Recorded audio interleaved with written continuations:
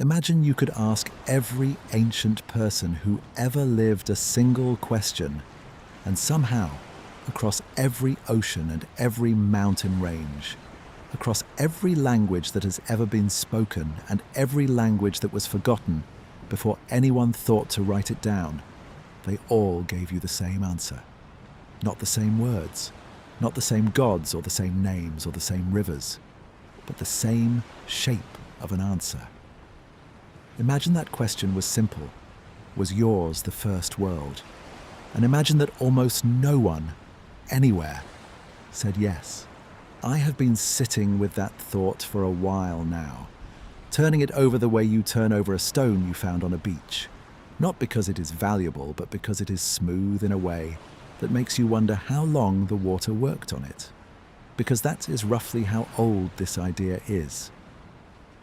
It has been smoothed by thousands of years of retelling in Mesopotamia, in Greece, in the highlands of Mexico, in the plains of the Ganges, on a peninsula in the eastern Mediterranean where a philosopher once sat down and wrote about an island that sank. Different people, different centuries, different reasons for telling stories at all. And somehow, again and again, the story that survives is the one about a world that existed before this one and ended. I want to be honest with you about what I am and am not going to do tonight. I am not going to tell you that this proves anything. I am not going to hand you a headline that says, ancient civilizations agree on some secret history the rest of us have forgotten. That is not a claim I can make honestly. And if I am being the kind of company you deserve at this hour, I would rather sit with you in something true and uncertain than something dramatic and false. What I can tell you is that the pattern itself is real. Historians have catalogued it. Comparative mythologists have spent entire careers on it. The question of why so many unconnected cultures kept returning to the same basic shape, a golden or peaceful or simply prior world, followed by catastrophe, followed by us, is one of the oldest open questions in the study of human belief. Nobody has fully answered it. That is, I think, part of why it is still worth asking, quietly, at an hour like this. There is a number that keeps showing up in the versions of this story that circulate now, on late nights like this one, in videos and forum threads and old paperbacks with cracked spines. The number 7. You may have come across it already. The idea that we are the 7th civilization, that 6 worlds came and went before this one, each ending the same way the last one did. I want to tell you honestly, before we go any further, that this specific claim, in the form most people encounter it, is not ancient. I promise I will show you exactly where it comes from later tonight, and it is a stranger and more interesting story than the claim itself. But there is something older and stranger still hiding underneath it, something genuinely ancient, genuinely tied to the number 7, and genuinely concerned with a world before a flood. We will get to that too. Real Sumerian tablets, some of them over 4,000 years old, describing 7 wise figures who came to teach people how to live before everything changed. That part is not invented, but I am getting ahead of myself, and there is no reason to rush, not tonight. My name is Arthur, and if this is your first time drifting off with me, I am glad you found your way here. This channel exists for exactly this. Long nights, restless minds, the particular kind of tired that does not want silence, but also cannot handle anything sharp or urgent. I try to bring you real history, told slowly, held gently, without pretending to know more than the evidence actually supports. If that is the kind of company you are looking for, please click subscribe to show your support. It costs nothing and genuinely makes a difference in keeping this channel going. And leave a comment if you feel moved to. Tell me where you are and what time it is. Some of you are just starting your evening. Some of you are already deep into the small hours. Either way, I am glad to have you here. Now back to the story. We know about extinct civilizations, of course. Rome and its fall, the vanished cities under jungle canopy, the empires that rose and crumbled. But that is different from what the old stories are describing. They are not talking about a civilization that declined while the world went on. They are talking about the world itself ending, and something after it beginning again, almost from nothing. Let me take you somewhere first. Not to the pyramids, not yet, not to anything you have already built a picture of in your mind. Let me take you to a river valley between two rivers, in what is now southern Iraq, more than 4,000 years ago. This is Sumer, one of the oldest literate civilizations we know of, a place where people first began pressing wedge-shaped marks into wet clay and letting it harden into permanence. And among the things they chose to preserve, among the tax records and the temple accounts and the letters between merchants, was a strange, formal, almost ceremonial list. A list of kings. Kings who ruled, the text says, before a flood swept over the land. It is worth pausing on just how unusual that impulse is, if you think about it plainly. Most of what survives from the ancient world survives by accident.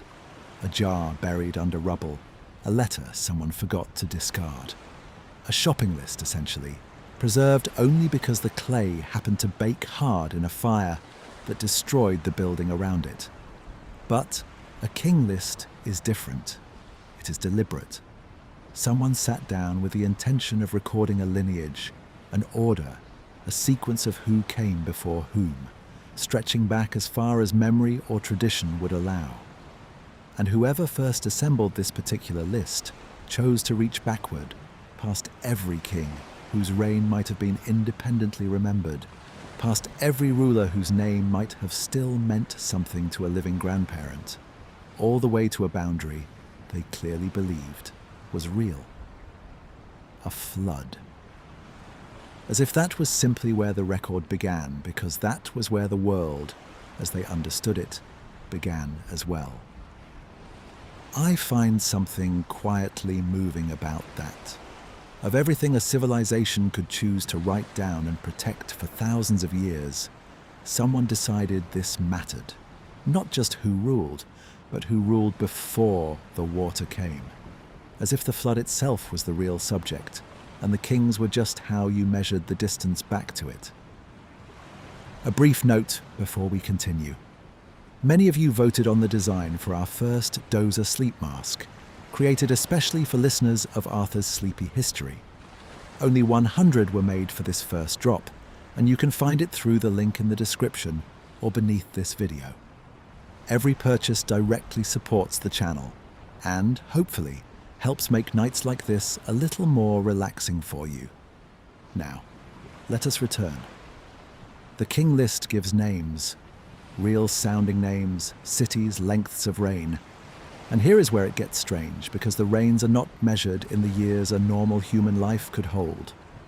One king is said to have ruled for tens of thousands of years, another for even longer. If you are hearing this and thinking, that cannot be literal, you are in good company. Most historians who study this text agree with you. The consensus, and I want to be precise here because precision is part of respecting you as a listener, is that this was very likely not intended as a literal chronicle in the way we would write history now. It may have been political, a way of legitimizing later kings by connecting them to something ancient and unbroken. It may have been symbolic, using enormous numbers the way we might use the word ancient itself, not as a measurement, but as a feeling. We do not know for certain. What we do know is that the text exists, that it is old, that it draws a clear line at a flood, and that on the other side of that line, it insists there was a whole different world, with its own kings, its own cities, its own order of things. There is more than one copy of this list. It was copied and recopied across centuries by different scribes in different cities, and the copies do not always agree with each other. Some name 8 kings before the flood, others name 10. The city names shift, the reign lengths shift. I think that disagreement is worth sitting with rather than smoothing over, because it tells you something true about how this story lived. It was not handed down once, perfectly from some original source. It was retold, city by city, scribe by scribe, each one making small choices about what to include, the way any story changes slightly every time it passes through a new pair of hands. The version most often used by historians today comes from a large clay prism, inscribed on all its faces, that ended up in a museum collection after being pieced together from fragments early in the last century. Even that, the most complete version we have, is a reconstruction, a best guess, built from broken pieces, about what a scribe 4,000 years ago meant to say. I think that is worth remembering all night, not just for this one list, but for everything we will walk through together. We are not holding the original moment. We are holding what survived of what someone chose to write down about what they had heard from someone else, who had heard it from someone else again.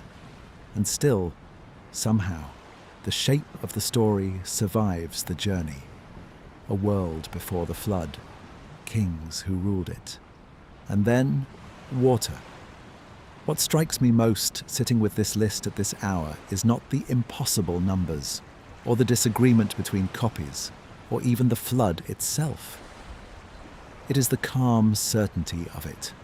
Whoever first wrote this down was not trying to convince anyone of anything. They were not building an argument. They were simply recording, the way you might record a birth or a death, that there had been a time before, and that the before had ended. And here is who was there when it did. Think for a moment about what it would take for a story like that to survive 4,000 years. It is not enough for one person to believe it. It has to be worth teaching to a child. It has to be worth carving into something durable at a time when writing itself was new and rare and expensive, reserved mostly for grain counts and debts owed and the movements of armies. Someone decided that this, a memory of a world before a flood, belonged in that same category, belonged with the things a civilization could not afford to lose.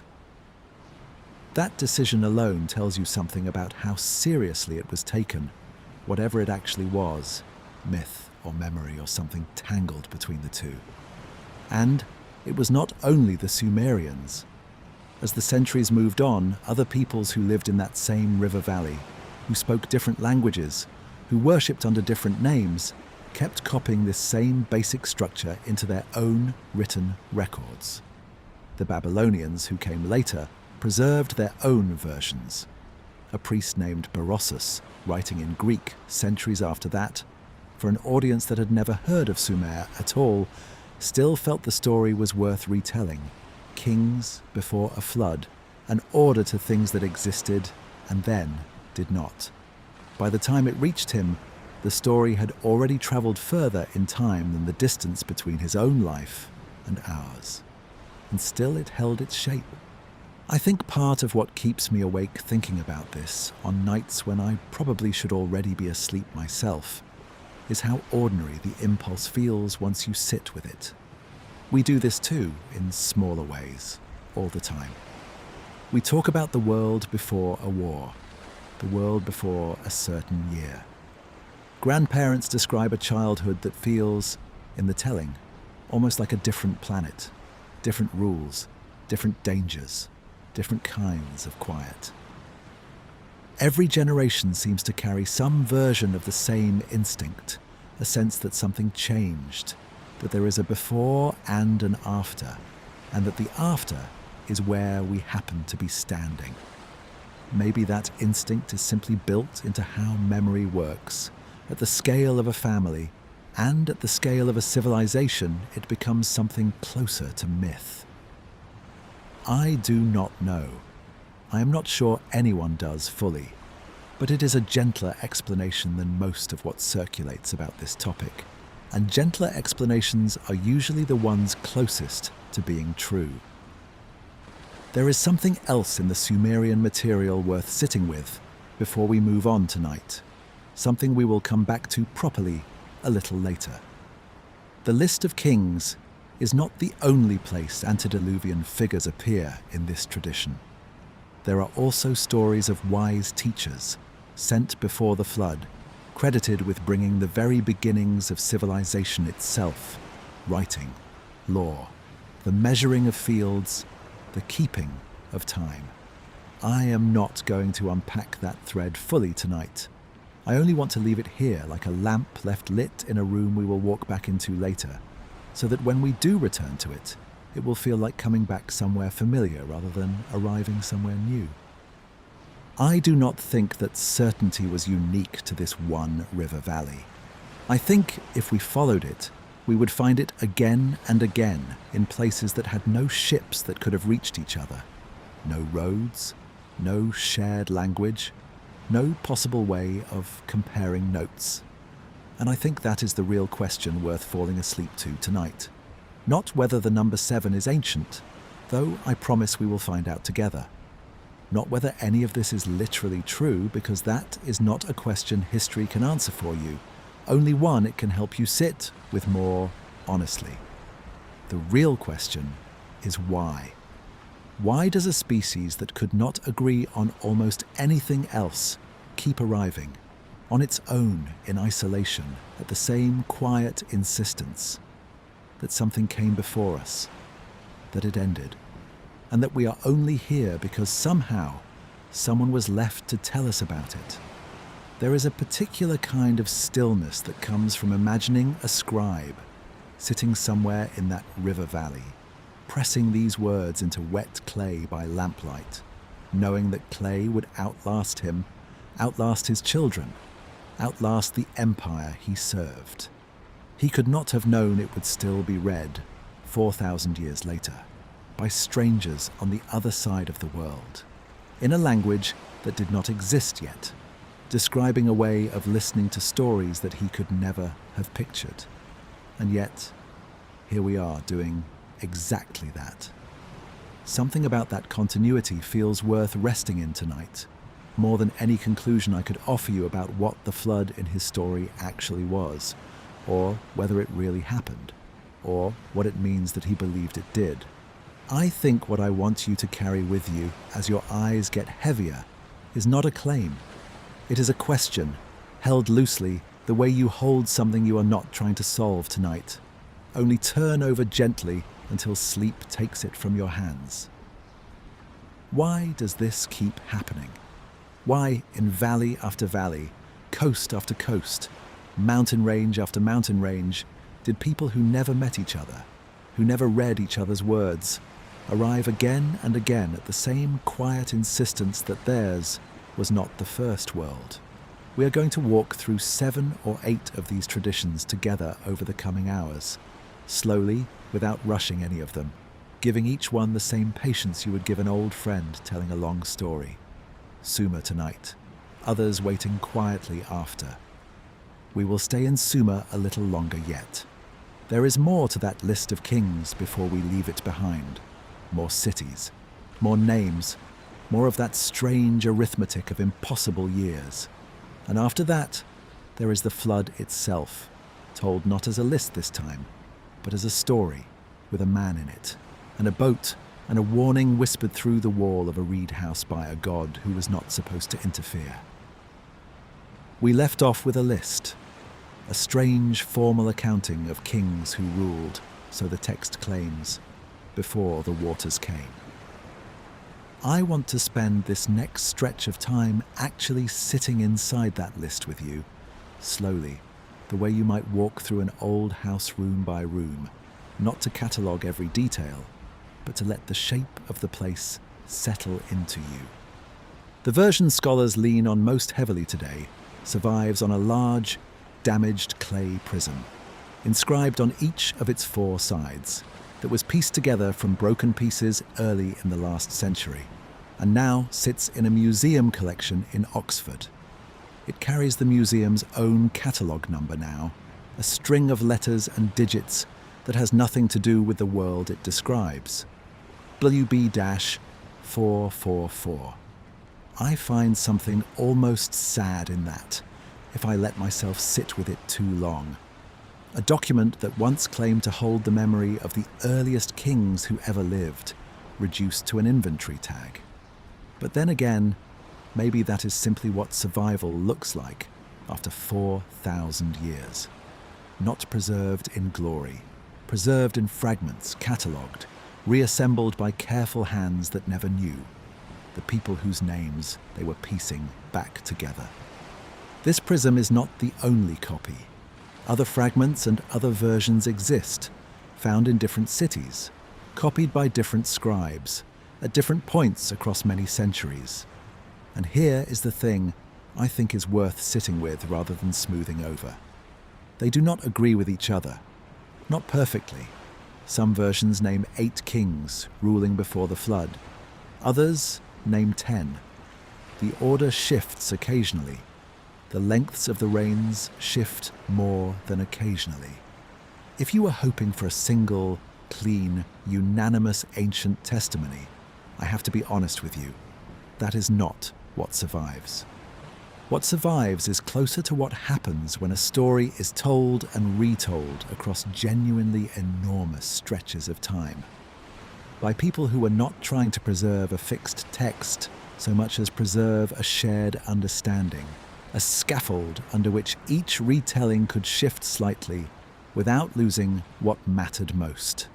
So let me walk you through the version on the Weld-Blundell Prism, since it is the most complete text we have, while keeping that caveat gently in the room with us the whole time. According to this version, before the flood, kingship itself. The text says, descended from heaven, and first came to rest in a city called Eridu. Eridu is not a mythical, invented place. It is a real archaeological site, one of the oldest cities so far excavated in that region, with layers of settlement stretching back further than almost anywhere else we have dug. There is something quietly remarkable in that. The scribes who wrote this list were not simply inventing a fictional starting point.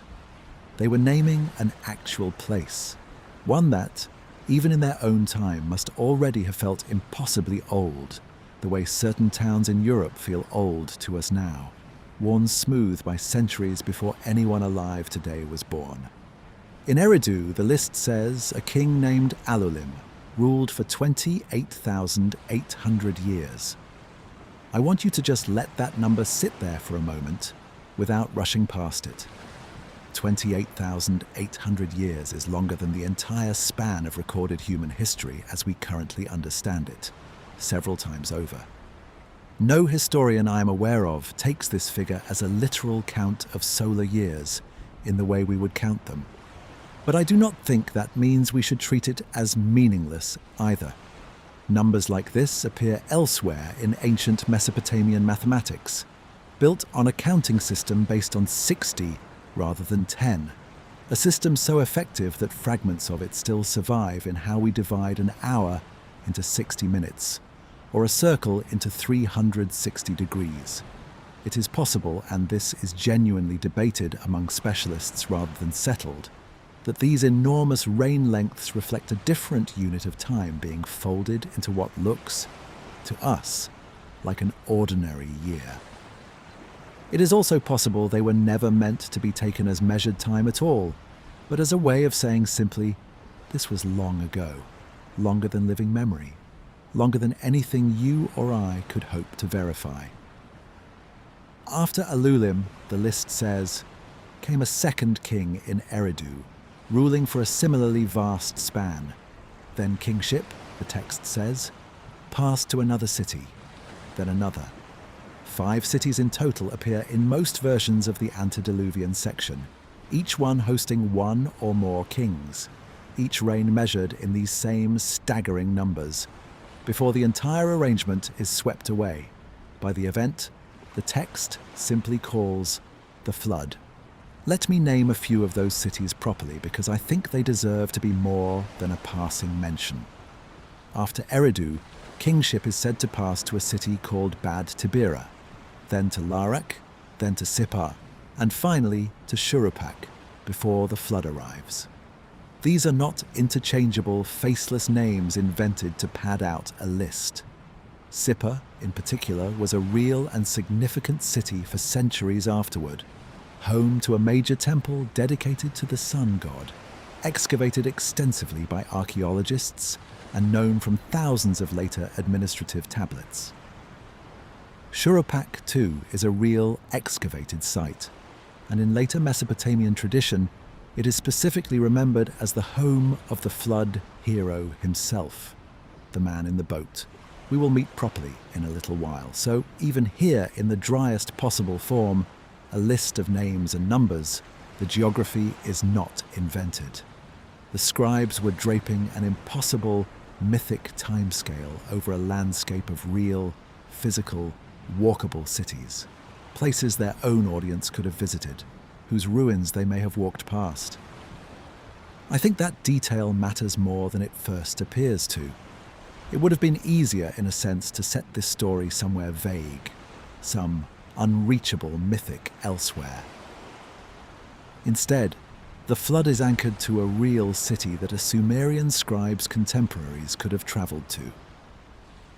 It is a little like telling a story tonight about a flood that ended the world, and setting it specifically in a town whose train station you could still buy a ticket to tomorrow morning. That choice, whether deliberate or simply a product of how memory and geography intertwine over centuries, keeps the antediluvian world tethered to the real one, rather than floating free of it entirely. Each of these 5 cities in most recensions of the list hosts either 1 or 2 kings before kingship moves on. The reign lengths vary between them, but they all share that same essential quality: numbers too large to be lived by any human being, yet specific enough, precise down to individual years in some copies, that they clearly were not chosen at random. Whoever assembled these figures, or the tradition they were drawing on, was working with some kind of internal logic, even if that logic is now largely lost to us. A few specialists have tried to find mathematical patterns within the numbers, relationships between the reign lengths of different kings, echoes of the base 60 counting system I mentioned earlier. Some patterns do seem to emerge. Others may simply be the kind of coincidence you find whenever you go looking hard enough for pattern in a set of large numbers. I want to be honest that this remains genuinely unresolved, an open question rather than a solved one, and I think it is more respectful to leave it open with you than to hand you a tidy answer that the evidence does not actually support. I want to pause on that shift because I think it is the most quietly telling detail in the entire document. The scribes who compiled this list clearly understood the difference between before and after. The numbers change, the tone changes. It is as though even they, thousands of years closer to whatever memory or belief this was built on than we are now, treated the flood as a hinge, a place where one kind of time ends and a different, more countable kind of time begins. Whatever we ultimately decide this document is, a symbolic construction, a piece of political theatre meant to legitimize a later dynasty by connecting it to something ancient and unbroken, or a genuinely garbled memory of something that happened. That internal shift, before and after, feels deliberate rather than accidental. There is a reasonable and I think responsible scholarly reading of all this that I want to offer you plainly, rather than let it hover unspoken. Many historians who specialize in this material believe the antediluvian King List was likely composed, or at least assembled into its current form, well after the cities and dynasties that came after the flood were already historically attested and reasonably well understood. Under this reading, the list may function less as a record and more as a kind of foundation myth, reaching backward to claim the deepest possible antiquity for the institution of kingship itself, by rooting it in a time so old it predates even the great flood that later Mesopotamian tradition remembered as reshaping the world. If that reading is correct, the antediluvian kings may never have been intended as history in our sense at all. They may have always been a kind of sacred prologue, written to make everything that came after feel inevitable, ancient, and divinely sanctioned. I do not think that reading makes the list less interesting. If anything, I find it more moving, not less, to imagine a scribe deliberately reaching backward across a boundary he could not see past, constructing kings and cities, and reigns not to deceive anyone, but to give shape to a past that otherwise had none. A way of saying, we did not simply begin. Something came before us, and it mattered enough that even its ending deserved to be remembered, carefully, by name. There is also a quieter possibility worth naming, one that sits somewhere between pure invention and literal memory, which is the one many comparative historians find most persuasive. Oral traditions, even ones eventually written down, do not usually spring from nothing. They tend to be built from something, however distorted by the time they reach a scribe's hand. It is entirely possible that the cities named in this list once experienced real, serious flooding, the kind that leaves a visible layer of silt in the archaeological record, the kind that could plausibly have felt, to the people who survived it, like the ending of a world, even if no single flood ever covered the whole of Mesopotamia at once. Archaeologists working at Shuruppak and other sites in this region have in fact documented flood deposits in their excavations, evidence of real, significant flooding events at various points in the region's ancient past. Whether any specific one of those events is the flood the King List refers to is impossible to say with certainty. But the existence of real flood layers in real excavated cities named in this very text is at least a reminder that the story did not need to be entirely invented to have taken the shape it did. It may simply have grown over centuries of retelling from something that actually happened into something far larger than any single flood could have been. I find that quieter possibility easier to rest in than either extreme, easier than insisting the whole list is pure invention, and easier than insisting every number in it is somehow literally true.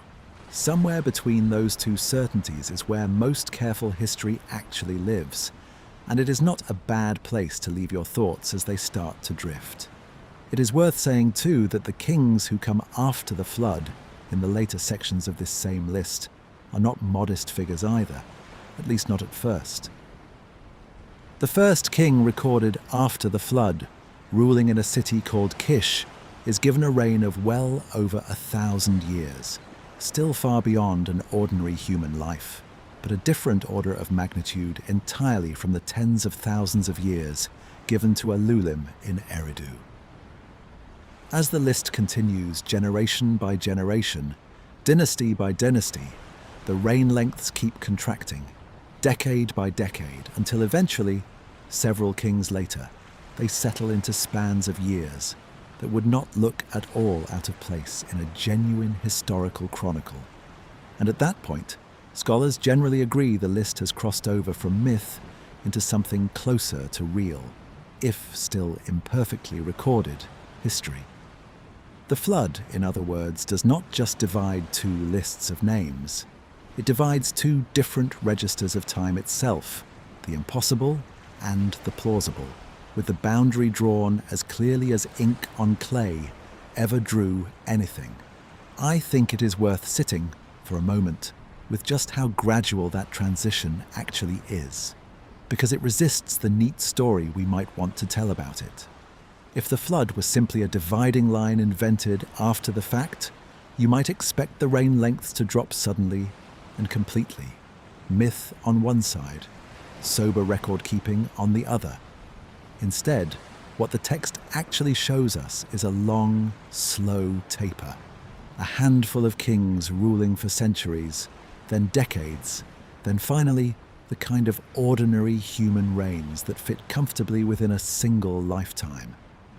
That gradual descent feels less like an artificial seam stitched into the record by a later editor, and more like the natural erosion you would expect from a genuinely old oral tradition, one that remembered its most distant past in the roughest, largest strokes, and grew steadily more precise as it approached ground it could actually verify. I do not offer that as proof of anything. I only offer it as a detail that made me pause the first time I noticed it, and that I wanted to pass along to you exactly as it struck me. There is one more thing about this list I want to leave you with before we move past it tonight, and it has less to do with kings than with the people who kept copying this text, generation after generation, for well over 1,000 years after it was first assembled. Scribal schools across Mesopotamia used copies of the King List as a training exercise, a text young trainee scribes would copy out by hand to practice their writing, the same way a student today might copy out a poem to practice penmanship. That means this list of impossible kings and vanished cities was not locked away in some restricted temple archive, known only to a handful of priests. It was, in its own way, ordinary. Something a teenager training to become a scribe might have copied on an unremarkable afternoon, bored perhaps, or proud of how neatly his wedge marks were coming out, with no particular sense that he was handling something that would still be read, argued over and puzzled at, 4,000 years later by people listening in the dark, on devices he could not have imagined, in a language that did not yet exist. That thought is the one I actually want to leave with you as we move on. Not the numbers, not even the flood itself, not yet. Just the quiet, strange fact that this story was ordinary enough to be a copying exercise, and important enough to be copied for 1,000 years anyway. Both of those things were true at once, the way so many true things about the ancient world turn out to be, if you sit with them long enough, instead of reaching for a single simple explanation. The text does not linger on the flood itself here. It does not describe rain or a boat or a warning.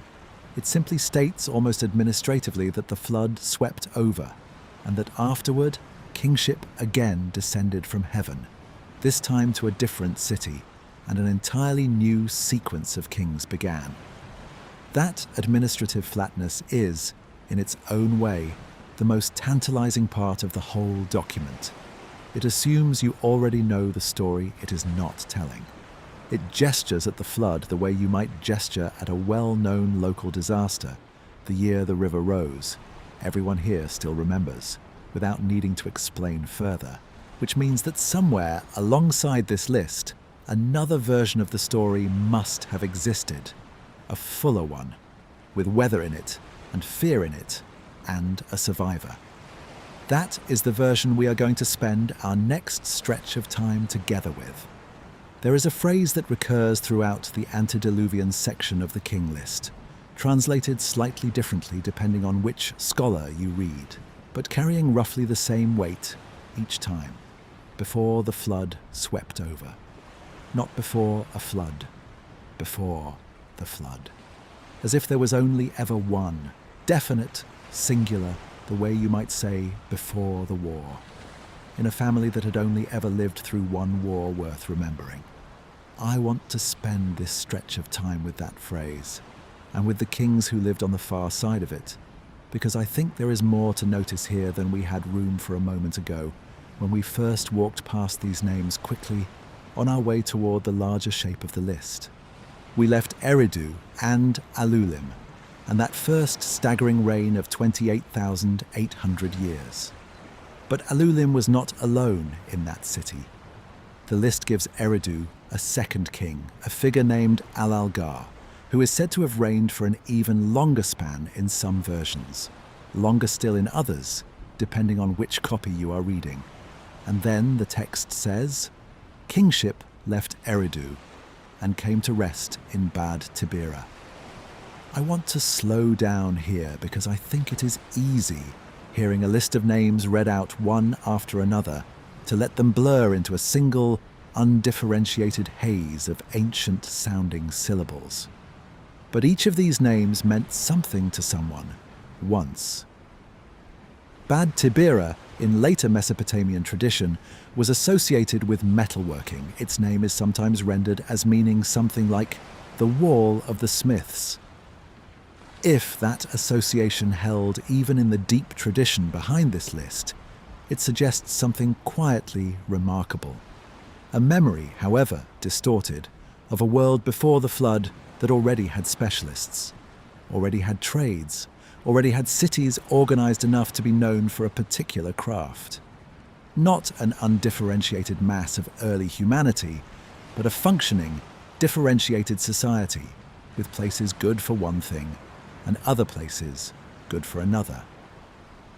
In Bad Tibera, the list names 3 kings in most versions, though the exact number and their order shifts between copies, as we have already talked about. One of them, a figure whose name is usually rendered as Enmenlu-Ana, is credited elsewhere in Mesopotamian tradition, outside the king list itself, with a reign remembered for prosperity and abundance, a kind of golden age within the golden age, if that makes sense. A high point inside a period the later tradition already regarded as impossibly ancient and impossibly blessed. After Bad Tibera, kingship passes to Larak, a city whose exact location remains somewhat uncertain to modern archaeologists, one of the quieter mysteries tucked inside this much larger one. Only one king is generally listed there, a figure named Ensipad-Zid-Ana, whose name seems to carry the meaning something like the faithful shepherd of heaven. I find that title lovely to sit with at this hour, faithful shepherd, applied not to a modest farmer but to a king ruling for tens of thousands of years, in a city we can no longer even confidently place on a map. It is a small human detail, tenderness folded into an otherwise inhuman scale of time, the kind of detail that survives not because anyone fought to preserve it, but simply because it was worth remembering, once, to someone. Then Sippar, a city we do know a great deal about, extensively excavated home for centuries afterward to a major temple of the sun god. A single king is named there in most recensions, Enmendu-Ana, a name later Mesopotamian tradition remembers with particular reverence. Outside the king list itself, in other surviving texts, this figure is associated with divination, with the passing on of secret knowledge from the gods to humanity, a kind of primordial sage king rather than simply a ruler. Some later texts describe him being taken up bodily into the presence of the gods themselves, shown the workings of the heavens, and sent back down to teach what he had seen, a detail that, whatever its literal truth, tells you plainly how his memory was being used by the time it reached the scribes who wrote it. I want to flag that connection gently here because it is going to matter more later when we sit properly with the tradition of wise teachers said to have lived before the flood. This king, ruling in the city of the sun god, remembered as a receiver of divine knowledge, is one of the threads that later tradition pulls on when it builds those stories. Nothing to resolve tonight, just a thread, noticed and set down carefully for later. And then, finally, Shuruppak, the last city named before the flood in most versions of the list, and the city that later Mesopotamian tradition, outside the king list entirely, remembers as the home of the flood hero himself, the man who built the boat. In the king list, Shuruppak is given either 1 or 2 kings, depending on the copy, with the final one, in some recensions, bearing a name that scholars have long debated connecting to the flood hero's own father in later versions of the flood story. I do not want to overstate the certainty of that connection, because the texts are fragmentary and the philology is genuinely disputed among specialists. But the geography lines up too neatly to ignore entirely. The list's final antediluvian city is the flood hero's home city in every later telling of the story.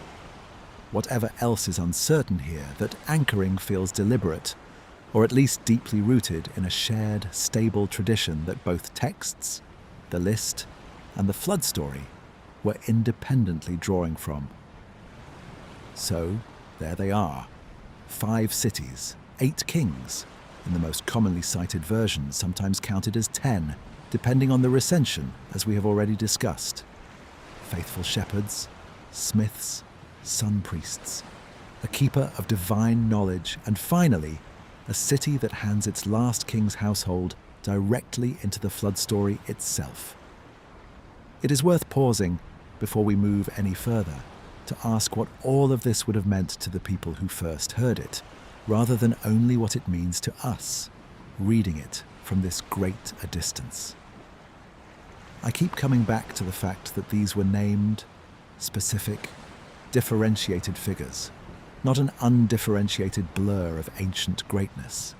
A faithful shepherd, a city of smiths, a sun priest entrusted with secret knowledge. Whoever first shaped this tradition was not simply saying, long ago things were better. They were populating that distant, impossible time with individuals who had roles, temperaments, specialties, the same way you might remember specific relatives from a family story, rather than a vague collective ancestor.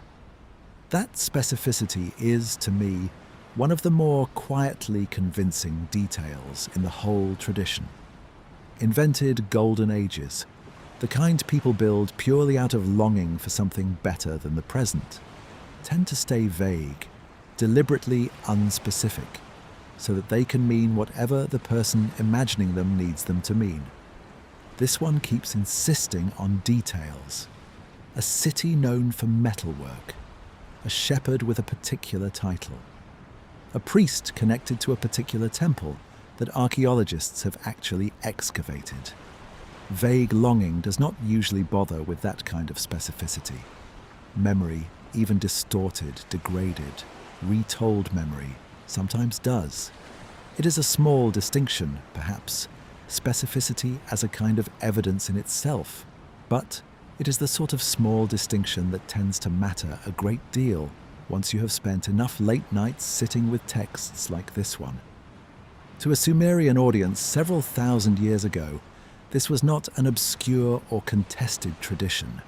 It was closer to shared cultural furniture, the kind of background knowledge everyone simply had, the way most of us today have some rough sense of a flood story from Genesis, even if we have never read it closely, or some rough sense of Atlantis, even if we could not tell you which philosopher first wrote it down.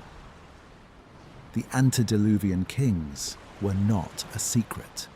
They were common knowledge, repeated in scribal schools, echoed in later royal inscriptions where kings sometimes compared themselves, favourably of course, to the wisdom or the longevity of these ancient predecessors.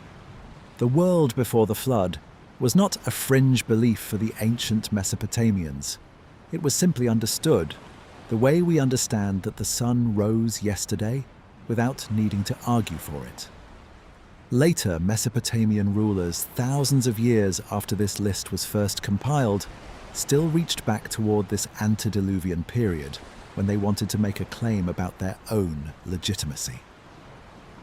Kings from the much later Babylonian and Assyrian periods ruling in cities and languages far removed from the original Sumerian context still invoked the memory of wisdom from before the flood, still credited certain kinds of sacred knowledge, temple-building techniques, methods of divination, even specific hymns and rituals, to a source predating the Great Catastrophe. It became a kind of ultimate seal of authenticity, older and more trustworthy than anything invented afterward, precisely because it came from a world the flood was supposed to have erased, and yet somehow, mysteriously, had not entirely erased after all. Something had survived the ending of that world and made it into this one. That idea that a fragment of the world before can still reach us, carried forward by however thin and fragile a thread, is one worth holding on to gently as we go. I think that is worth sitting with because it changes the emotional register of the whole tradition. This was not a wild claim made by a few enthusiasts on the margins of respectable belief. It was closer to a shared, load-bearing piece of a much larger cultural structure, one that included the temples, the kingship itself, the whole understood order of how the world worked and where authority in it came from. Removing the antediluvian kings from Sumerian tradition would have been, in a sense, like removing the founding fathers from American civic memory, or the patriarchs from the opening of Genesis. Not a peripheral detail you could simply edit out, but a load-bearing piece of how an entire civilization understood its own legitimacy and its own place in time. And yet, for all that weight, the flood itself in the King List is handled with such restraint. 2 words in most translations. The flood swept over. No description of rain, no description of terror, no description of the boat that must have already been part of the wider tradition, even as this list was being copied out by trainee scribes. It is almost as if the compilers of the list assumed you already knew the rest, the way a grandparent might say simply, "and then the war came," trusting that the listener already carries the fuller story somewhere inside them and does not need it retold in full every single time. That restraint is, I think, the clearest signal we have that the King List and the flood story were never separate traditions competing with each other, but 2 halves of a single shared memory, serving different purposes. The list exists to establish lineage, legitimacy, the unbroken thread of kingship reaching back to the beginning of the world. The flood story, which we have not properly told yet tonight, exists to do something else entirely, to explain why that unbroken thread was ever broken at all. Why the gods, who are supposed to want civilization to flourish, once decided to end it completely. And why, despite that decision, here we still are, listening to the story at all.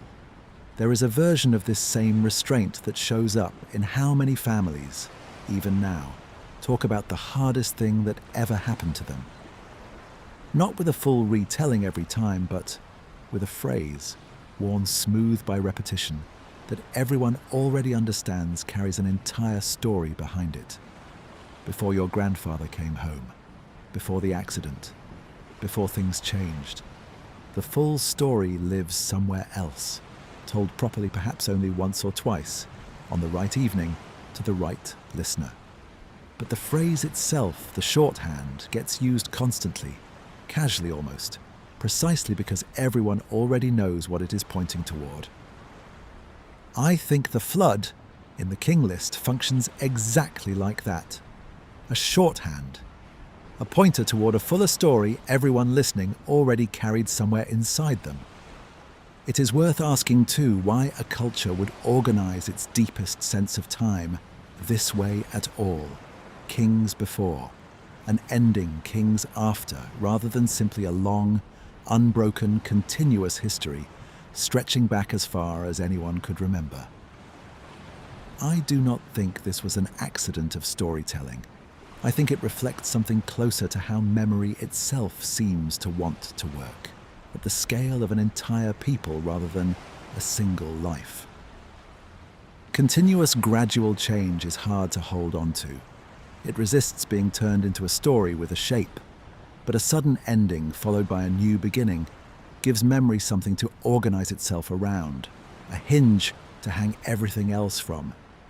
Before the flood, after the flood, once you have that hinge, everything else, every king, every city, every span of years, has somewhere to sit.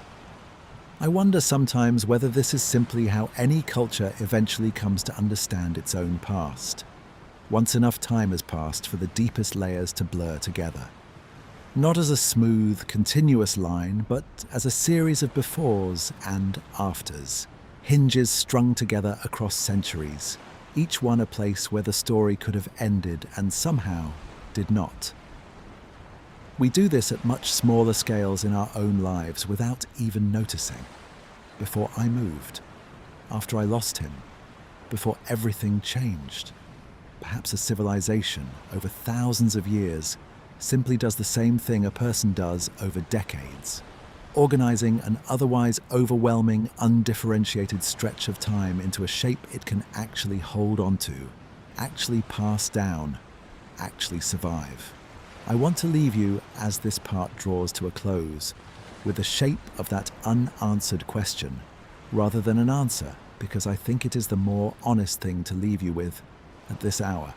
Why would the gods, who by every other account wanted people to exist, who wanted cities built and temples tended and offerings made, decide to erase everything they had made? What does it mean that so many traditions, not just this one, keep returning to that same uncomfortable idea, creation followed not by steady growth but by divine regret, and then by ruin?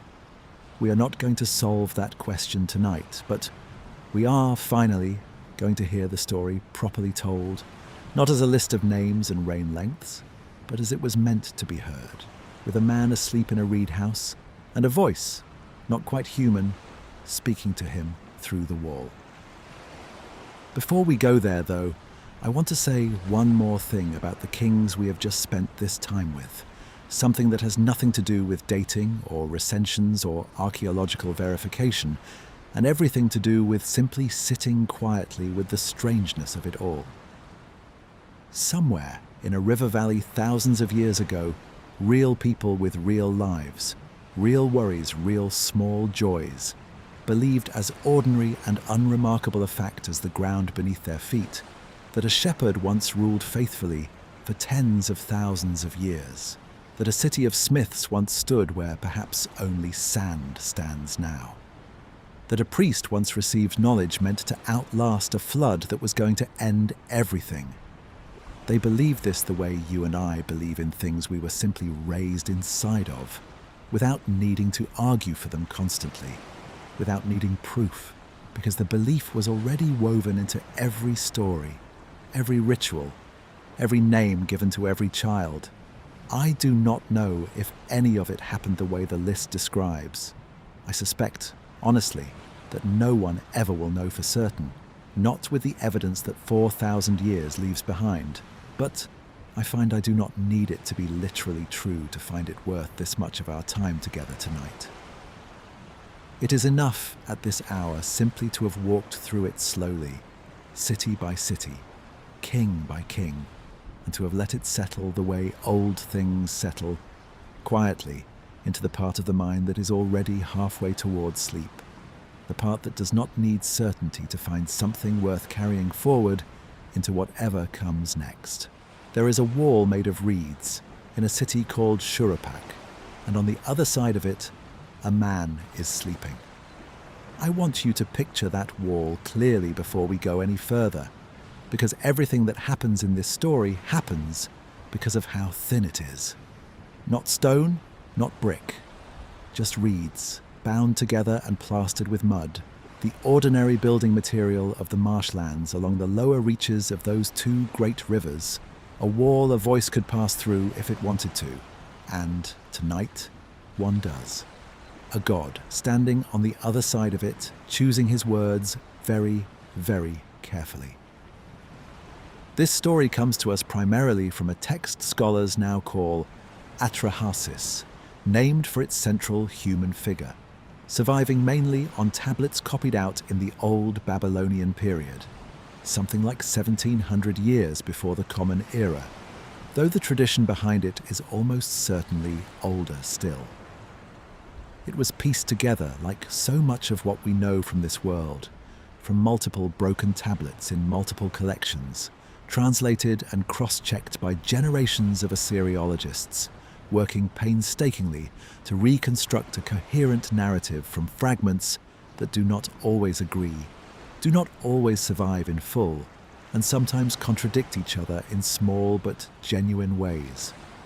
Some fragments come from Nineveh, others from Sippar, others from sites whose original find spot is no longer even certain, each contributing a piece of a puzzle that no single tablet preserves in full. What I am about to tell you is the story as it is most commonly reconstructed, with the honest caveat that reconstruction is exactly what it is. The story does not begin with a flood. It begins, strangely, tenderly almost, with the gods being tired. In the deepest layer of this tradition, before humanity existed at all, the work of the world, the digging of canals, the working of the land, the endless labor. A river valley civilization requires simply to survive, fell to the lesser gods themselves, and they grew exhausted by it, resentful, until eventually they rebelled against the senior gods who had assigned them this endless toil. Rather than punish the rebellion, the senior gods, led by a figure named Enki, the god of wisdom and fresh water, came up with a different solution entirely. They would create a new kind of being, formed from clay and from the blood of a god sacrificed for the purpose, a being that could take over the hard labor and let the gods themselves finally rest. That is how, in this telling, humanity comes into existence. Not as a beloved creation, not as the centerpiece of the cosmos, but as a labor solution. A workforce quite literally built to dig canals and grow grain so that the gods could stop doing it themselves. I find something almost bracing about how plainly the text states this. No flattery, no claim that we were made in anyone's image out of love. Just a practical decision made by tired administrators to solve a labor shortage. For a long while in the story, this arrangement works exactly as intended. Humanity multiplies, the canals are dug, the fields are worked, the temples are tended, and the gods rest. But humanity keeps multiplying. Generation after generation, the population grows and grows and grows, until the world itself becomes crowded, noisy, loud in a way the text describes with a specific word, rigmu, usually translated as clamour or noise, sometimes rendered more evocatively as tumult. And this noise, the text tells us, reaches the ears of the senior god Enlil, who cannot sleep because of it. There is something worth pausing on in how deliberately this early section of the story sets up its own moral logic before anything catastrophic happens at all. The text does not simply announce that the gods decided to flood the earth. It builds toward that decision patiently, almost reluctantly, across generations, giving Enlil real cause for his growing frustration and giving Enki real cause for his growing sympathy, so that by the time the flood arrives, the audience already understands exactly why each god acted the way they did, even if they might not agree with the decision itself. That kind of patient, escalating structure is not what you would expect from a story meant purely as a blunt warning against disobedience. It reads more like something meant to be sat with, argued over, retold at length on long evenings, precisely because it does not offer an easy villain or an easy lesson. I want to sit with that detail for a moment because I think it is easy to rush past it toward the flood everyone already knows is coming, and I do not want to do that to you tonight. The inciting complaint, in the oldest surviving version of this catastrophe, is not wickedness. It is not moral corruption or violence or humanity turning away from the gods in some spiritual sense, the way later flood traditions will frame it. It is noise, overcrowding, a god who cannot rest because there are simply too many people, living too loudly, too close together. It is, in its own strange way, one of the most human complaints imaginable, transplanted onto a divine figure with the power to actually do something drastic about it. Enlil's first response is not the flood. It is smaller, almost petty by comparison. And I think that pettiness matters. He sends a plague. Humanity thins out briefly, the noise quiets, Enlil rests.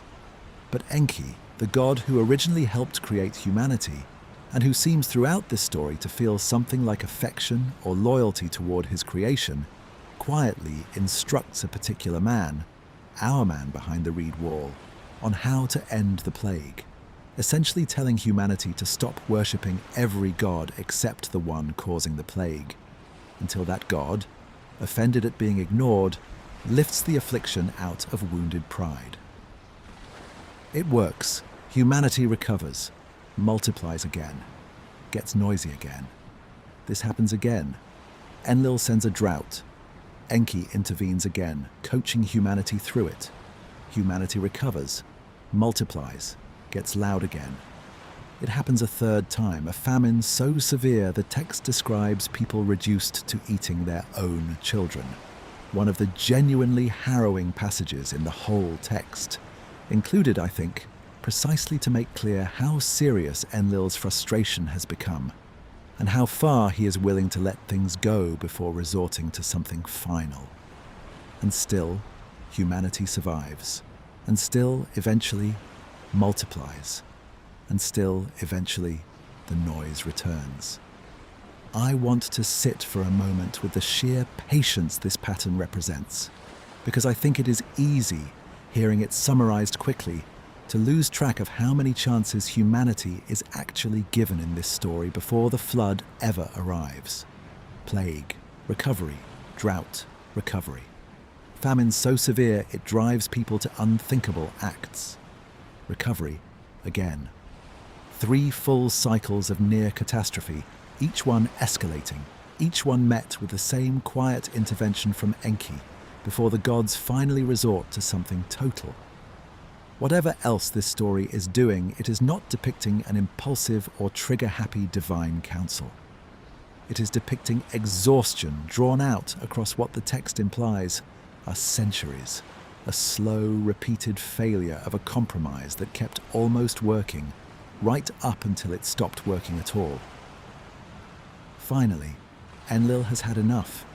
He calls a council of the gods and proposes something total. Not a plague this time, not a drought, not a famine that thins the population, but leaves the world intact for them to recover in. A flood. Complete, total, meant to end humanity entirely once and for all so that the noise stops permanently, and so that Enki cannot quietly undermine the punishment the way he has each time before. And this time, crucially, the other gods make Enki swear an oath. He is not to warn anyone. He is not to intervene.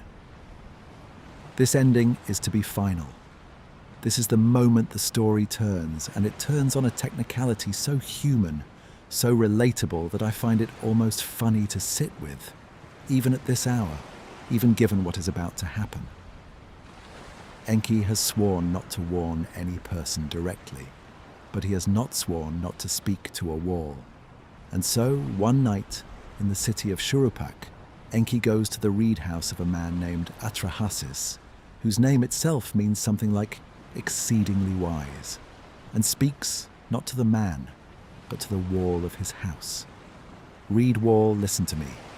Wall, pay attention to all my words. He describes aloud to the wall exactly what is coming, and exactly what the man on the other side of that thin, permeable barrier needs to do to survive it.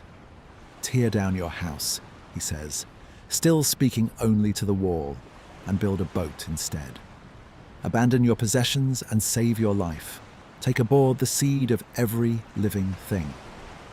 I love this detail more than almost anything else in the entire text, because of what it tells us about how the ancient audience who first heard this story understood divine promises and divine loopholes.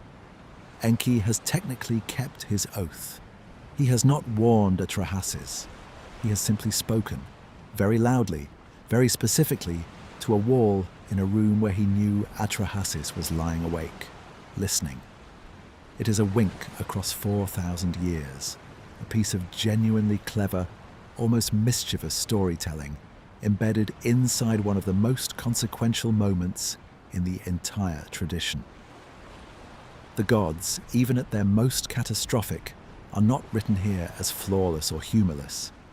They are written as beings who find loopholes, the same as anyone else clever enough to look for one, and an ancient audience hearing this story told aloud would surely have smiled a little at the cleverness of it, even knowing the devastation that was still to come. Atrahasis does exactly as instructed. The text gives real, specific, almost technical detail about the boat's construction, dimensions, the number of decks, the sealing of it with pitch, details that scholars have compared carefully with later versions of the same flood story, to trace how the tradition evolved and was retold across centuries and across changing cultures. He loads it, the text says, with his family, with craftsmen to help finish the ceiling, with animals, wild and tame, and with grain. And then the storm comes. The flood itself, when the text finally describes it directly, is described with a violence that still reads as genuinely frightening, even filtered through thousands of years of translation and reconstruction. The storm god himself rides upon the wind. The world goes dark. Even the gods, the text tells us, are afraid of what they have unleashed, cowering in one striking image, like dogs, crouched against the outer wall of heaven, distressed by the scale of what Enlil's decision has caused.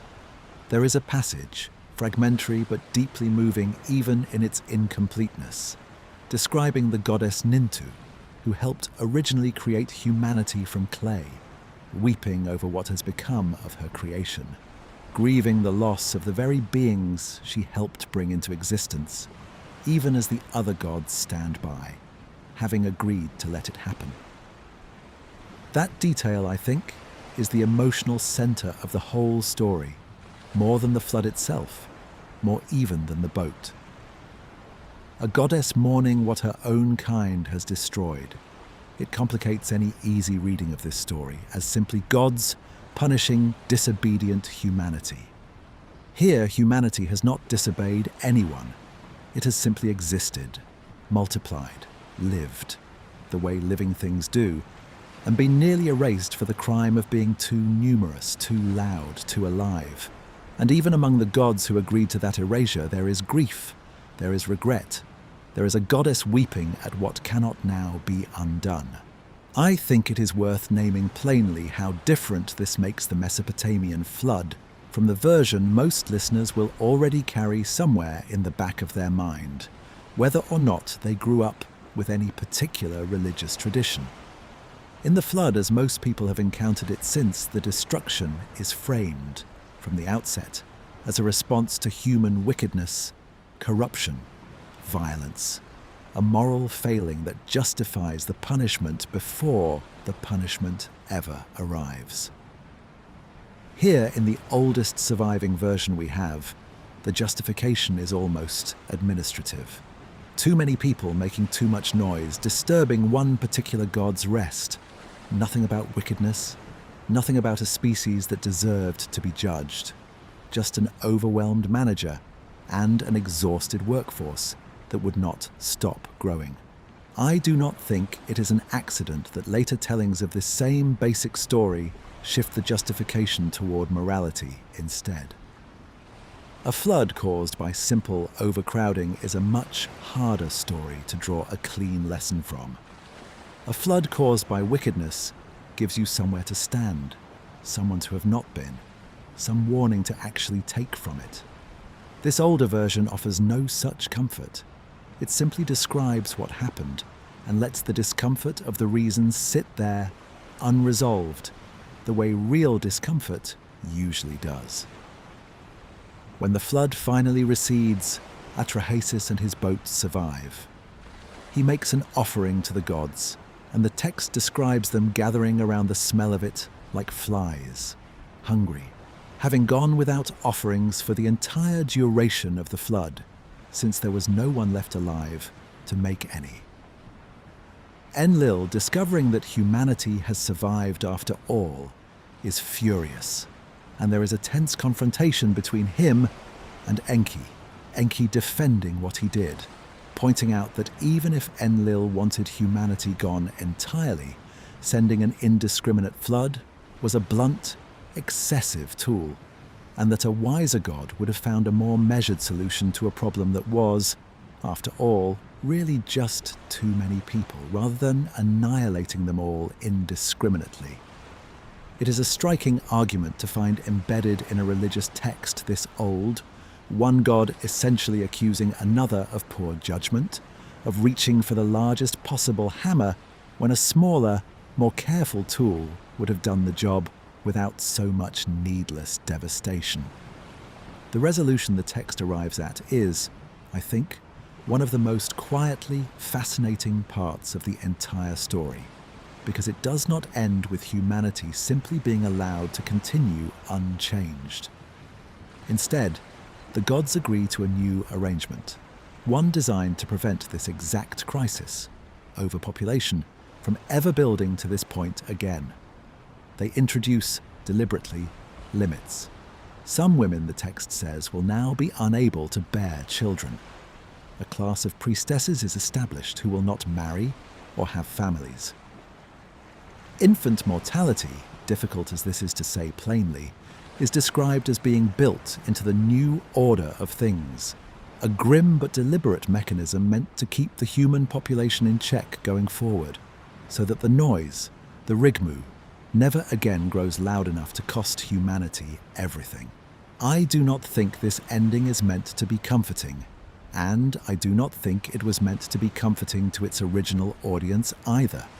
It reads, if anything, as an unusually honest piece of theology, one willing to sit with the genuine tension between a world that needs people and a world that cannot hold unlimited numbers of them without breaking under the weight. It offers an explanation, however unsettling, for things the people who told this story actually observed around them.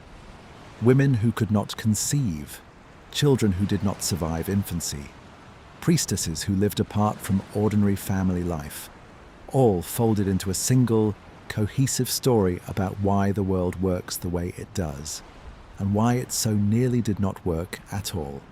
There is something almost tender in a difficult way about a civilization looking at its own hardest, most painful realities, and choosing not to explain them away as random cruelty, but weaving them instead into a larger story where even loss has a place, even grief has a cause. Even the hardest parts of being alive connect back to something that happened once, long ago, to everyone at once.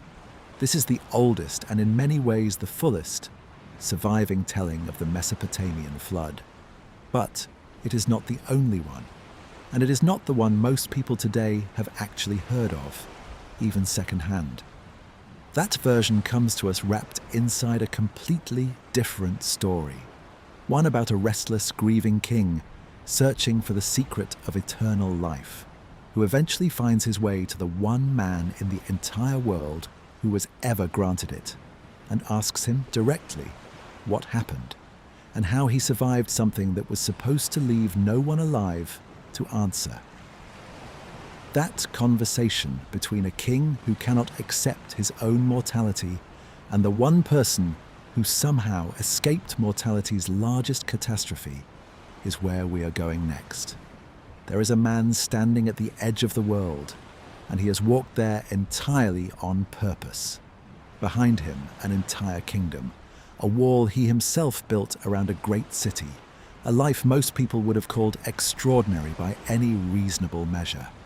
And none of it is enough for him, not anymore because his closest friend has just died. And for the first time in his life, this man, a king, 2/3 God by the account that survives of him, has understood fully and completely that he too is going to die. So he has left everything behind and walked to the edge of everything that is known, searching for the one person who might be able to tell him how not to. This is Gilgamesh, and the story we are about to sit inside tonight is not, technically, a flood story at all.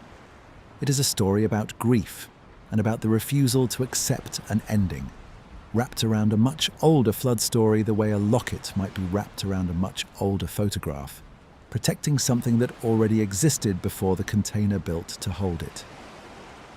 The Epic of Gilgamesh survives to us across many tablets, composed and recopied over centuries, but the version most people mean when they refer to it today is the standard Babylonian version, assembled sometime in the later second millennium before the Common Era. And it is here, specifically on the 11th of its 12 tablets, that the flood appears, arriving almost unannounced, tucked inside a story that had, up until that point, seemingly been about something else entirely. By the time Gilgamesh reaches the point in his journey where the flood enters the story, he has already crossed genuine wilderness, faced genuine danger, and finally arrived at the one place in the whole of creation where an ordinary mortal simply should not be able to go, the dwelling place of a man named Utnapishtim, who was granted eternal life once, long ago, under circumstances the text is about to explain. Gilgamesh does not ask politely. He demands to know the secret. How did you do it? How did you become like the gods, when I, who am 2/3 divine myself, cannot escape what is coming for me? It is worth pausing briefly on just how far Gilgamesh has come by this point in the story, because the epic does not rush him to this meeting. Before he ever reaches Utnapishtim, he passes through a mountain guarded by scorpion beings so vast and terrible that the text says merely looking at them could kill an ordinary man. He crosses a garden where the trees bear jewels instead of fruit, glittering and untouchable. He crosses waters that no living being is supposed to be able to cross, waters connected, in this tradition, to death itself, ferried across by a boatman who has to be convinced, argued with, nearly tricked into taking him at all. Every obstacle placed in front of Gilgamesh in this stretch of the story exists to underline the same single point, again and again, that where he is going, mortals are not meant to follow. And still, he goes. Grief in this story turns out to be a more powerful engine than fear of monsters, more powerful even than the boundary between the living world and whatever lies past it. And Utnapishtim, instead of answering directly, tells him a story. This is the detail I want you to sit with before we go any further into what that story actually contains, because I think it is easy to rush past it toward the flood itself, the way we tend to rush toward the dramatic part of any story we already half know. Gilgamesh asks a direct question, wanting a method, a technique, something he could perhaps repeat. And what he receives instead is a narrative, a full telling of a catastrophe from thousands of years earlier, as though the only honest answer to how do I escape death is not a formula at all, but the entire story of the one-time death itself was, briefly, escaped by everyone still living, and why that escape can never happen again in the same way. I think there is something worth sitting with in the shape of that response, quite apart from the content of the story itself. A grieving man, desperate for a technique, is handed a story instead, and asked, essentially, to sit through the whole of it before he can have his answer. It is not so different, if I am honest, from what happens when any of us bring a genuinely desperate question to someone older, someone who has actually lived through something we are only now approaching for the very first time. We want the shortcut. We want the method. And so often what we are given instead is simply the fuller story, on the theory, perhaps correct, perhaps not, that understanding the whole of what happened is the only kind of answer that was ever going to be honest. The story Utnapishtim tells is, in its broad shape, recognizably the same story we just spent our last stretch of time with, Atrahasis and the flood sent by the gods. But it is not identical. And I think the differences are worth noticing, gently, rather than treating this as simply a repeat of what we already know. Here, the flood hero is called Utnapishtim, rather than Atrahasis. His city is named as Shuruppak, just as before, and the basic mechanics are the same. A warning delivered secretly by the god Enki, called here by his other name, Ea, a boat built to precise and enormous specifications, a flood sent by the god Enlil to destroy a humanity that had grown too troublesome. But the emphasis has shifted. This version lingers less on the years of plagues and famines that came before the flood, less on the overcrowding and noise that originally provoked it, and lingers instead on the flood itself, its violence, its terror, and its aftermath, with an intensity and a poetic force that even careful modern translation cannot entirely soften. Utnapishtim describes the storm arriving with such force that even the gods, watching from above, are terrified of what they have set loose. The goddess Ishtar, who had approved of humanity's destruction in the Council of Gods, is described crying out in anguish once she witnesses the actual devastation, wailing that she should never have agreed to it, that she has watched her own children, meaning humanity itself, destroyed like fish choking in the sea. The other gods, the text says, weep alongside her, huddled together, overwhelmed by a catastrophe they set in motion, but did not, perhaps, fully understand the true weight of until it was already happening around them. I find this detail, the gods themselves being frightened and grieved by their own decision, to be one of the most quietly devastating threads running through the entire Mesopotamian flood tradition, appearing here in Gilgamesh just as it appeared in Atrahasis. It would be a simpler, tidier story if the gods were depicted as coldly, deliberately cruel, untouched by what they unleash. Instead, again and again, across different tellings composed by different scribes. In different centuries, we find gods who regret, gods who weep, gods who are frightened by the scale of their own power once it is actually used. That consistency across independently attested versions of the same underlying tradition suggests to me that this was not an incidental detail either scribe happened to include. It was, I think, understood by the culture that produced these stories as an essential part of what the flood actually meant. Not simple justice, cleanly executed, but something closer to an overreaction that even its authors came to regret, almost as soon as it began.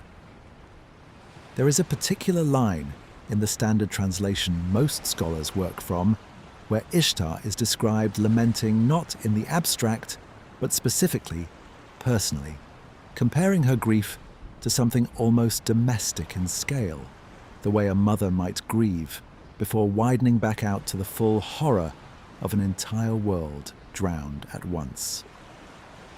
That movement, from the intimate to the immense and back again, is, I think, part of what has kept this text so alive across thousands of years of retelling. It does not ask you to feel sorry for humanity as an abstract category. It asks you to feel the specific horror of a specific goddess, realizing, too late, exactly what her agreement has cost, and finding no way to take it back. When the storm finally subsides after 7 days and 7 nights by this telling, Utnapishtim describes opening a hatch on his boat and finding utter silence outside. An entire world reduced to a flat, featureless expanse of water, with all of humanity, he says plainly, turned back to clay. That image, humanity returned to the very material the gods once shaped it from in order to create it in the first place, closes a kind of circle the ancient audience would surely have felt as sharply as we can still feel it now, even at this distance. What was made from clay to solve a problem for the gods has been unmade back into clay, because it eventually became a problem itself.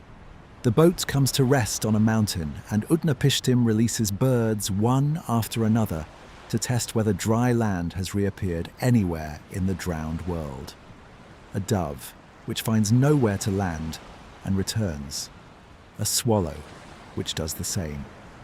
And finally, a raven, which does not return at all, because it has found somewhere to land, somewhere the water has receded enough to expose ground once again. If that sequence of birds sent out to search for land sounds familiar to you, even if you have never read a word of Gilgamesh before tonight, I think that familiarity is worth sitting with for a moment, rather than rushing past. We are going to come back to exactly why that is later, when we spend time with a much more widely known flood story of our own. For now, I only want to plant it here, quietly, the way Utnapishtim's own story plants its details for us. I want to say something plainly here because I think it matters more than it might first appear to. The relationship between this bird sequence and a much later, much more widely read flood story is one of the clearest, least disputed pieces of textual connection in this entire comparative tradition. This is not a loose thematic echo, the kind of soft resemblance you can find between almost any two ancient stories if you squint hard enough and want badly enough to find one. Scholars of the ancient Near East have long treated the structural closeness here, the same sequence, the same logic, birds sent out repeatedly until one fails to return, as genuine evidence of shared cultural transmission across the region, likely through the extended contact between Mesopotamian traditions and the peoples who would later compile the texts of the Hebrew Bible during and after the period of exile in Babylon. I want to be careful and precise about what that claim does and does not mean. It does not mean one story simply copied the other wholesale.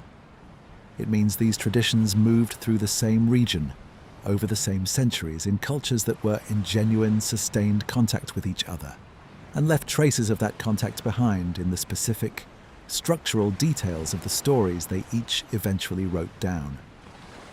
Once safely on dry land, Utnapishtim makes an offering to the gods, and just as in the earlier telling, they are described gathering around the scent of it, having gone hungry throughout the flood, with no humans left to feed them through offerings. Enlil arrives furious to discover survivors, and there is, again, a confrontation, echoing the one we already heard, between Enlil's fury and Enki's quiet defense of what he did. But here, in this version, the story does not end with new limits placed on humanity's fertility. It ends instead with something even stranger, something that has no real equivalent anywhere else in this entire tradition. The gods, faced with the reality that Utnapishtim and his wife have survived a catastrophe meant to leave no survivors at all, decide to grant the two of them something no other mortal has ever been given.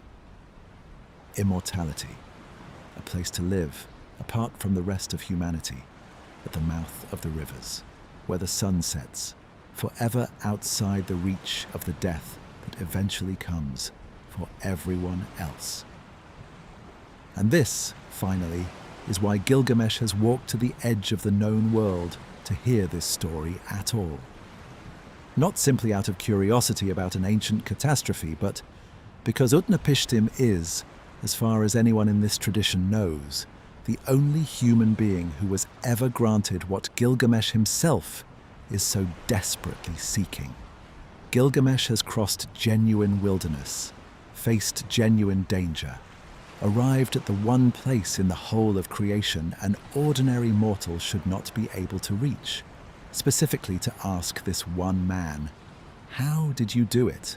so that I might do it too.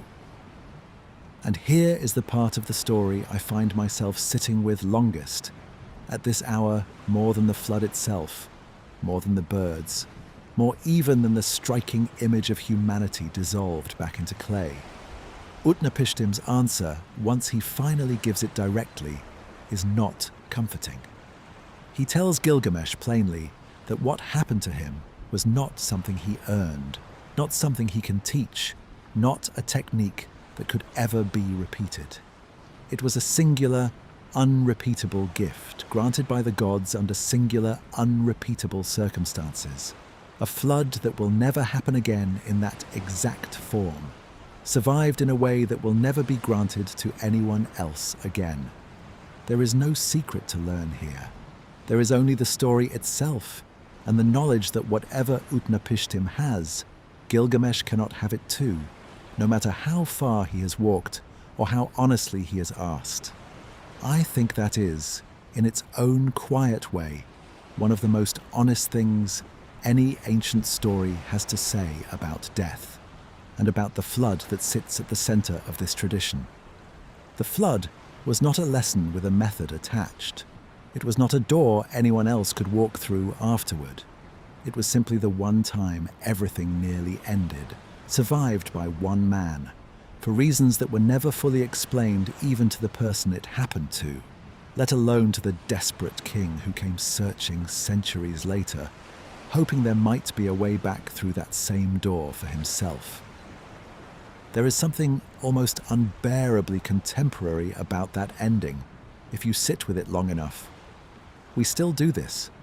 We still go looking for the person who survived something we fear, hoping that in the survival itself there might be a transferable lesson, a method, a set of steps we could follow to arrive at the same safety. And so often, what we find instead, from people who have actually lived through the worst thing that ever happened to them, is not a method at all. It is simply their story, offered honestly, without any promise that hearing it will protect us the way it did not protect them, not through any virtue of their own, but through something closer to chance, or grace, or simply having been the one person a god happened to speak to, through a wall on one particular night. Gilgamesh, having heard all of this, does eventually leave, empty-handed in the way that matters most of all, though not quite empty-handed in every single sense. And what happens to him afterward? A brief hope offered and then lost again almost immediately is its own story. One this particular late night together does not have room for. What I want to leave you with instead, as we step back from the edge of the known world and back towards slightly more familiar ground, is a small, easily missed detail from earlier in Utnapishtim's own telling, one I promised I would return to, and mean to keep that promise now. Before the flood ever came, this same broader tradition remembers a group of figures sent to humanity in the deep past, credited with teaching people the very foundations of civilization itself, long before any king, any flood, any wall built around any city. Wise men sent from the waters said to number exactly 7. That is where we are going next. Before there were kings at all, before the list we spent so much time with tonight had a single name written on it, this tradition remembers something else arriving first, something that came even earlier than the earliest king, earlier than the earliest city we named. Not rulers, teachers, figures sent up out of the sea, the story says, in the earliest days of the world, to give humanity the things it did not yet know how to give itself. Writing, law, the measuring of fields, the building of temples, the very shape of civilization handed down according to this thread of the tradition, not by trial and error over generations, but all at once, deliberately, by visitors who arrived and then, just as deliberately, withdrew. These figures are called the Apkallu, a word that gets translated in different ways depending on the scholar, sometimes rendered simply as sages, sometimes as the wise ones, sometimes with a flavor closer to the learned ones who came before. And crucially, for everything we are about to spend this next stretch of time exploring together, they are consistently, across multiple independent sources, remembered as numbering 7. I think it is worth pausing, before going any further, on how unusual it is for a number like this to hold steady across so many different kinds of surviving evidence. We are not talking about a single text, copied and recopied by scribes who might simply have been faithfully repeating one original source without ever independently confirming it. We are talking about literary narrative, ritual incantation, and physical archaeological deposit, three genuinely different kinds of evidence produced for different purposes, by different people at very different points across many centuries, all converging on the same number. That kind of convergence across different categories of evidence rather than simply different copies of the same document is exactly the sort of thing that makes historians sit up and take a tradition more seriously, rather than dismissing it as a single scribe's idiosyncratic invention. I want to be careful here, more careful than at almost any other point tonight, because this is the part of the story where the real ancient tradition and the modern internet claim we opened this whole video with come closest to touching each other. And it is exactly at that point of closeness that it becomes easiest to blur the two together carelessly, mistaking a genuine ancient thread for the much newer claim that has quietly wrapped itself around it. So let me be precise. The number 7, tied to wise, civilizing figures who existed before a great flood, is genuinely ancient. It is attested in real cuneiform texts, some of them thousands of years old, describing 7 Apkallu, sent by the god Enki, who taught humanity before the waters came. That much is not internet folklore. That much is Assyriology. The fullest surviving account of these 7 figures comes from a Babylonian priest named Berossus, writing in Greek in the 3rd century before the Common Era, centuries after the original Sumerian material was first composed, but drawing, by his own account, on far older temple records and traditions he had access to as a priest of the god Marduk in Babylon. Berossus describes the first of these 7, a being named Oannes, emerging from the waters of the Persian Gulf in the very first year of human civilization, described as having the body of a fish, but the head and feet of a man beneath it, coming ashore each day to teach the people writing, mathematics, the crafts of civilization, agriculture, the founding of cities and temples, and returning to the sea again each evening, eating nothing among humanity, only ever teaching, before withdrawing back into the water until the next day. It is worth saying something about Berossus himself, because the way his work survives to us at all is its own small, quietly remarkable story. His original writing, A Full History of Babylon, composed for a Greek-speaking audience under the Seleucid successors of Alexander the Great, does not survive intact. Not one complete copy exists anywhere. What we have instead are fragments, quotations and summaries, preserved because later Greek and Roman writers, historians and chroniclers working centuries after Berossus himself found his account interesting enough to quote from, excerpt, and pass along in their own works, which then, in turn, sometimes only survive themselves in still later quotations, embedded in the writing of even later authors, Christian chroniclers in particular, who were interested in cross-referencing Mesopotamian tradition against the flood story in their own scriptures. So what reaches us tonight is a fragment, quoted inside a fragment, quoted inside another text, a chain of transmissions several links long, each link a real, named historical figure who thought this material was worth preserving and passing forward. That fragility is worth sitting with honestly. And yet, remarkably, the core details, the number 7, the emergence from the sea, the daily teaching, hold consistent across the different chains of quotation that eventually reach us, which gives scholars real confidence that Berossus was genuinely reporting an older Mesopotamian tradition accurately, rather than simply inventing something new for a Greek audience hungry for exotic stories from the East. I find that detail, the daily return to the sea, oddly moving to sit with at this hour. Not a single dramatic visitation, granted once and never repeated, but a patient, daily routine, day after day, teaching the same small, struggling human community the basics of what would eventually become an entire civilization. Writing did not arrive in this telling as sudden divine lightning. It arrived the way most real teaching actually happens: repeated, patient, unglamorous. Someone showing up again and again until the lesson finally holds, and then quietly leaving again each time without ever asking for anything in return. Not worship, not payment, not even acknowledgement beyond the willingness to keep learning. Berossus goes on to describe 6 further figures following Oannes, each also emerging from the sea, each also credited with further teaching, further additions to the foundations of civilization, spread across the vast reigns of the antediluvian kings we already spent time with earlier tonight.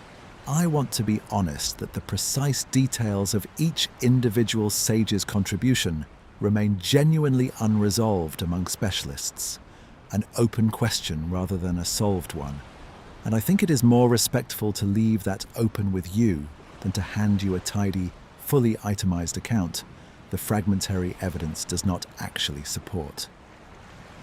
The Apkallu in this tradition are not separate from the King List. They are woven directly into it, advisors and teachers attached to specific antediluvian rulers, present at court, guiding the earliest kings the way a wise counselor might guide a young ruler still learning the shape of his own kingdom. And then, the tradition says, once the flood approached, the Apkallu withdrew from the world of humanity entirely, their teaching complete, their purpose in the world before the flood finished, leaving humanity to face the coming catastrophe with only what it had already been taught. There is a detail in some of the later, more elaborate versions of this tradition that I find worth including, even though it moves us slightly further from the earliest, most securely attested material. Some sources associate the 7th and final sage appearing just before the flood itself, with a warning, a role not entirely unlike the one Enki himself plays in the Atrahasis story, quietly preparing at least one member of humanity for what is coming. If that association holds any real weight, and scholars are genuinely divided on how much later elaboration versus how much older tradition it actually represents, it would mean the Apkallu tradition and the flood hero tradition were, at some point, understood as parts of a single continuous story, rather than as 2 separate threads that simply happen to share a setting. The last teacher, in this reading, is not simply withdrawing ahead of a catastrophe he happens to sense coming. He may be the very source of the warning that reaches the flood hero at all, whispered, perhaps through the same reed wall we sat with earlier tonight, teacher and messenger folded into the very same patient seaborn figure. This tradition does not exist only in the relatively late writing of Berossus. It appears far earlier in genuinely ancient cuneiform sources, incantation texts and ritual tablets that reference the 7 Apkallu as figures of protective, almost magical significance, invoked in rituals meant to ward off illness or misfortune, their images sometimes buried beneath the foundations of buildings as a form of protection. Small figurines representing these 7 primordial sages, placed deliberately into the very foundations of the structures Mesopotamian builders wanted safeguarded. Archaeologists have actually found some of these figurines, buried exactly where the ritual texts describe they should be, sets of small clay or bronze figures, sometimes explicitly labelled, tucked into foundation deposits beneath temples and palaces. A physical, excavated confirmation that this was not simply a literary tradition confined to scribal schools, but a living part of how ordinary construction and ritual practice actually worked for centuries across the Mesopotamian world. I want to describe one particular category of these figurines a little more fully, because I think the physical detail helps this feel less abstract, less like a claim floating free of anything you could actually touch. Some of the excavated Apkallu figures are shaped like birds, with human bodies but bird heads and wings, thought to represent a specific type of protective sage associated with a particular kind of ritual purification. Others are shaped as fishmen, echoing Oannes himself, the very figure Berossus describes emerging first from the sea. These figures were not simply decorative. Cuneiform ritual instructions surviving on their own separate tablets describe in real procedural detail exactly how many figures to make, out of what material, inscribed with what words, and buried at what depth and location within a building's foundation, in order to properly invoke the protective power the 7 sages were believed to still hold, even this many centuries after their own time among humanity had supposedly ended. A homeowner, or more likely a ritual specialist hired for the purpose, would have followed these instructions with real, practical seriousness, the way you might hire a professional today to handle something you consider genuinely important to get right, trusting the procedure precisely because it had, presumably, already been trusted by countless households before their own. I want to sit with that for a moment, because I think it is genuinely rare in a topic this old and this thoroughly retold to have actual physical, archaeological confirmation of a specific detail from the written tradition. So much of what we have spent tonight exploring exists only in text, only in scribal copies, only in the words themselves, with no way to hold the thing being described. But here, buried beneath the floors of real excavated buildings, are small physical objects, placed there by real hands, representing these same 7 figures for the same protective purpose the ritual texts describe. The Apkallu were not simply a story people told, they were a belief people built into their homes, literally, foundation by foundation, in the most physically literal sense that phrase can carry. There is more to this tradition worth knowing, and some of it grows genuinely strange the further into the surviving material you go. Later texts describe a further set of Apkallu, appearing after the flood rather than before it, figures who are explicitly described as being merely human, no longer part fish, no longer emerging from the sea, simply wise men, descended in some sense from the original 7, continuing to guide humanity in the new, post-flood world, but diminished mortal, no longer possessing quite the same otherworldly nature their predecessors carried, and no longer, in most versions, numbering 7 at all, as if even the number itself belonged more properly to the world before, and could not entirely survive the crossing into the world after. I think that diminishment is worth pausing on, because it echoes something we have already touched on tonight in a different form. The way the King List's reign lengths contract sharply after the flood, moving from impossible thousands of years to something closer to a plausible human lifetime. Here, the same basic pattern repeats with wisdom itself, rather than with kingship. Before the flood, wisdom arrives from outside humanity entirely, patient, otherworldly, teaching without needing anything in return. After the flood, wisdom becomes something humanity has to hold on to and pass down itself, imperfectly, without daily visits from the sea to correct its course. Whatever we make of the literal truth of any of this, that shift from received wisdom to self-sustained wisdom feels like a genuinely thoughtful piece of theology, worked out carefully by people thinking hard about where knowledge actually comes from and why it sometimes feels harder to hold on to than it used to, generation after generation, each one a little further from whatever certainty the first generation was lucky enough to be handed directly.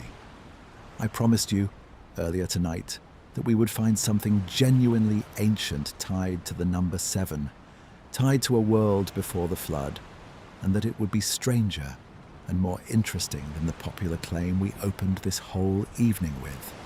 Here it is. 7 sages, 7 teachers, 7 figures who gave humanity civilization itself before withdrawing ahead of a catastrophe they seem, in some versions of the tradition, to have known was coming. This is real. It is documented in ancient texts, confirmed by actual archaeological finds, studied seriously by generations of Assyriologists. And notice, please notice carefully, what this tradition does not say. It does not say there were 7 civilizations. It does not say we are living in a 7th iteration of humanity itself. It says there were 7 teachers in one civilization before one flood. The number is real. The shape built around it, in most of what circulates today, is not the shape this tradition actually gives us. I think it is worth being honest about why that distinction matters, rather than simply asserting that it does. A claim like 7 teachers taught one civilization before one flood is modest, bounded, and consistent with what the actual surviving texts and physical evidence describe. A claim like we are living in the 7th of 7 civilizations is a different kind of claim entirely.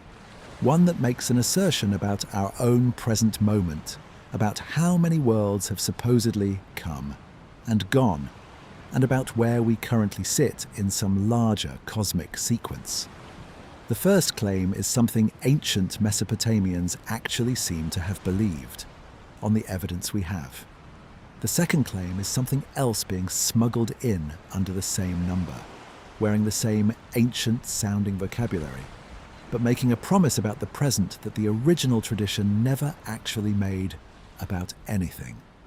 That distinction, small as it might sound, is the entire difference between honest history and something else entirely.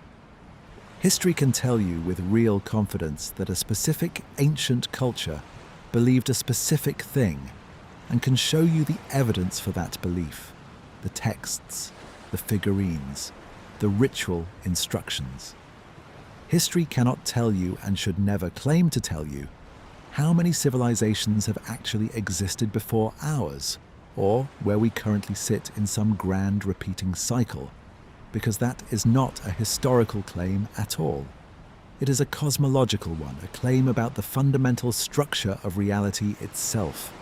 And no amount of genuine ancient evidence about 7 sages teaching one civilization can honestly be stretched into evidence for that much larger, much different assertion, however tempting the borrowed weight of real antiquity might make that stretch feel. So where does that other shape come from? Where does 7 teachers become 7 entire civilizations, each one rising and falling in turn, with our own world supposedly the 7th in the sequence? That claim, the one that likely brought some of you to this very video tonight, does not come from Berossus. It does not come from the incantation texts or the foundation figurines or anything a Mesopotamian scribe ever pressed into wet clay. It comes from somewhere much closer to us in time than any of the traditions we have walked through so far tonight, somewhere that borrowed the ancient number, borrowed the ancient flood, and quietly built something new on top of both, less than 150 years ago, in a very different world altogether, on a different continent, in a movement that had nothing to do with Mesopotamia at all, and everything to do with a very particular moment in the history of Europe reaching outward, hungrily, for ancient-sounding wisdom it could reshape into something entirely its own. In the autumn of 1888, in London, a Russian-born woman named Helena Blavatsky published the 2nd volume of a book called The Secret Doctrine, a sprawling, dense, 1,000-page work that she presented as a commentary on an ancient secret text called the Stanzas of Dzian, a text no independent scholar has ever been able to locate, verify, or examine outside of Blavatsky's own translation and description of it. She had already, by this point in her life, become one of the most famous and most controversial spiritual teachers in the Western world. the co-founder, alongside a small circle of early followers, of an organization called the Theosophical Society, which blended elements of Hindu and Buddhist philosophy with Western esotericism, spiritualism, and her own claimed communications with hidden spiritual masters, figures she said lived in remote parts of Asia and transmitted ancient wisdom to her directly through methods she never fully explained to the satisfaction of her many skeptics, then or since. This is the source. I want to say that plainly, clearly, without hedging, before we go any further, because everything we are about to walk through together in this part of tonight's exploration depends on being honest about where it actually comes from. The claim that circulates today that we are living in the seventh of seven great civilizations, each one destroyed in turn by some catastrophe before the next arose, does not trace back to Sumer. It does not trace back to Berossus, or to any cuneiform tablet, or to any archaeologist's excavation.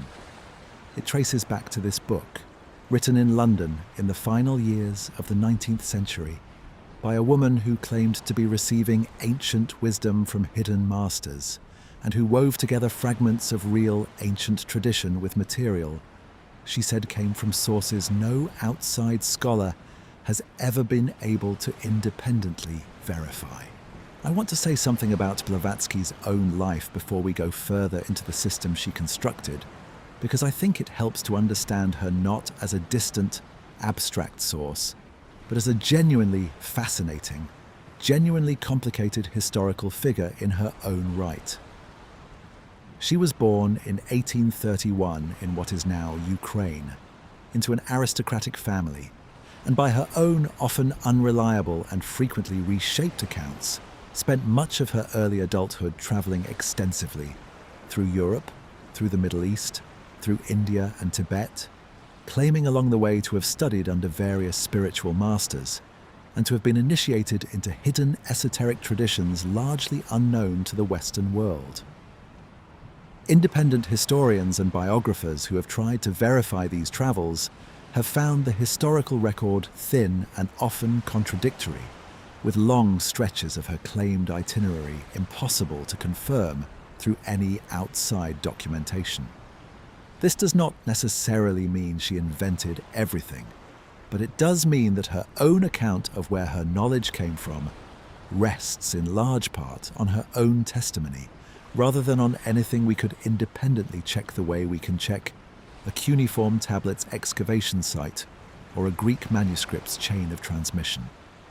Blavatsky's system describes humanity developing through what she called root races, 7 of them in total, each one unfolding across almost unimaginably vast stretches of time. Each one associated with a different continent or landmass, some of which, in her system, no longer exist in any form recognized by modern geology or geography.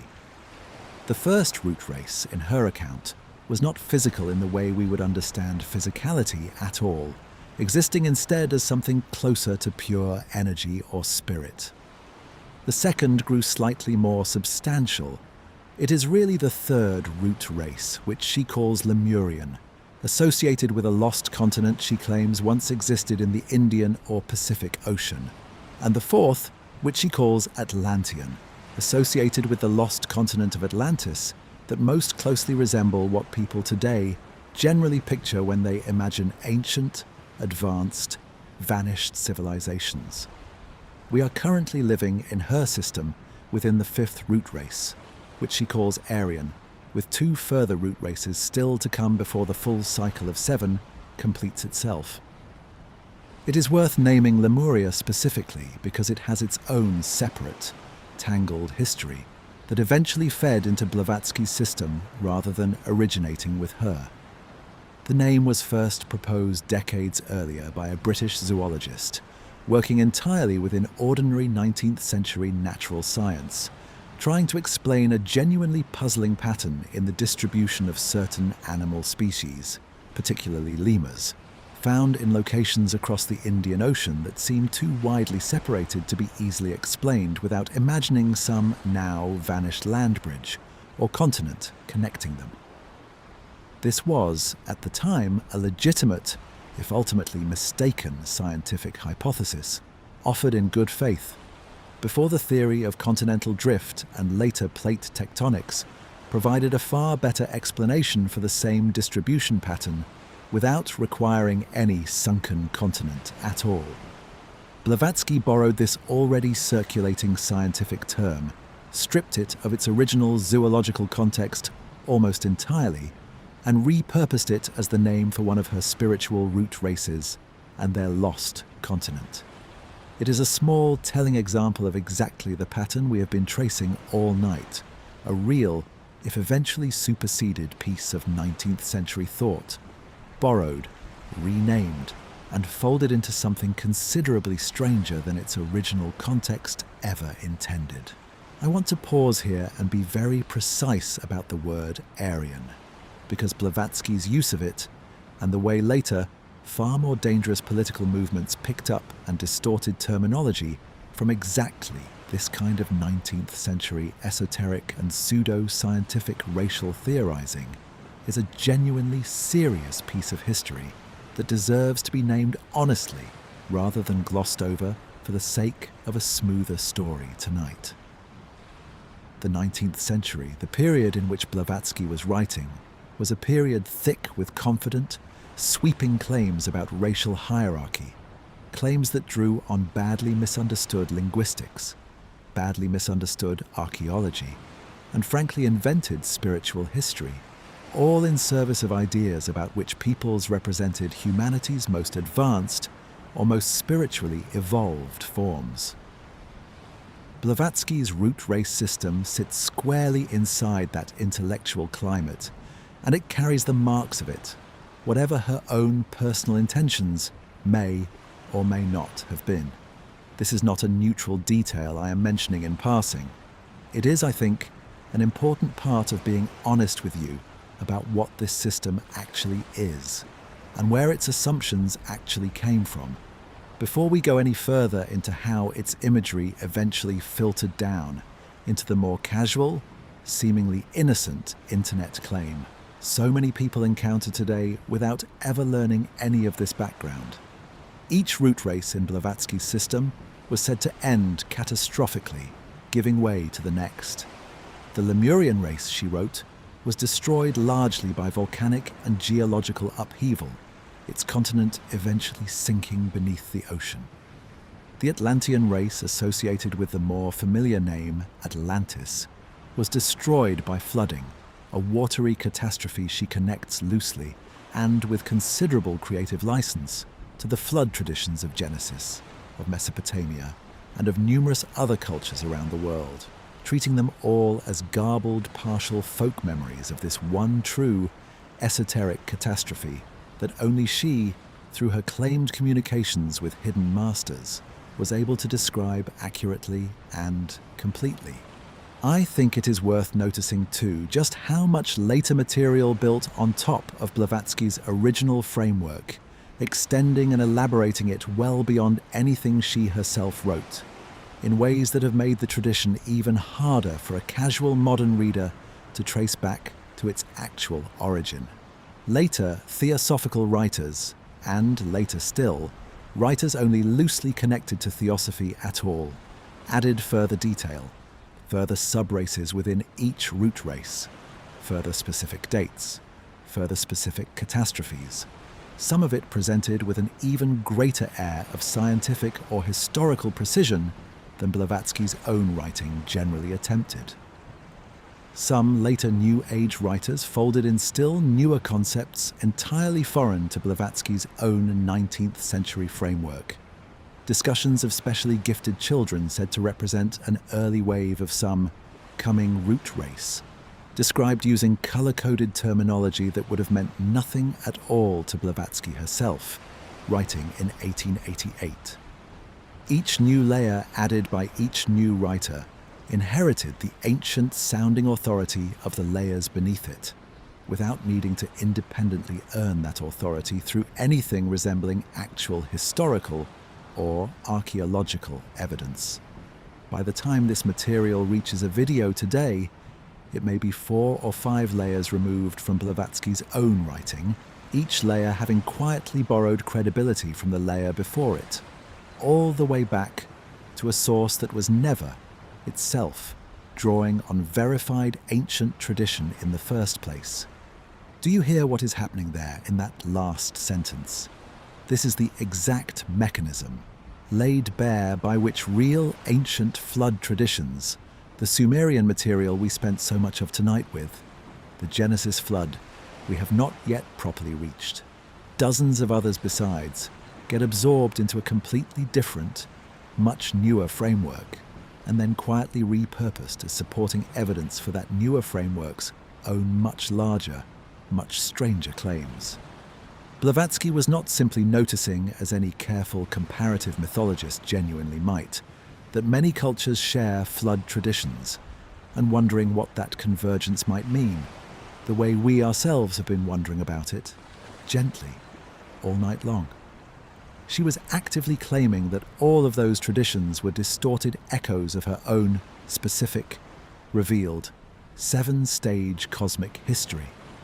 A history involving continents that have left no trace any geologist has ever found, races that have left no trace any archaeologist has ever excavated, and events that, unlike the Sumerian King List or the Apkallu figurines we spent real time with earlier tonight, come with no independent physical or textual evidence whatsoever, beyond Blavatsky's own writing and her own claimed spiritual sources. I want to be fair to her, and to the broader theosophical tradition she founded, in one specific respect, because fairness matters to me even when I am being critical of something. Blavatsky was working within and drawing on a long and genuinely rich tradition of esoteric and occult thought, one with real intellectual and spiritual history behind it, and theosophy itself went on to influence a great deal of later spiritual and even artistic thought across the 20th century, some of it thoughtful, some of it genuinely beautiful. I am not telling you this story tonight to mock Blavatsky, or to suggest that everyone who has ever found meaning in theosophical ideas was foolish for doing so.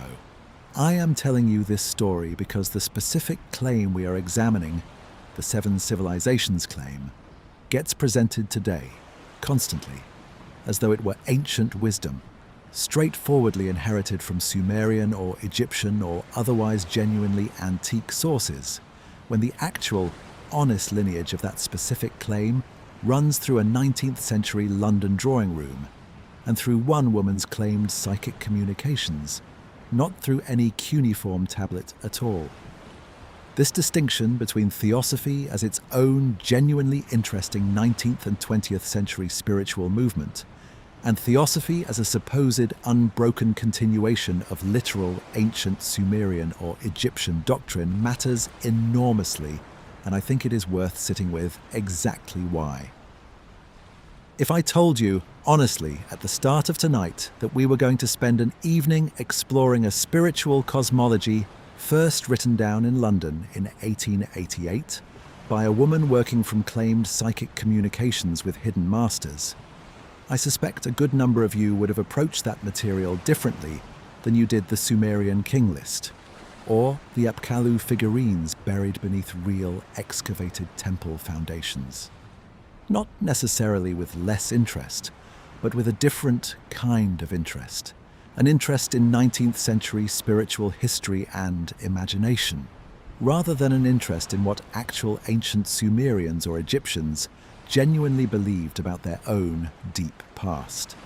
The 7 civilizations claim, as it circulates today, deliberately or simply through generations of casual retelling, blurs that distinction, letting a specifically 19th century idea borrow the full weight and authority of genuine, multi-thousand-year-old antiquity, without ever being honest about the borrowing. There is a particular irony here that I find myself sitting with, gently, at this hour, and I want to share it with you before we move on, because it is a genuinely delicate one to hold.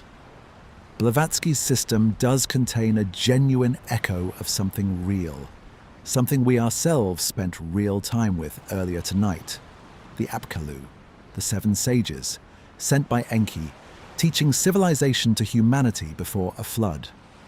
Theosophical literature, in various places, explicitly discusses these figures, sometimes directly by name, treating them as further confirmation of her broader root race system, further evidence, in her framing, of hidden masters guiding humanity's development across the ages. So the real ancient number 7, tied to real ancient teachers, tied to a real ancient flood, genuinely was known to Blavatsky, and genuinely was incorporated into her much larger, much newer system. But it was incorporated selectively, reshaped to fit a cosmology the Apkallu tradition itself never actually contained, stretched from 7 teachers within one civilization into 7 entire civilizations succeeding one another across unimaginable stretches of time. The real thread and the invented thread were braided together so completely in her writing and in everything that followed it, that untangling them now, more than a century later, takes real, careful, patient work. Exactly the kind of work I hope we have done together tonight. I think it is worth asking, honestly, why this particular blend, ancient-sounding vocabulary wrapped around genuinely new claims, has proven so durable, so able to travel from a Victorian drawing room all the way to the videos so many of you may have watched before, finding your way here tonight. I do not think it is because anyone along that long chain of retelling was necessarily being deliberately deceptive. I think it is because the blend answers a real, deeply human hunger, a wish that our own turbulent, uncertain moment in history might be part of some larger, meaningful pattern, rather than simply one more unremarkable stretch of ordinary time. 7 civilizations, each one rising, flourishing, and falling, with our own positioned as merely the latest in the sequence, offers a kind of cosmic significance that plain, evidence-based history, with all its honest uncertainty and its refusal to promise tidy patterns, simply cannot offer in the same way. I understand that hunger. I feel some version of it myself, some nights, more than I probably should. But understanding why a story is appealing is not the same as believing the story is true. And I think the kindest thing I can do for you at this hour is to give you both the appeal, honestly named, and the evidence, honestly weighed, and let you decide for yourself what to do with the distance between them. I want to leave you, before we move on from Blavatsky entirely, with one final thought about why this matters beyond simple accuracy for its own sake. Real ancient traditions, the kind we spent the earlier part of tonight with, the antediluvian kings, the Apkallu sages, the flood survived by one warned man, deserve to be understood on their own terms, in their own historical context, with their own genuine, hard-won evidence behind them. When a 19th century framework gets quietly stitched on top of that older material and passed off as a seamless continuation of it, something real gets lost in the process. Not because the newer material is worthless, but because it obscures the older material's own actual, considerable strangeness and wonder, replacing 4,000 years of genuine, careful, evidence-based history with a much younger story, wearing borrowed clothes. I would rather give you the real thing, uncertain and incomplete as it sometimes is, than a tidier story dressed up to look older than it actually is. So let us leave Blavatsky's drawing room now, gently, and travel back across a much longer stretch of time to a tradition that predates Theosophy by well over 2,000 years, and that offers its own account of a world divided into successive ages, each one worse than the last, told not by a claimed psychic in 19th century London, but by a poet working a hard patch of land in ancient Greece, trying to explain to his own brother why life had grown so difficult, and why it seemed to keep growing more difficult still, one age at a time, with no hidden masters involved at all, only a farmer's plain, weary honesty about the world he actually had to live in. There is a farmer standing on a hillside in Boeotia, a rugged, unglamorous region of ancient Greece, known more for its rocky soil and stubborn winters than for its poetry. And yet, it is here, from this unglamorous soil, that one of the oldest surviving pieces of Greek literature comes to us, written by a man who worked this land himself, who complained about his brother, who complained about corrupt local officials, and who, in the middle of all that ordinary, grounded, agricultural frustration, paused mid-poem to tell a story about the ages of the world and why the one he was living through happened to be the hardest of them all.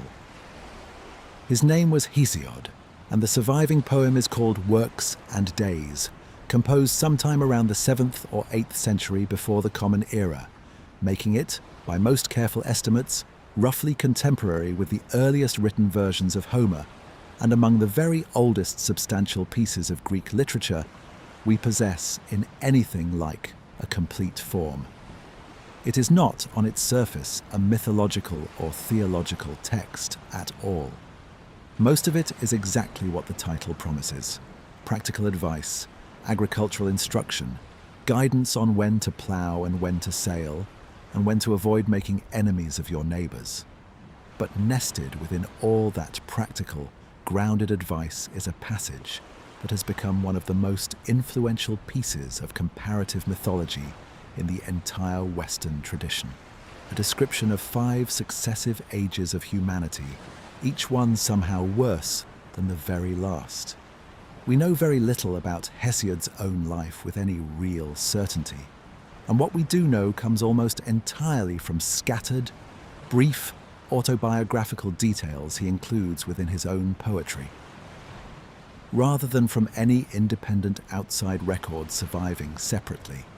He tells us his father had been a merchant sailor who eventually settled in Boeotia after struggling to make a living from the sea, and that Hesiod himself inherited a modest farm, which he then had to share unequally and, to his considerable frustration, with a brother named Perses, who appears throughout Works and Days as the poem's addressee, sometimes praised, more often gently, or not so gently, scolded for laziness and for having bribed local officials to win a larger share of their father's inheritance than he was rightfully owed. The poem, in other words, grew directly out of a real, specific, deeply personal family grievance, a dispute over land and fairness between 2 brothers, and it is genuinely remarkable when you sit with it that a poem this rooted in one man's particular domestic frustration became, over the following 2,500 years, one of the foundational texts of an entire literary and philosophical tradition.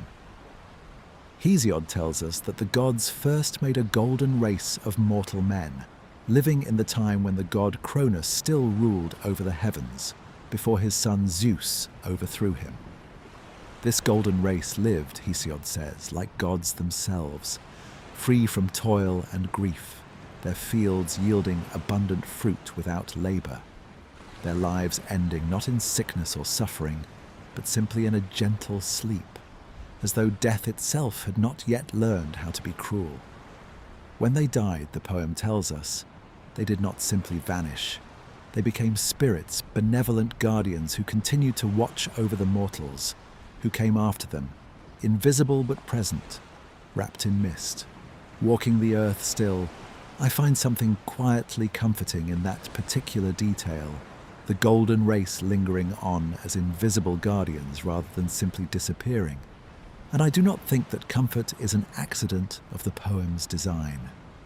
Ancient Greek religious practice included real, ongoing reverence for figures understood to occupy exactly this kind of intermediate status, neither fully divine nor fully human, watching over specific places or specific communities from just beyond ordinary sight.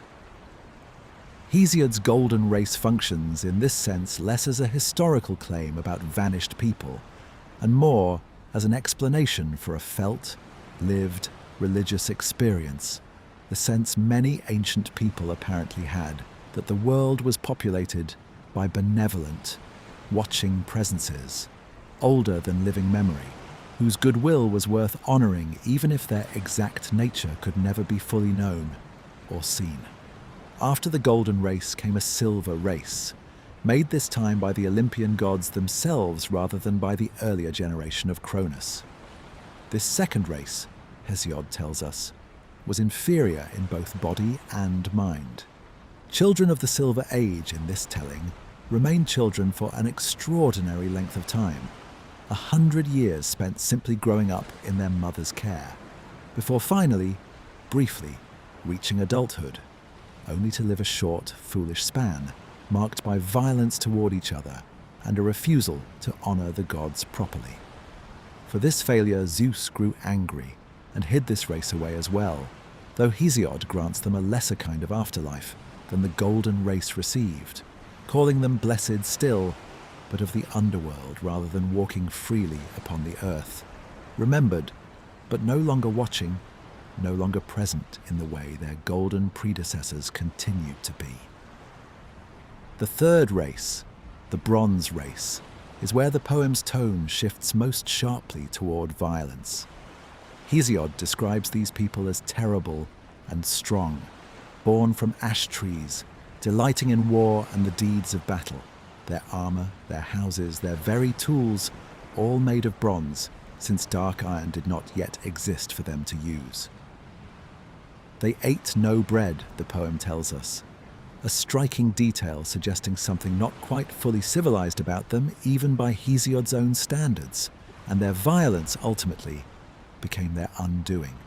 They destroyed themselves, the text says, killed each other off entirely with their own hands, until nothing of this race remained, and they descended, nameless this time, into the cold house of Hades, leaving no monuments, no guardianship, no trace beyond the poem itself, remembering that they had once existed at all. After the Bronze Race, Hesiod introduces something unusual, a break in the pattern that scholars have long puzzled over, and that I think is worth sitting with carefully rather than rushing past. Rather than simply continuing to describe races made of progressively baser metals, silver giving way to bronze giving way to some fourth metal, he instead describes a fourth race that does not fit the metallic scheme at all. This is the age of heroes, the age of demigods, the generation that fought at Troy and at Thebes, the great heroic figures whose stories fill the rest of Greek mythology and epic poetry, figures like Achilles and Odysseus and Heracles. Hesiod actually calls this race more just and better than the one before it, an improvement rather than a further decline, before it too is destroyed, this time specifically in the great wars of Greek legend, and its survivors are granted a genuine reward, sent by Zeus to dwell upon the Isles of the Blessed, at the edges of the world, living a life free from sorrow, where the earth yields its fruit 3 times a year without need for labour at all. And that break in the pattern matters, I think, more than a casual reading of this poem might initially suggest.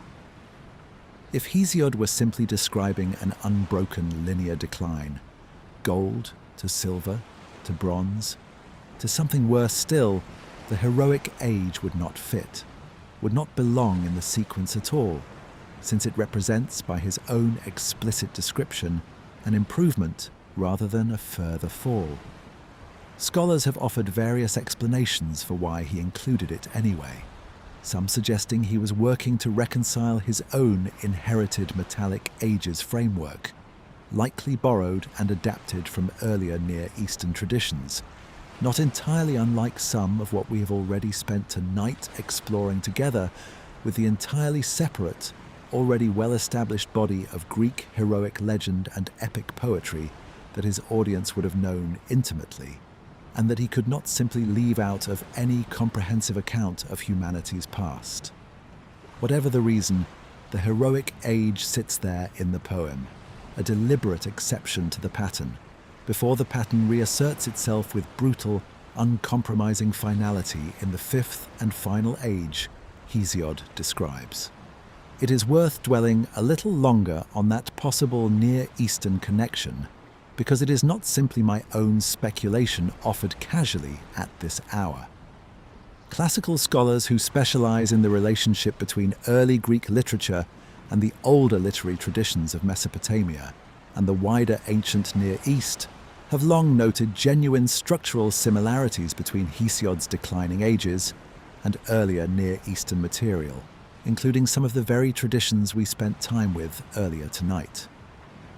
Greece, in the period Hesiod was writing, sat at the eastern edge of a Mediterranean world in genuine sustained contact with Phoenician traders, with Anatolian cultures, and indirectly with the much older literary traditions of Mesopotamia further east still.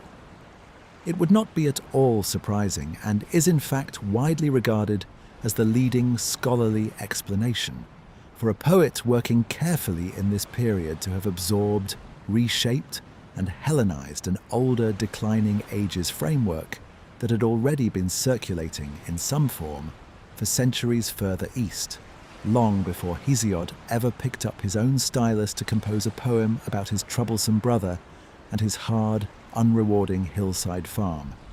And this fifth age, the Iron Age, is the one Hesiod says he himself is living through, right now, as he writes, standing on that same rocky hillside in Boeotia, complaining about his brother, complaining about corrupt officials who took bribes to decide legal disputes unfairly in his brother's favor.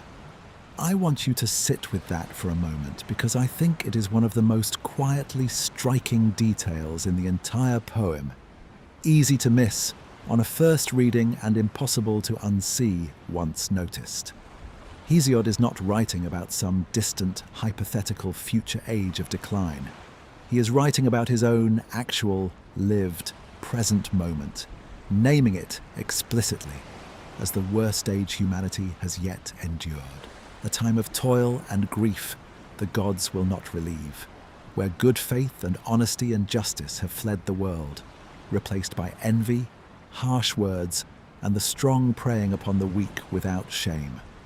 There is a passage near the end of this section of the poem where Hesiod imagines the Iron Age growing worse still before it ends, children born already grey at the temples, parents and children turning against each other, guest friendship and brotherly affection abandoned entirely. And finally, when the age has grown bad enough, two goddesses, Eidos and Nemesis, meaning something like shame and righteous indignation, abandoning the earth entirely, leaving mortals alone, with no one left to restrain the worst impulses of the strong against the weak. It is, even now, nearly 3,000 years later, a genuinely bleak passage to read, or to hear read aloud, and I do not think its bleakness has faded much with time, or that it will feel any less familiar to us as we sit with it a while longer. I want to sit for a moment with how unusual it is for a poet to end his own account of humanity's decline on a note this dark, without offering any promise of eventual recovery or renewal at all. Many later traditions of cyclical time, including some we will spend time with a little later tonight, imagine decline followed eventually by a return to a new golden age, a wheel turning rather than a road leading only downward. Hesiod offers no such comfort here.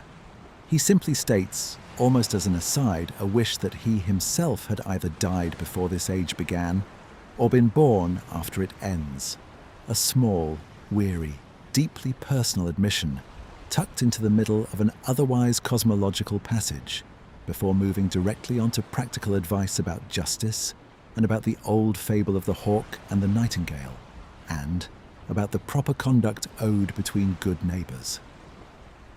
The bleakness is not resolved. It is simply set down honestly, and then the poem continues, the way a difficult truth, once spoken aloud, still leaves you needing to get on with the rest of your day. I want to be careful at this point about exactly what kind of claim Hesiod is actually making, because it is different in an important and specific way from the claims we have spent the earlier parts of tonight examining. Hesiod is not describing 5 previous civilizations in the sense of 5 distinct societies with their own kings, their own cities, their own physical remains that we might hope to someday excavate. He is describing 5 races or generations of humanity itself, a moral and poetic framework for understanding decline, not a historical chronicle in the way even the more mythologized Sumerian King List was attempting to be one. The Golden Race are not simply an earlier, more advanced civilization who happened to live somewhere specific, the way Atlantis is later imagined, or the way Lemuria is invented by Blavatsky some 2,500 years after Hesiod first set down his own quieter, more modest version of humanity's decline. They are, in Hesiod's telling, a fundamentally different kind of being altogether, closer to a race of demigods or nature spirits than to ordinary historical people who once walked the earth in sandals and built houses out of stone. This distinction matters enormously for how honestly we can use this poem tonight. Hesiod's Ages of Man are one of the clearest, earliest examples of exactly the pattern we have been tracing across every tradition we have visited so far, a conviction that the present is diminished compared to some earlier, better time, and that humanity has been in a state of decline since some distant golden beginning. But it would be a real distortion of what Hesiod actually wrote to claim that he was describing literal prior civilizations in the archaeological sense, the way modern popular retellings sometimes imply when they fold his Ages of Man into the same list as Atlantis or Lemuria or the antediluvian kings of Sumer, as though all of these traditions were pointing at the same underlying literal historical sequence. Hesiod was writing poetry, careful moral and cosmological poetry, working within an inherited literary tradition, using the metaphor of successively baser metals to describe a decline he felt in his bones, standing on that hillside, looking at the corrupt officials around him and the hard, unrewarding soil beneath his feet. And yet, and I think this is worth sitting with rather than rushing past, the fact that this is poetry, rather than a claimed historical or archaeological record, does not make it less worth our attention tonight. If anything, I find it more moving, in its own way, precisely because of what it is. Hesiod was not claiming access to secret ancient wisdom or hidden masters or buried temple records. He was simply looking honestly at his own difficult life, at the corruption and hardship around him, and reaching for the oldest, most universal tool poets have ever had, the idea that things used to be better, to make sense of what he was living through. That impulse, I think, is genuinely ancient, genuinely human, and genuinely worth taking seriously, even while being honest that it is telling us something true about how people process hardship, rather than something literally true about 5 distinct prior stages of human civilization.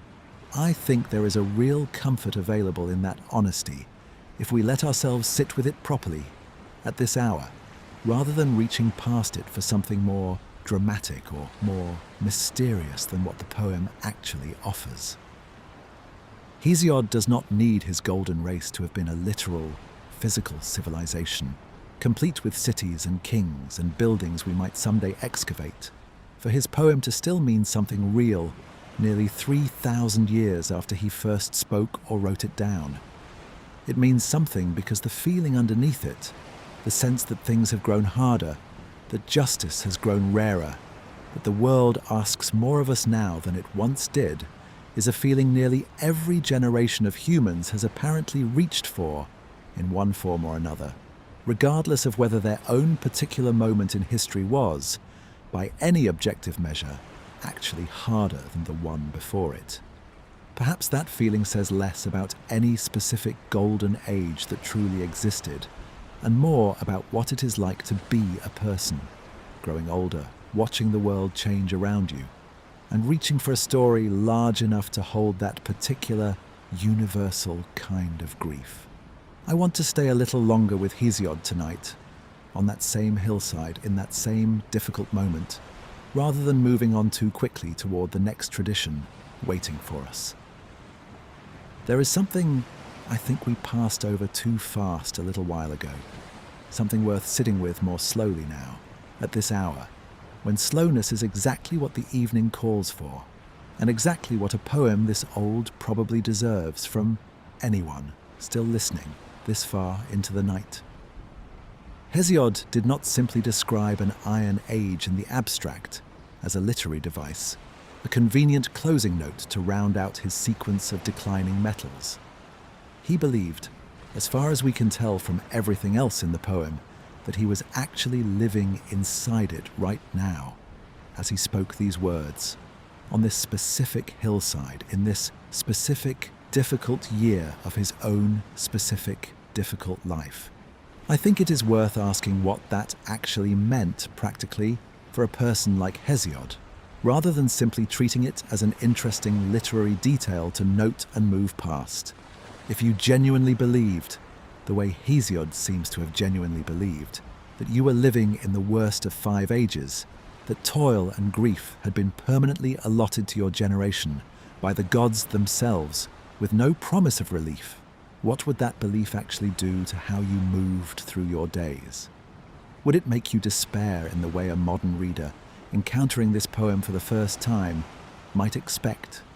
Or would it do something else, something quieter, something closer to what it seems to have actually done for Hesiod himself, who, immediately after describing this bleak Iron Age in such unflinching terms, turns directly to some of the most practical, hopeful, and genuinely useful advice in the entire poem.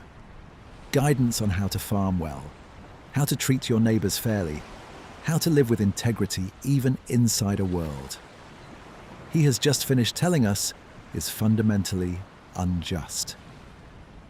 There is something worth noticing in the sheer proportion of the poem Hesiod devotes to this practical instruction, compared to the relatively brief span he gives to the ages of man themselves. The mythological passage we spent our last stretch of time with occupies only a modest portion of the overall poem, a few hundred lines within a work of roughly 800 lines total. The great bulk of Works and Days is devoted instead to exactly what its title promises: detailed agricultural calendars, advice on choosing an ox for ploughing, warnings about the dangers of sailing in certain seasons, guidance on selecting a wife, admonitions about proper conduct at funerals and proper offerings to the gods.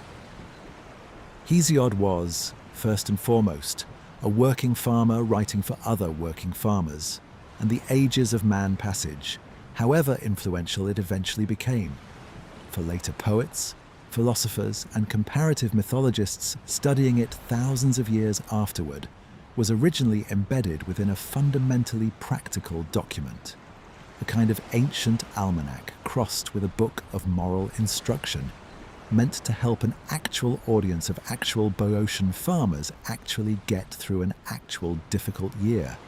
I find that juxtaposition genuinely remarkable, the more I sit with it. Hesiod does not respond to his own bleak cosmology with resignation. He responds with instruction, practical, detailed, patient instruction about ploughing and pruning and the correct timing of the grape harvest, about honouring your parents, about not seducing your neighbour's wife, about giving fair measure when you lend to a friend, and expecting fair measure in return. It is as though the belief that the world has grown irreversibly worse did not, for Hesiod, translate into a belief that individual effort and individual integrity had become pointless. If anything, it seems to have sharpened his sense that these things mattered more, precisely because the world could no longer be relied upon to reward them automatically, the way perhaps it once had in some earlier, more forgiving age, when the gods themselves still walked more closely alongside mortal affairs. There is a phrase, early in the poem before Hesiod even reaches the ages of man passage, where he describes 2 different kinds of strife existing in the world: one that breeds war and conflict and destruction, and another, gentler kind, that simply spurs even a lazy man toward work through healthy competition and the desire to keep up with a more prosperous neighbor. This second kind of strife, Hesiod says, is good for mortals, planted in the roots of the earth by Zeus himself, for humanity's ultimate benefit. I think this detail matters more than it might first appear, because it tells us Hesiod was not a poet of simple, uncomplicated despair, even while writing some of the bleakest cosmological poetry to survive from the ancient world. He held at the same time a genuine, practical faith that hard work, done honestly, still mattered, still produced real results. Even inside an age he believed the gods had allowed to grow harder than any before it. I think it is worth dwelling a little longer on this idea of two strifes, because it offers a genuinely sophisticated piece of moral thinking, easy to overlook if you come to this poem only for its more famous cosmological passage. Hesiod is not simply saying that ambition and competition are good, full stop, without qualification. He is drawing a careful distinction between destructive strife, the kind that leads to war, to lawsuits, to violence between neighbors, and even between brothers, and productive strife, the kind that simply makes a potter jealous of a more successful potter, or a farmer eager to match a more prosperous farmer's harvest. This second kind, he insists, benefits everyone, spurring effort and improvement rather than destruction. It is a remarkably clear-eyed piece of ethical reasoning for a poem this old, an early attempt to distinguish between the kind of competitive drive that builds a community up and the kind that tears it apart, offered not as abstract philosophy but as practical, lived wisdom drawn from watching real neighbors compete with each other, for real, over real harvests in a real, difficult place, where every failed crop meant a genuinely hungry winter rather than an abstract inconvenience. I think there is something worth learning from that combination, even now, even for those of us listening tonight who do not share Hesiod's specific cosmology, do not believe in a golden race turned into guardian spirits, do not believe in Zeus, or in 5 declining metallic ages stretching back to the dawn of humanity. The combination itself, a clear-eyed acknowledgement that the world is genuinely difficult, held together with a stubborn, practical insistence on doing the daily work of living well anyway, feels like a kind of wisdom that does not actually depend on the specific mythological framework Hesiod happened to wrap it in. You do not need to believe literally in an iron age to recognize the emotional shape of what Hesiod is describing, the particular, specific difficulty of trying to live decently in a world that often does not reward decency, and the quiet, unglamorous choice to keep trying anyway. I find myself thinking at this hour about how many people across how many centuries must have read or heard this poem and recognized something of their own life in it, without ever needing to believe literally in Cronus, or in a race of bronze born from ash trees. That, I think, is part of what has kept Works and Days alive for nearly 3,000 years, far longer than most literal historical claims about specific vanished civilizations tend to survive intact, remembered accurately or otherwise. Not because every reader believed its cosmology to be factually accurate, but because its underlying emotional honesty, the frank acknowledgement that life is often harder than it should be, paired with the quiet insistence on doing right anyway, translates easily across cultures, across centuries, across belief systems that otherwise share almost nothing else in common with the specific religious world Hesiod actually inhabited. I want to say something too about why a belief like this, that one's own present moment represents a low point in some larger cosmic decline, might have felt comforting rather than simply bleak to the people who actually held it in Hesiod's own time and long afterward.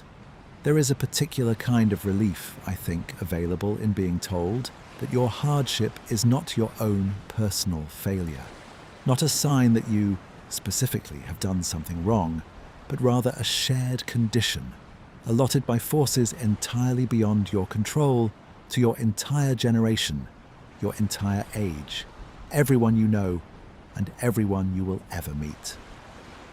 It removes hardship from the register of individual blame and places it instead in the register of shared fate, something endured together rather than something you alone have somehow earned through your own inadequacy. I do not think that reframing solves hardship or makes it hurt any less in the moment, but I do think it changes something about how a person can carry it, the difference between carrying a weight alone as though it were evidence of your own specific unworthiness, and carrying that same weight as part of a whole community, an entire age, all bearing something together that none of you chose and none of you could have prevented. I think about this particular kind of comfort more broadly than just in relation to Hesiod, because I suspect it explains something about why decline narratives in general across so many different cultures and centuries have proven so durable and so widely appealing, even when, and perhaps especially when, they are not straightforwardly true in any measurable sense. Nearly every generation of humans across nearly every century we have any record of seems to have believed to some degree that the world was getting worse, that earlier generations had it easier, simpler, more virtuous, more connected to what actually mattered. Historians who study this pattern across many different cultures and periods have noted how consistently it recurs, almost regardless of whether the specific period in question was, by any external measure we might now apply, actually declining or actually improving, or in some cases simply changing in ways that felt unfamiliar rather than genuinely worse. That consistency suggests the belief may be doing something other than simply accurately describing objective historical conditions. It may be doing something more like what we just discussed, offering a shared frame within which hardship becomes bearable, a story large enough to hold private struggle inside something communal, inherited, and, crucially, not your own fault.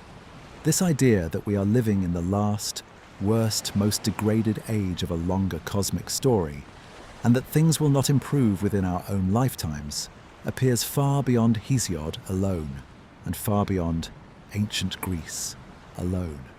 We are going to spend time, a little later tonight, with a tradition from much further east that describes something strikingly similar, an age of decline the tradition's own adherents believe we are currently living through, though on a scale of time so vast it makes even Hesiod's already ancient poem feel almost recent by comparison. I mention that connection now, gently, as a kind of promise, the way Hesiod's poem promised us the Iron Age would eventually end someday, for someone, even if not within the lifetime of anyone alive to read about it. I do not think this is simply a coincidence of the kind that emerges whenever two cultures happen to think in similarly gloomy terms about their own difficult circumstances.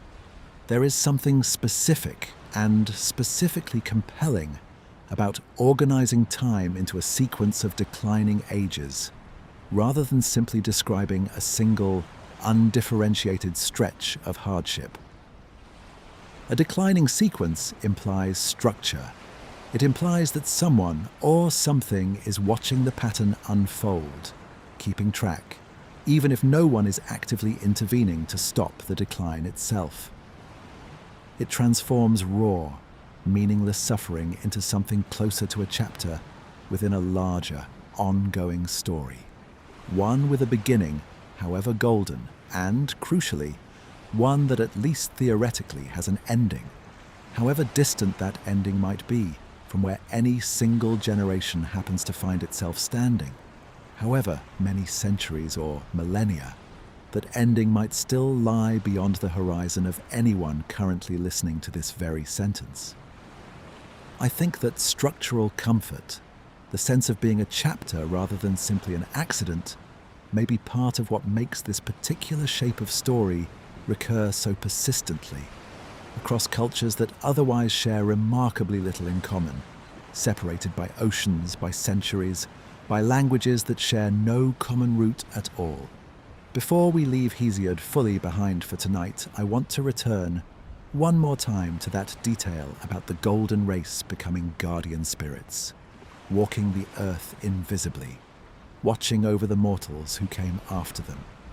I keep returning to it because I think it offers a kind of quiet, understated hope, tucked into an otherwise unflinchingly bleak framework that is easy to miss if you rush through the poem looking only for its most dramatic declarations. The golden race, in Hesiod's telling, did not simply vanish when their age ended.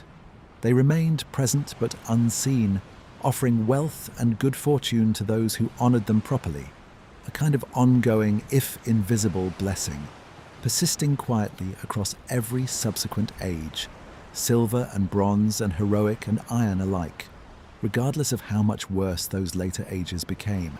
There is a specific Greek word Hesiod uses to describe this ongoing role, sometimes translated as guardians, sometimes as watchers, and later Greek religious and philosophical tradition would go on to develop this idea considerably further into what eventually becomes the broader Greek concept of the daimon, a kind of personal or protective spirit.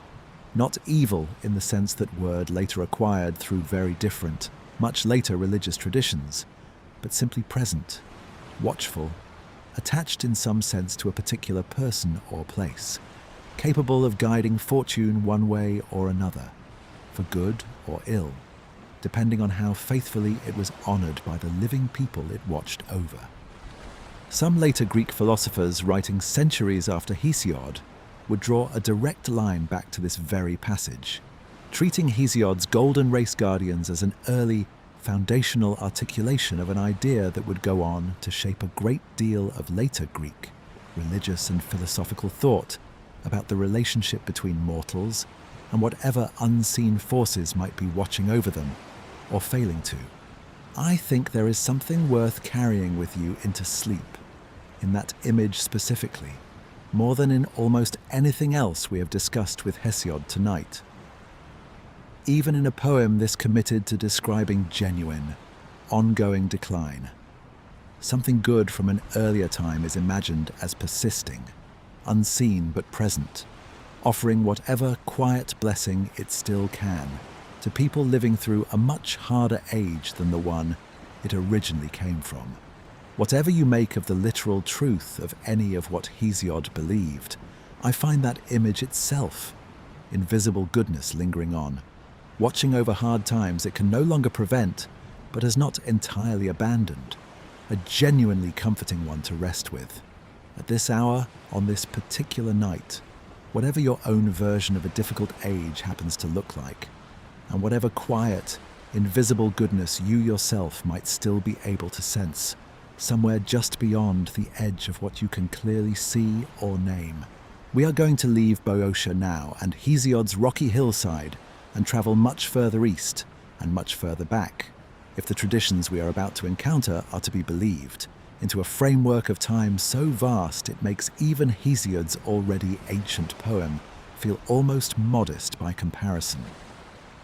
Where Hesiod describes 5 ages, unfolding once in a single, unrepeated sequence from gold to iron, the tradition waiting for us next describes something altogether different. A wheel rather than a road. Ages that do not simply end, but turn and turn again, across spans of time too enormous for any single human mind to properly hold, let alone measure against the length of an ordinary human life, or even against the length of a civilization's entire existence from its first founding to its final, forgotten ruin.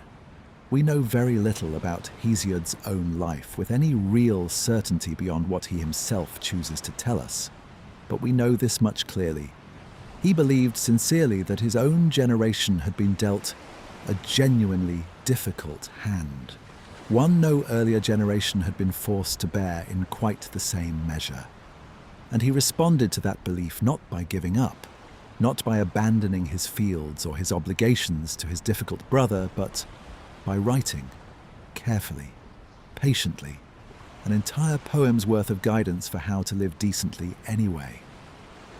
Inside a world he had already, in the same breath, declared to be fundamentally unjust. Everything we have walked through together so far tonight, the Sumerian kings, the Apkallu, Hesiod on his hillside, has moved in a single direction.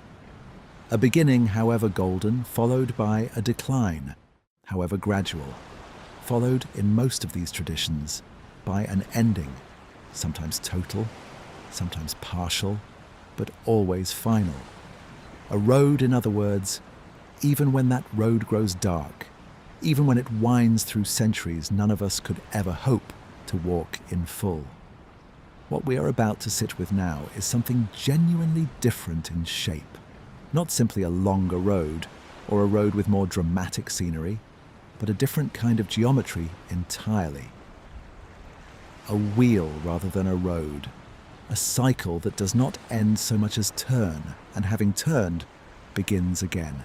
This is the Hindu concept of the Yugas, a framework for understanding time that is, I want to say clearly and with real respect before we go any further, not simply an ancient myth to be examined from a comfortable historical distance, the way we have examined some of tonight's earlier material.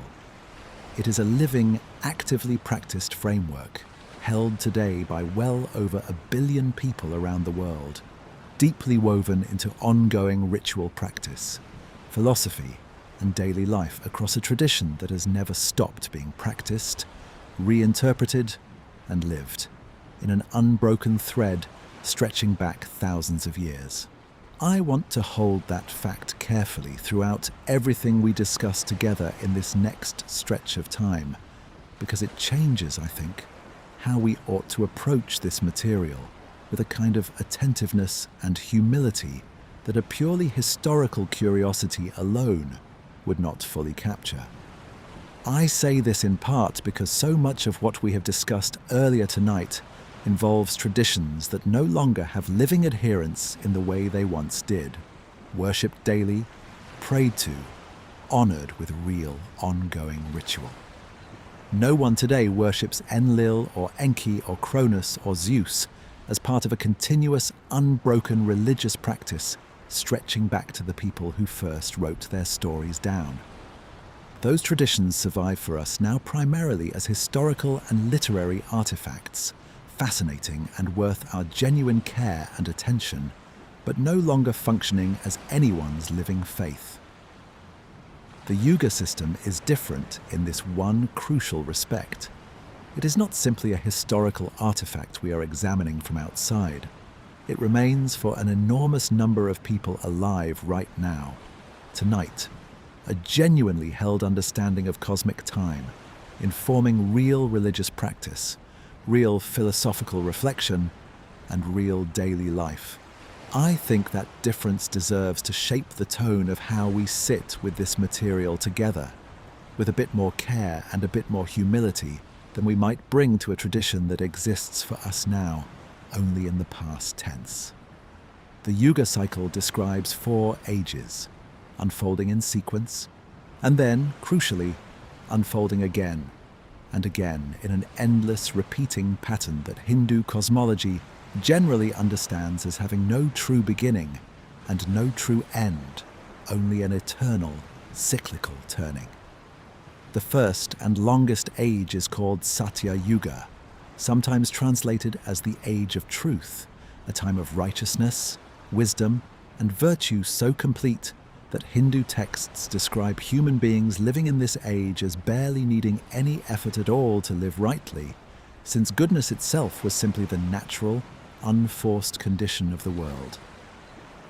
The second age, Treta Yuga, sees virtue diminish somewhat, though still remaining substantial, a world in which effort and ritual begin to matter more, since goodness no longer arrives entirely on its own. The third age, Dvapara Yuga, sees virtue diminish further still, roughly to a balance between good and difficulty. And it is in this age, according to tradition, that the great epic events of the Mahabharata are understood to have taken place. And the fourth and final age, the one Hindu tradition generally holds we are currently living within, is Kali Yuga, the age of conflict and moral decline, in which virtue has diminished to its lowest ebb before the entire cycle, having reached its lowest point, eventually resets, and Satya Yuga begins again. I want to say something about the word dharma here because it recurs constantly across discussions of the Yuga cycle, and I think a purely literal, hasty translation risks flattening something that carries real philosophical depth within the tradition itself. Dharma is sometimes rendered into English as righteousness, or virtue, or duty, or cosmic order, and honestly, no single English word captures its full range of meaning within Hindu philosophical thought. It refers, roughly, to the proper harmonious alignment between an individual's actions and the deeper moral and cosmic order underlying reality itself. And the Yuga system is, in large part, a description of how much of that alignment remains intact or has been lost at any given point in the Great Cycle. Satya Yuga is not simply a time when people happened to behave nicely toward each other. It is a time when Dharma itself, the underlying fabric connecting right action to cosmic order, remains almost entirely whole, almost entirely undamaged, such that living rightly requires little conscious effort, because the world itself is still, in a sense, correctly aligned. I want to sit for a quiet moment with the sheer scale of time this framework describes, because I think it is easy, hearing these age names spoken quickly, to miss just how genuinely vast the numbers involved actually are, and how deliberately, carefully these numbers were reckoned by generations of scholars working within their own sophisticated mathematical and astronomical traditions. Traditional reckonings drawn from Puranic texts composed and compiled over many centuries describe Satya Yuga as lasting 1,728,000 years, Treta Yuga 1,296,000 years, Dvapara Yuga 864,000 years, and Kali Yuga, the age we are currently understood to be living within, 432,000 years, of which by most traditional calculations, only a relatively small portion, something over 5,000 years, has elapsed so far. All four yugas together are understood to comprise what is called a Mahayuga, a great age, and 1,000 Mahayugas together comprise a single kalpa, often translated as a day in the life of the god Brahma. A single unit of cosmic time so large that, by most calculations, it comes out to something in the neighborhood of 4.32 billion years, a figure that sits remarkably close to modern geological estimates of the actual age of the Earth itself, a coincidence some commentators, both within and outside the tradition, have found genuinely striking to sit with, whatever one ultimately makes of it.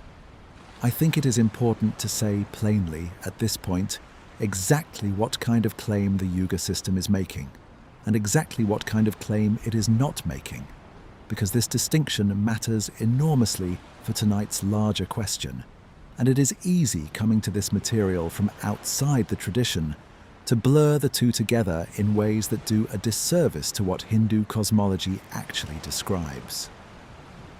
The Yuga cycle is fundamentally a framework for understanding the moral and spiritual condition of humanity across vast stretches of time, a description of how close or how far human society sits from ideal righteousness at any given cosmic moment. It is not, in its traditional and most widely practiced form, primarily a claim about a series of distinct, separate, physically vanished civilizations, each with its own cities and kings, and material remains waiting to be excavated, the way Atlantis is popularly imagined, or the way Lemuria is invented within theosophy. It is closer in its essential structure to what we found in Hesiod, a framework describing moral and spiritual decline across generations, except unfolding on a genuinely cosmic scale, and, crucially, unfolding cyclically rather than only once. I think it is worth noting also here that different schools and commentators within the broader Hindu philosophical tradition have historically held genuinely varied views on how literally to understand the specific numerical durations attached to each yuga, and on how directly the moral qualities of any given age should be read as descriptions of literal, observable historical conditions versus symbolic or spiritual states operating somewhat independently of straightforward chronological history. Some traditional commentators have proposed considerably shorter durations for the cycle than the vast Puranic figures I mentioned a moment ago, while others hold the traditional figures as precisely, literally accurate. This internal diversity of interpretation is, I think, worth naming honestly, rather than presenting Hindu cosmology as though it speaks with one single, monolithic voice on every point of detail. Like most genuinely ancient, genuinely long-lived religious and philosophical traditions, including several we have already spent time with tonight, it contains real internal debate, real disagreement, and real diversity of thought, sustained productively across many centuries of careful, serious internal discussion. That cyclical quality is, I think, the single most important distinction to hold on to as we sit with this material tonight, and it is worth dwelling on directly because it changes the entire emotional and philosophical shape of what a tradition like this offers its practitioners. Hesiod's Iron Age, as we spent real time discussing, offered no promise of return, only a quiet, uncertain hope that it might someday end, for someone, eventually, without any guarantee built into the structure of the cosmos itself. The Hindu understanding of Kali Yuga is different in this specific, crucial way. However difficult, however morally diminished this current age is understood to be, Hindu cosmology holds that it will, eventually, necessarily, complete its cycle and give way once again to Satya Yuga, a new age of truth and righteousness. Not because of any external rescue or divine intervention exactly, but because that is simply the nature of cyclical time itself, turning the way a wheel turns, the way a season turns, the way night reliably gives way to morning, regardless of how dark or how long any particular night happens to feel while you are living inside it. I find something genuinely, deeply comforting in that structural difference, sitting with it at this hour, even as someone approaching this material from outside the tradition myself. There is a real difference emotionally and philosophically between believing you live in the worst age with no promise it will ever end, and believing you live in the worst age with the absolute certainty, built into the very structure of time itself, that it eventually will end. And moreover, that something better does not simply arrive once, as a stroke of unrepeatable luck, but returns reliably as part of the fundamental order of the cosmos, the way morning has never once, in the history of the world, failed to eventually follow even the very longest night, however long that particular night has felt to whoever happened to be lying awake through the whole of it. I want to be careful here, though, about a specific way this material gets distorted when it travels outside its own tradition and into the kind of internet content we opened this whole evening discussing. Some popular retellings, particularly the kind that blend the Yuga system together with claims about lost advanced civilizations, ancient superscience, and cyclical global cataclysms, treat Satya Yuga specifically as though it describes a literal, physically advanced, technologically sophisticated prior civilization, one that possessed knowledge or capabilities modern humanity has since lost or forgotten. This reading exists and has some popularity within certain modern spiritual and alternative history circles, including some writers who blend Hindu cosmology with material drawn from theosophy, the very tradition we spent real time examining honestly a little earlier tonight. But I want to be honest with you that this specific interpretation, treating the Yugas as literal, advanced, lost civilizations, rather than as a framework for spiritual and moral condition, represents one modern reading among several, rather than the singular, universally agreed upon traditional understanding held across the entire, vast, internally diverse landscape of Hindu philosophical thought, which includes many schools, many commentators, and many centuries of genuinely rich internal debate about exactly how, literally or symbolically, this material ought to be understood. It is worth naming, specifically, how this particular blending tends to happen, because the mechanism echoes something we already traced carefully with Blavatsky a little earlier tonight, and it is worth seeing the pattern clearly a second time, now that we know what to look for. 19th century theosophical writers, including Blavatsky herself, drew heavily and explicitly on Hindu and Buddhist concepts, including the Yuga system, incorporating them directly into her own root race cosmology, and in doing so, reshaping and reinterpreting them to fit her own, considerably different framework, one centered on lost physical continents and successive biological races rather than on the Yuga tradition's own primary emphasis on dharma, moral alignment, and spiritual condition. Some later popular authors, writing well after Blavatsky, then drew on her already reshaped version of the Yuga concept, rather than returning to the tradition's own primary sources and its own extensive internal scholarly commentary, compounding the reshaping a second time over, until the version reaching a casual modern audience today can sit several layers removed from anything a traditional Hindu commentator working within the tradition's own primary textual and philosophical sources would actually recognize as a faithful account of what the Yugas are fundamentally describing. I think the most honest thing I can do, sitting with you at this hour, is to give you both of these things clearly, rather than collapsing them into one simple, tidy story. The Yuga system is genuinely ancient, genuinely vast in scope, and genuinely still practiced today by an enormous, living, thoughtful religious tradition, one that has produced serious philosophical reflection on the nature of time, virtue, and cosmic order across thousands of years of continuous internal debate and development, carried forward by generations of serious scholars, commentators, and practitioners who have taken this material with the full seriousness it deserves. And separately, specific modern interpretations exist that stretch this material toward claims about lost advanced technology and vanished physical civilizations, claims that represent a genuine departure from, or at minimum, a significant reinterpretation of, the tradition's own primary, historically dominant emphasis on moral and spiritual cycles rather than material or technological ones. I want to end this part of tonight's exploration by returning to that number I mentioned a little earlier, the rough correspondence between a single day in the life of Brahma and modern geological estimates of the age of the Earth.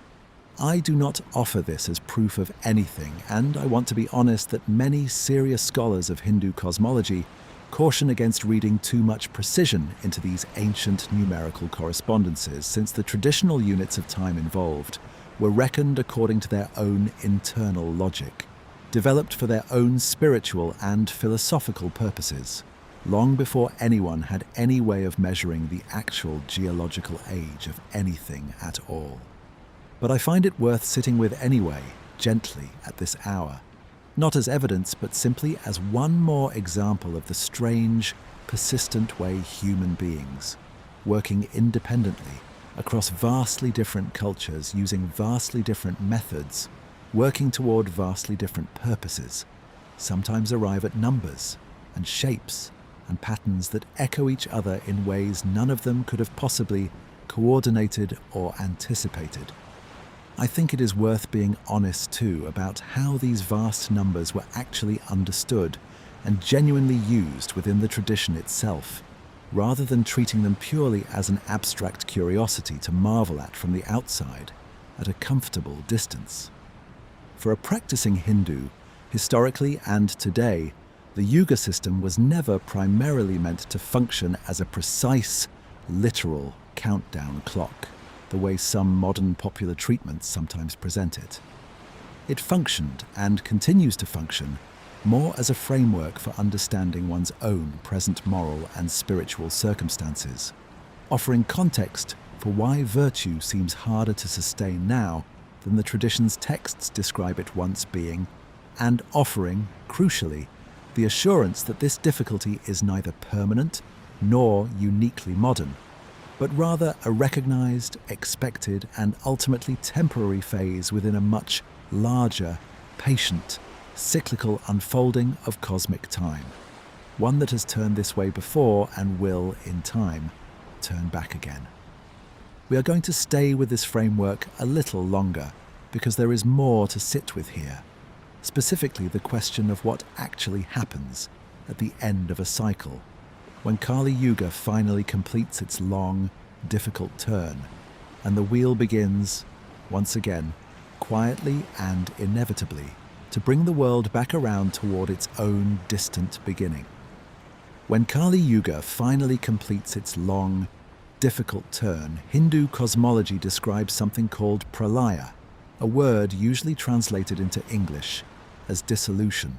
I want to sit with that word carefully, at some real length, because I think it carries a very different emotional weight than the word most of tonight's earlier traditions have used to describe their own endings. Flood, catastrophe, ruin. Pralaya is gentler than any of those, and I do not think that gentleness is accidental.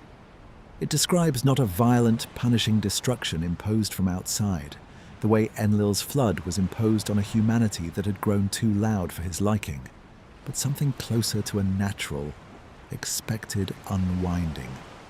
The way a held breath is eventually released, the way a wave that has traveled a great distance finally, gently, returns to the sea it came from. There are, within Hindu cosmological thought, different scales of dissolution described across different texts, and I want to walk through this carefully, rather than collapsing them into one single, undifferentiated ending, because the tradition itself is considerably more nuanced than that. The dissolution that closes out a single Mahayuga, the completion of all 4 yugas together, golden through iron, or Satya through Kali, is understood as a relatively modest kind of ending, a reset primarily of moral and spiritual conditions, clearing the way for Satya Yuga to begin again with the world's underlying structure largely still intact. This is the scale of dissolution most directly and immediately relevant to the cycle we have been discussing together tonight, the turning from Kali Yuga back toward a new golden age. I think it is worth pausing on the word reset for a moment, because I used it somewhat loosely just now, and I want to be more precise about what actually happens, according to the tradition, at this smaller scale of dissolution, rather than leaving it vague. It is not, importantly, ever understood as humanity being wiped out entirely and quietly, replaced with an entirely new population, the way the Mesopotamian flood we spent time with earlier tonight describes. It is understood more as a slow, gradual transition, virtue slowly, almost imperceptibly, beginning to strengthen once again after having reached its lowest point. Human lifespans and human capacities for goodness slowly lengthening and improving across the transition, until eventually, gradually rather than suddenly, the conditions of Satya Yuga are restored. This particular gradualness matters quite a lot, I think, because it distinguishes the Yuga cycle's understanding of renewal from the more abrupt, catastrophic endings we have spent much of tonight examining. A flood arriving in a single, terrible night, a race destroying itself in war. Here, instead, dawn arrives the way dawn actually arrives, slowly, by degrees, rather than all at once. But there is a considerably larger scale of dissolution described within the tradition as well, occurring not at the end of a single Mahayuga, but at the end of an entire Kalpa, that vast day in the life of Brahma we discussed earlier, comprising a full 1,000 Mahayugas. This larger dissolution, sometimes called Naimitika Pralaya, or occasional dissolution, is understood as touching the three worlds more completely, a genuine unmaking of the physical universe as currently constituted, followed by an equally vast period of cosmic rest, sometimes described as a night of Brahma, of roughly equal length to the day that preceded it, before creation quietly begins again entirely afresh at the slow dawn of a new Kalpa. And beyond even this, some texts describe a still more complete and total dissolution, occurring only after many, many Kalpas have slowly passed, understood as touching the entirety of manifest existence itself, a return to a kind of undifferentiated cosmic potential from which everything, eventually, patiently unfolds once more. Some traditional texts describe this larger scale of dissolution, the ending of an entire Kalpa, in genuinely vivid, almost overwhelming imagery worth sitting with briefly at this hour, before we move on to what comes next. The Vishnu Purana, one of the major texts within this broader tradition, describes 7 suns eventually appearing in the sky at the close of a Kalpa, their combined heat drying up the oceans and scorching the earth entirely, followed by great clouds, shaped like elephants and shaped like mountains, gathering to release a flood of rain that continues without pause for what the text describes as 100 years, submerging the three worlds entirely beneath water, until the god Vishnu himself, reclining upon the cosmic serpent Shesha, floats alone upon that primordial ocean, sleeping while creation itself waits, dissolved and formless, for the next Kalpa to begin, and for Brahma to awaken once more and begin the long, patient work of bringing form back out of that vast, waiting water. I find myself moved, sitting with this layered structure at this hour, by how carefully thought through it actually is, once you take the time to sit with its internal logic, rather than simply absorbing a flattened, single-word summary. This is not a tradition that imagined one single kind of ending and left it at that. It imagined endings within endings, cycles nested inside larger cycles, each one dissolving and reforming according to its own appropriate scale. The way a single day ends within a longer week, which ends within a longer year, which itself sits within a lifetime without any of those smaller endings needing to threaten the larger structures containing them. I think there is something worth learning from this nested structure specifically, quite apart from its rich cosmological content, because it offers a genuinely useful way of thinking about hardship at any scale, personal or historical, large or small. A difficult day does not have to mean a difficult year. A difficult year does not have to mean a difficult decade. The Yuga system, understood this way, is not simply describing one single wheel turning at one single speed, but many wheels, turning at many different speeds, nested carefully inside each other, so that the ending of a smaller cycle need not be mistaken for the ending of everything. I think that distinction between the ending of a chapter and the ending of the whole book is a genuinely useful one to carry with you, whatever your own relationship to Hindu cosmology happens to be, and whatever scale of difficulty you might be sitting with tonight on this particular hillside of your own. I think this is a genuinely useful moment to return to something we discussed earlier tonight, the difference between linear and cyclical understandings of time, because I do not think that difference has yet been given the full weight it deserves. Nearly every tradition we have visited so far tonight, the Sumerian King List, the Mesopotamian Flood, Hesiod's Ages of Man, has understood time as fundamentally linear, a road with a beginning somewhere behind us and, presumably, though not always stated explicitly, some kind of ending somewhere ahead. Things happened once. The flood came once. The Golden Age existed once and does not return. Even Hesiod's guardian spirits lingering on from the golden race are lingering remnants of a single, unrepeated past, not the seed of some future golden age still to come. Cyclical time, of the kind we have been sitting with across this Hindu material, asks something genuinely different of a person trying to make sense of their own place within it. It asks you to understand your own present moment, not as a single point somewhere along an arrow flying in one direction, but as a single point on a wheel that has already turned this way before, uncountable times, and will turn this way again, uncountable times more. I think it is worth pausing to notice how strange and how genuinely different this actually feels to sit with if you have spent your whole life, as many of us listening tonight likely have, inside a broadly linear understanding of history and time, whether through religious upbringing, scientific education, or simply the ambient assumptions of the culture surrounding you. It is worth acknowledging, too, that this distinction between linear and cyclical time is not always as clean a dividing line as I may have made it sound a moment ago, even within the specific traditions we have spent tonight examining closely. Some scholars of comparative religion have pointed out that even traditions we generally describe as linear often contain cyclical elements tucked within them, and traditions we describe as cyclical often contain genuinely linear elements as well, particular events that are understood as happening only once, unrepeated, even within an overall cyclical framework.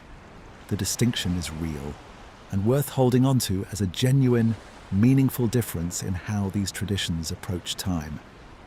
But it is a difference of emphasis and overall shape more than a perfectly absolute, uncrossable boundary between two entirely separate categories of belief. Under a linear framework, your own particular historical moment carries a certain kind of weight, a certain kind of uniqueness, because it will never come again in exactly this form. Whatever happens now happens once, and then time moves on, carrying it permanently into an unrepeatable past. Under a cyclical framework, that uniqueness dissolves somewhat, replaced by something else, a sense of belonging to a pattern far larger and far older than any single lifetime. A pattern that has already held countless other lives, other Kali Yugas, other struggling generations convinced, as generations under a cyclical system so often are, that their own particular difficulties represent something unprecedented, when in fact, according to the tradition itself, they represent simply one more turning of a wheel that has turned this exact way, in broad outline if not in precise, granular detail, uncountable times before, and will turn this way again, uncountable times after. I want to be honest that I find something genuinely difficult, as well as something genuinely comforting, in sitting with cyclical time this closely, and I do not want to pretend the difficulty away for the sake of a tidier ending to this particular part of tonight's exploration. There is comfort, as we discussed, in knowing an age of difficulty will end, and will be followed eventually by something better. But there is also something almost dizzying in the scale involved, the sense of being one small, turning within a wheel so vast that entire kalpas, each one longer than the current scientific estimate for the age of the Earth itself, are treated, within this framework, as single days within an even larger, ongoing cosmic rhythm. It is difficult, genuinely difficult, for an ordinary human mind, accustomed to thinking in decades and centuries at most, to hold that scale of time without feeling something close to vertigo. I think this particular kind of vertigo, the dizziness that comes from trying to hold a truly cosmic scale of time inside an ordinary human mind, built mostly for tracking seasons, harvests and single lifetimes, is not unique to Hindu cosmology, though this tradition perhaps articulates it more explicitly and with considerably more mathematical precision than most others we will encounter tonight. Modern cosmology asks something similar of us now when it describes the universe as some 14 billion years old, or when it describes geological time in the hundreds of millions of years, scales that are, if anything, even more dizzying than the Yuga system's already vast numbers, because modern cosmology generally does not offer the same comforting cyclical structure to soften the scale. No promised eventual return to a golden age, only a vast, largely indifferent unfolding whose ultimate direction and ultimate meaning remain, by the honest admission of the scientists studying it, still genuinely uncertain. And yet, I think that vertigo, uncomfortable as it is, might be doing something genuinely valuable, if we let it, rather than something merely disorienting. There is a particular kind of relief available in feeling small against a backdrop this vast. A relief distinct from, though related to, the comfort we discussed earlier about hardship being shared rather than solitary. Feeling small against cosmic time can function, for some people, within some traditions, as a kind of release from the exhausting, unsustainable pressure of believing your own particular moment, your own particular struggles, your own particular generation's difficulties must somehow matter cosmically, must somehow be the decisive turning point in some larger, unrepeatable story. Cyclical time offers a different, gentler proposition. Your moment matters genuinely the way every turning of the wheel matters to whoever happens to be living through it. But it does not need to matter uniquely, does not need to carry the entire weight of being the one time this pattern has ever occurred, in order to still be worth living through with full attention and full care. I think there is a specific kind of exhaustion, common enough that I suspect many of you listening tonight will recognize it in yourselves, that comes from believing your own historical moment is uniquely, unprecedentedly significant, uniquely fragile, uniquely at risk of representing some final, irreversible turning point for everything that matters. That belief, however understandable, however common, it seems to be across nearly every generation that has ever held it about itself, carries a real psychological weight, a sense that everything depends, uniquely, on however this particular moment happens to resolve. Cyclical time offers, at minimum, a different way of holding that weight, not by denying that the present moment is difficult, or that it deserves real, careful attention and real effort, but by situating that difficulty within a much larger pattern that has, according to the tradition itself, already held countless other difficult moments before this one, and will hold countless others still to come. Long after every person currently listening to this sentence has become, themselves, part of whatever comes next. I want to say something too about how this cyclical understanding relates back to the number 7 we spent so much of tonight tracing, since it is worth being honest that the Yuga system, in its traditional, most widely practiced form, is not itself organized around the number 7 at all. 4 yugas comprise a Mahayuga. 1,000 Mahayugas comprise a Kalpa. The number 7 does not function as a structural organizing principle within this particular Hindu cosmological framework, in the way it does within the Mesopotamian Apkallu tradition, or within Blavatsky's later, considerably different root race system. I think this is worth naming plainly because it means the Yuga system, honestly and accurately understood, does not straightforwardly support the specific 7 civilizations claim we opened this whole evening discussing, even though popular retellings sometimes fold it into that broader narrative anyway, treating all of tonight's traditions as though they were quietly agreeing with each other on a shared number that, in truth, only some of them actually describe. There is one place where the number 7 does appear within this tradition, and I mentioned it a moment ago almost in passing, worth returning to briefly now that we have gathered more context to hold it properly and carefully. The 7 suns that appear in the sky at the dissolution of a kalpa, described in the Vishnu Purana, drying the oceans before the great rains come. I want to be honest that this is a genuinely different use of the number 7 than anything else we have discussed tonight, describing a sequence of celestial events at a single moment of cosmic dissolution, rather than 7 successive ages, or 7 successive teachers, or 7 successive vanished civilizations of the kind popular retellings so often imagine. It is, I think, worth naming precisely for that reason. One more example of how easily a shared number can create an illusion of deeper connection between traditions that are, on closer, honest inspection, describing genuinely different things, organized according to genuinely different internal logics, for genuinely different reasons. We have now spent real time with 2 traditions describing decline and renewal on a grand scale. Hesiod's single, unrepeated road from gold to iron, and the Hindu wheel, turning endlessly through dissolution and rebirth.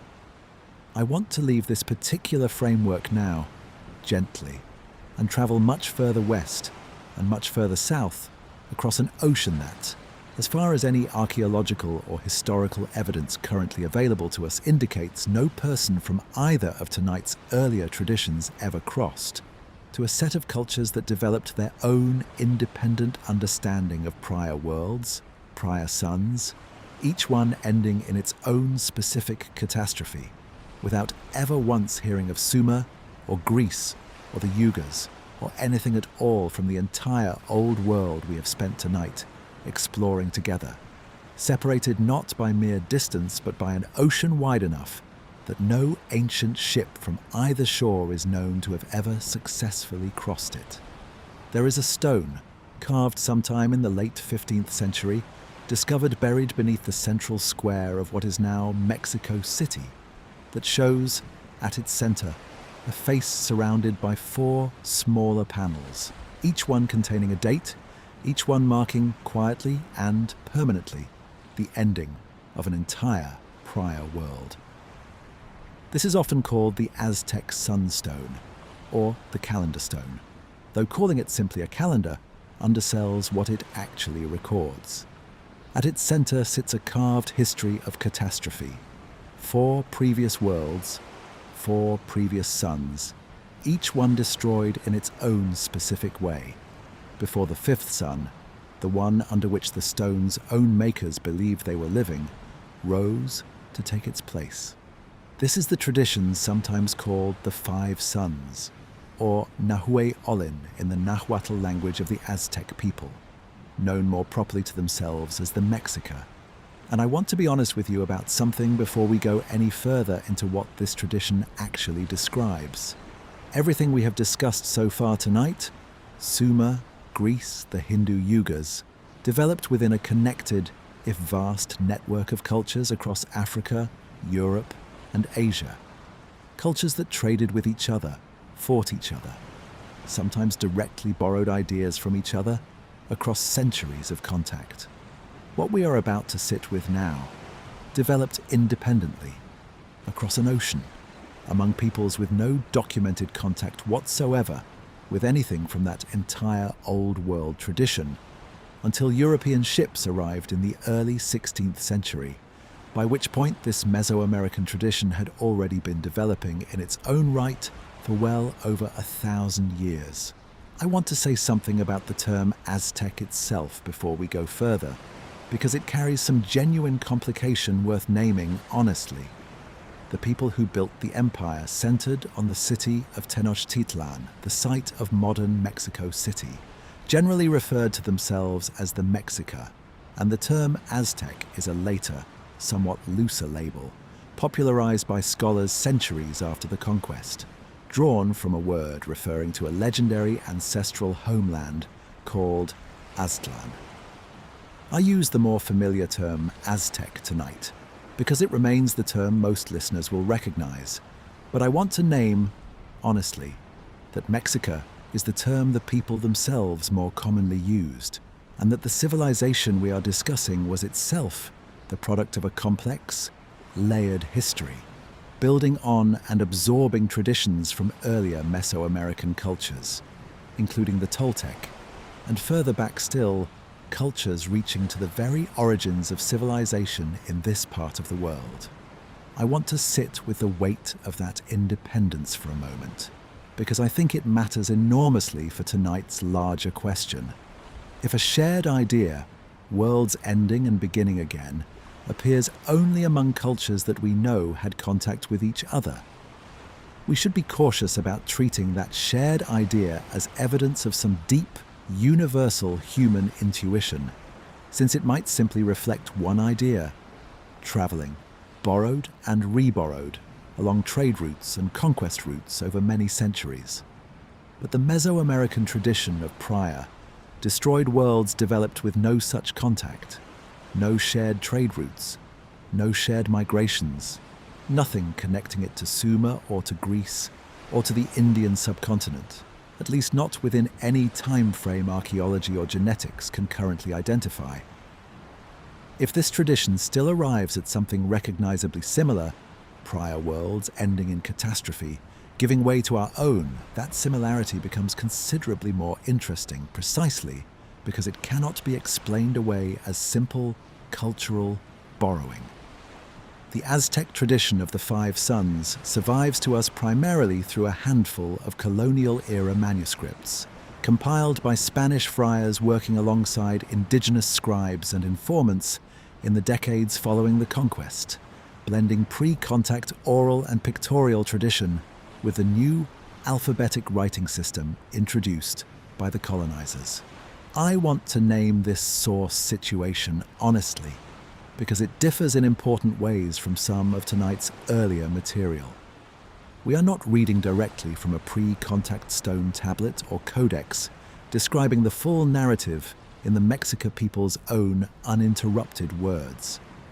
We are reading reconstructions compiled after a genuinely catastrophic rupture in the culture that originally held this tradition by scribes working under colonial authority, sometimes with real care and real respect for what they were recording, and sometimes filtering that recording through their own European religious assumptions about what a proper cosmology ought to look like.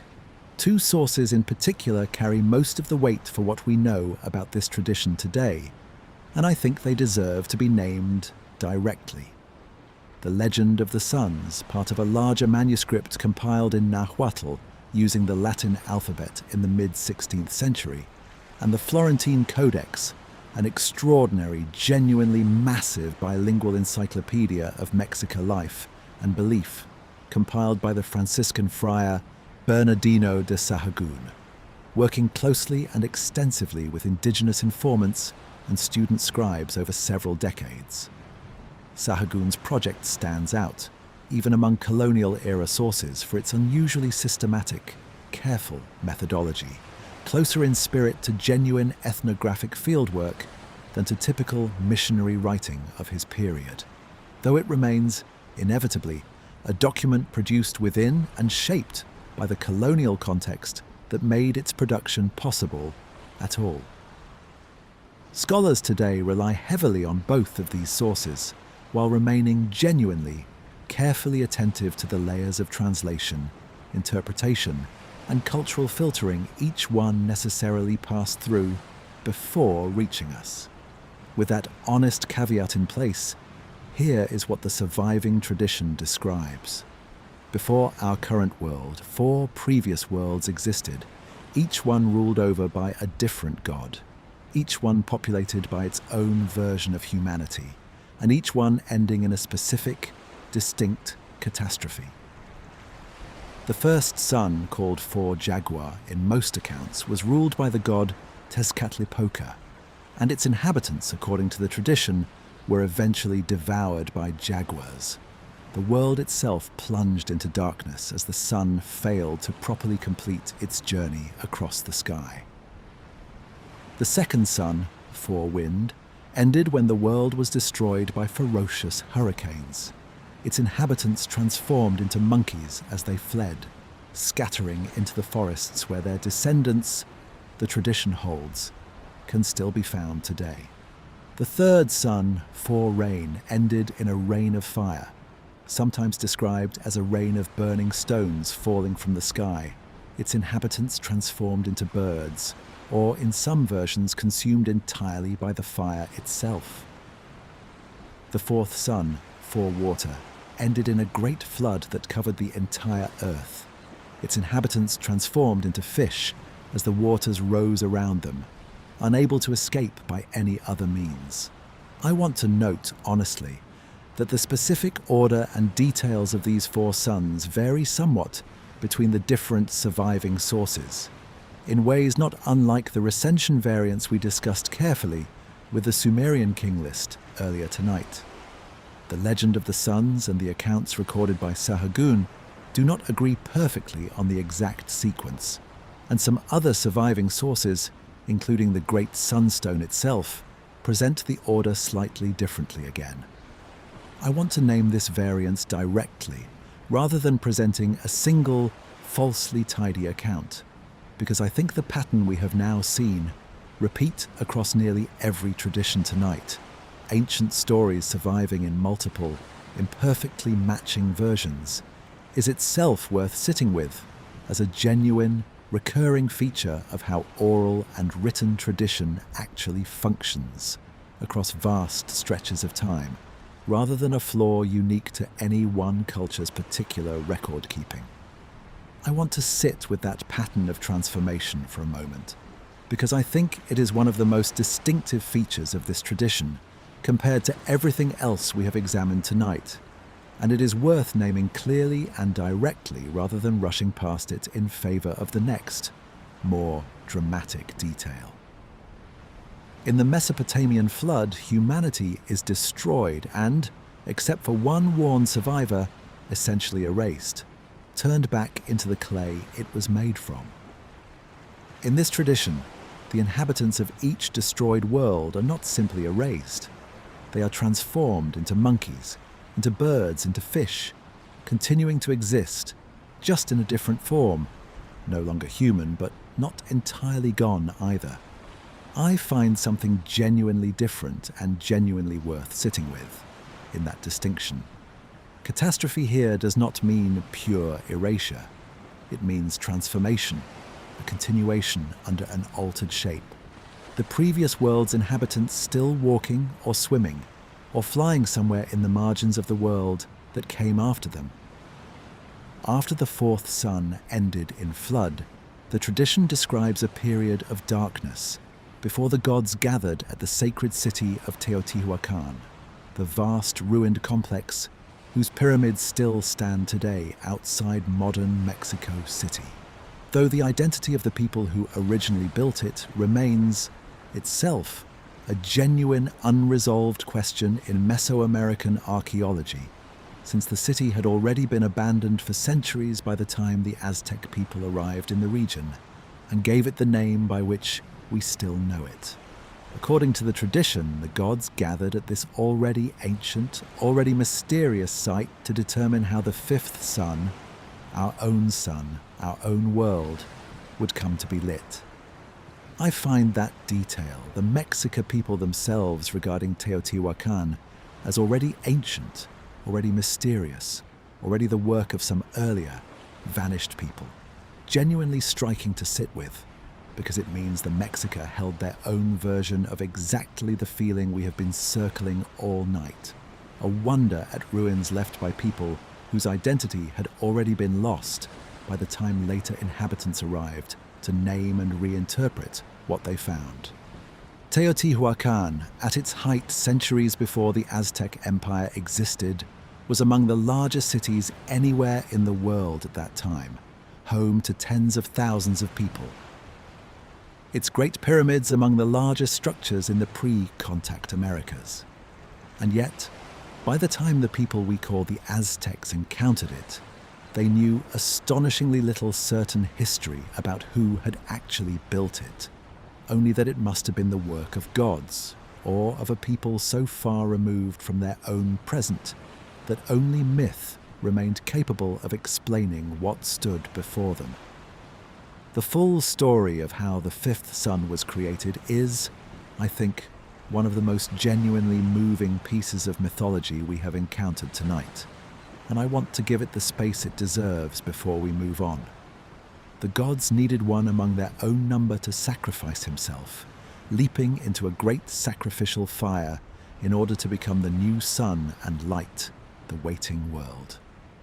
A wealthy, confident god named Techistocatl volunteered first, expected by everyone present to be the obvious, natural choice, given his evident courage and his evident high status.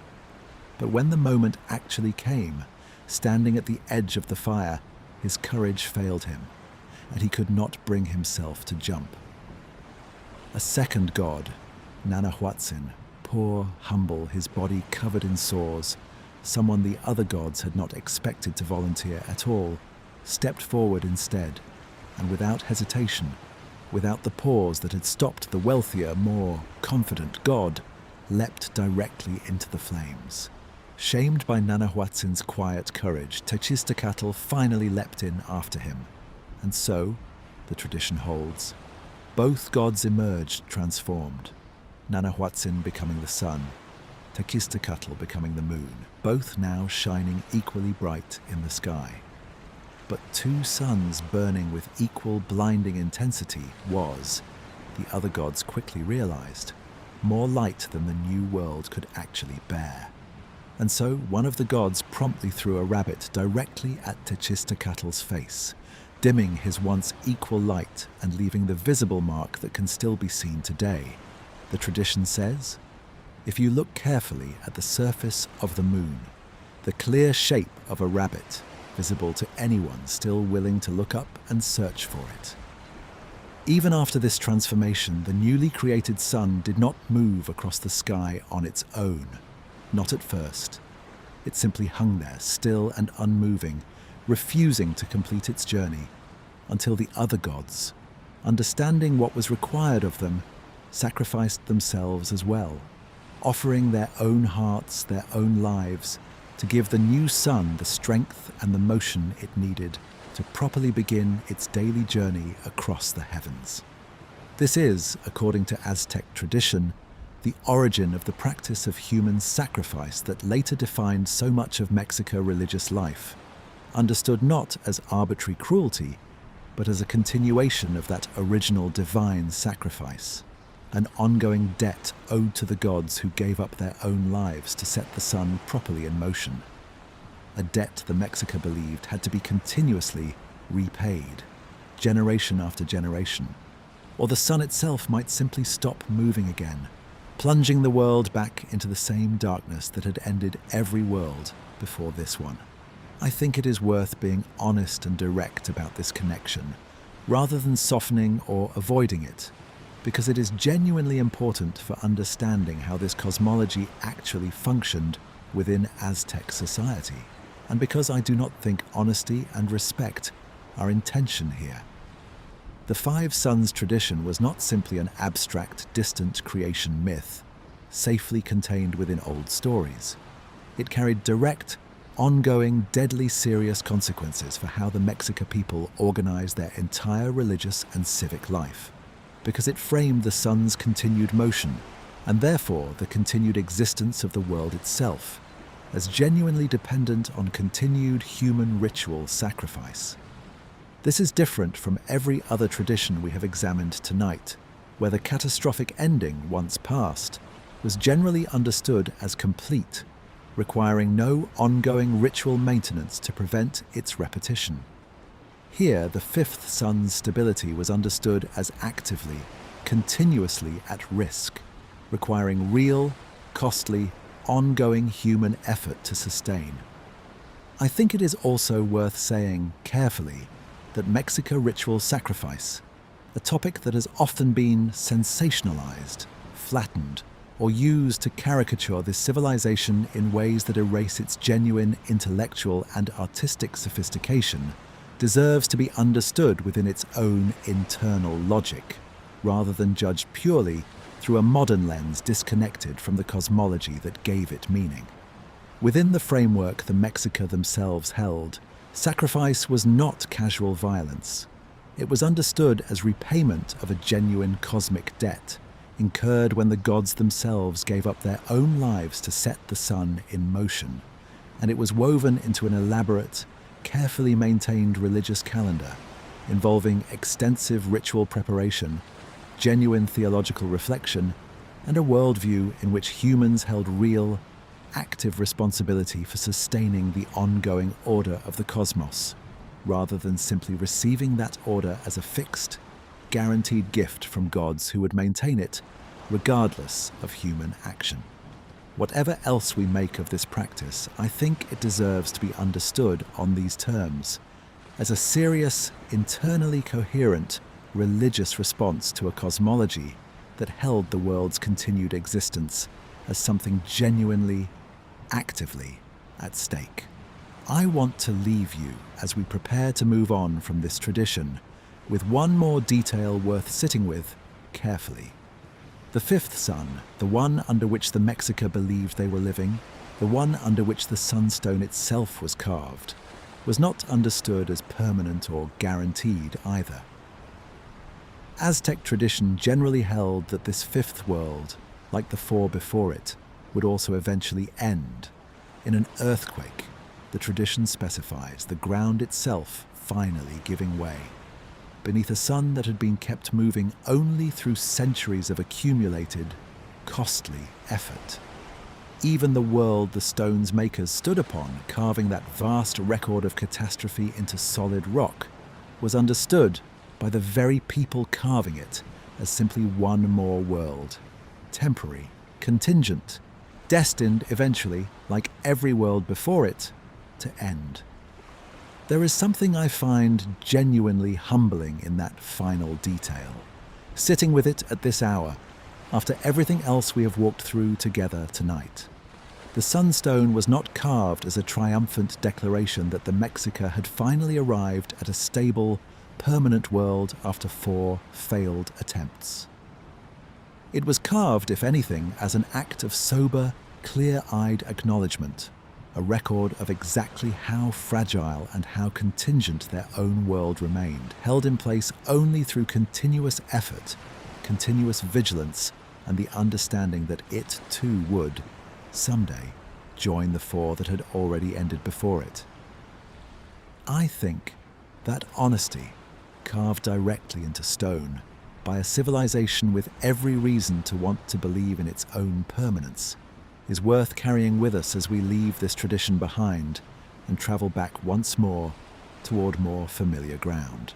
There is a difference, subtle but genuinely important, between a world ending entirely and a single creation simply failing.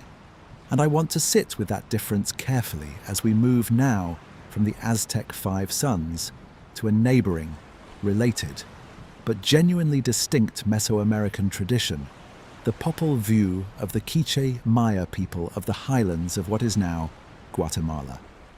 Where the 5 suns describes entire worlds destroyed by catastrophe, the Popol view describes something quieter, and in some ways stranger. Several attempts by the gods themselves to create beings capable of properly honoring them. Attempts that did not end in cosmic disaster so much as in simple, repeated, patient disappointment. The Popol Vuh survives to us through a single, genuinely remarkable manuscript, transcribed in the Quiche Maya language using the Latin alphabet sometime in the mid-16th century, likely composed by Quiche's nobles working carefully from an earlier hieroglyphic or pictorial source that has not itself survived. In the genuinely difficult years following Spanish conquest and the widespread, deliberate destruction of so much Maya-written material by colonial authorities. This transcription was subsequently copied and later translated carefully into Spanish by a Dominican friar named Francisco Ximénez in the early 18th century. And it is his manuscript, containing both the original Quiche's text and his own Spanish translations side by side, that survives today, housed now in a research library in Chicago, thousands and thousands of miles from the quiet highlands where the story it contains was first ever told aloud. I want to say a little more about Ximénez himself, and about the specific, somewhat unusual path this manuscript took to end up so far from where it began, because I think the journey itself carries some weight worth sitting with. Ximénez served as a parish priest in the town of Chichicastenango in the Guatemalan highlands, and by his own careful account, gradually gained the trust of local Quiche community members over many patient years of service, eventually being shown, or perhaps simply given quiet access to, the earlier manuscript he then carefully transcribed and translated in full. His work sat largely unknown outside a small circle of scholars for well over a century afterward, passed between various libraries and private collections across Guatemala, and eventually Europe, before finally being acquired by a research library in the United States in the early 20th century, where it remains today, carefully preserved still, to this day, the single most complete surviving source we have for this entire ancient tradition. I want to sit with the fragility of that survival for a moment, because I think it is easy, encountering a text like this now, translated, printed, easily accessible, to forget how narrow the margin of its survival actually was. The Spanish colonial project in the Americas involved, among many other things, a genuinely systematic campaign against indigenous writing systems and indigenous religious texts, understood by colonial authorities as dangerous, idolatrous, worth destroying wherever they were found. Countless Maya texts were burned, deliberately, by colonial officials who considered this destruction a form of religious duty. The Popol Vuh survives largely by chance, and by the quiet, careful work of Quiche's nobles who chose to preserve their own tradition using the very alphabet the colonizers had introduced. A genuinely remarkable act of cultural persistence under conditions that destroyed so much else. I think it is worth naming, directly, the scale of what was lost more broadly, so that the Popol Vuh's survival can be understood properly, against that backdrop, rather than as simply one text among many that happened to make it through intact.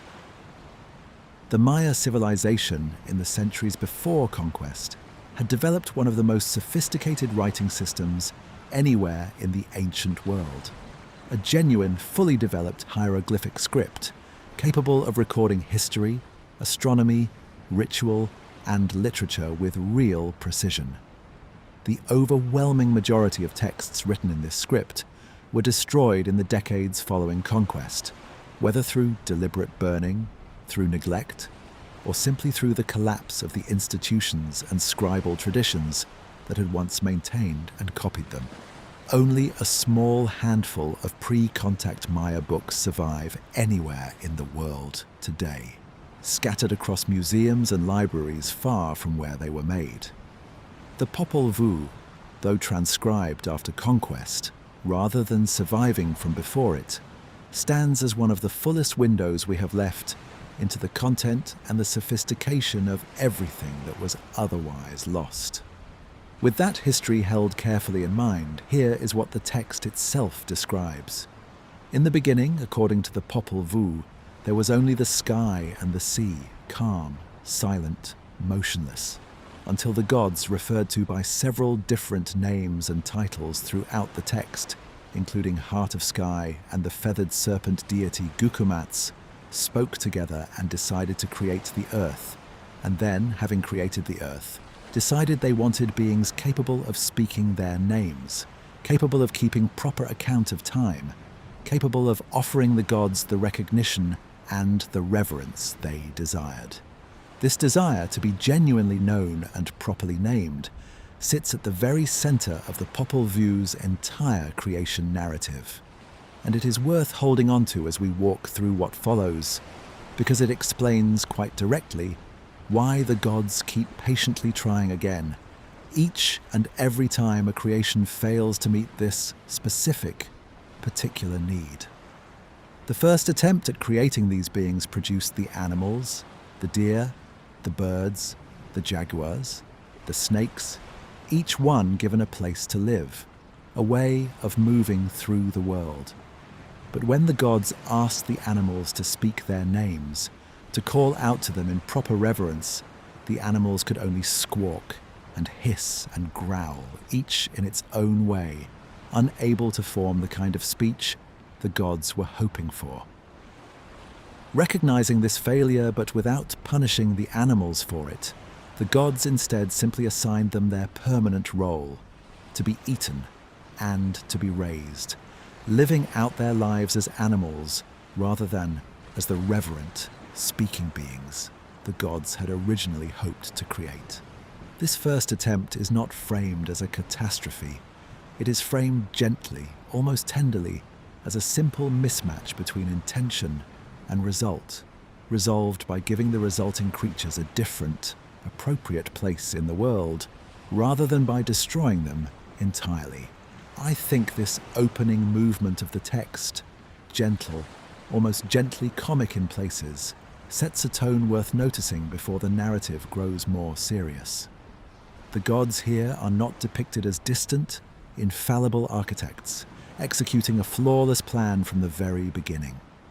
They are depicted instead as genuinely experimenting, genuinely uncertain, willing to try something, observe honestly what actually resulted, and adjust their approach accordingly, without shame or defensiveness about the fact that their first attempt did not turn out exactly as hoped.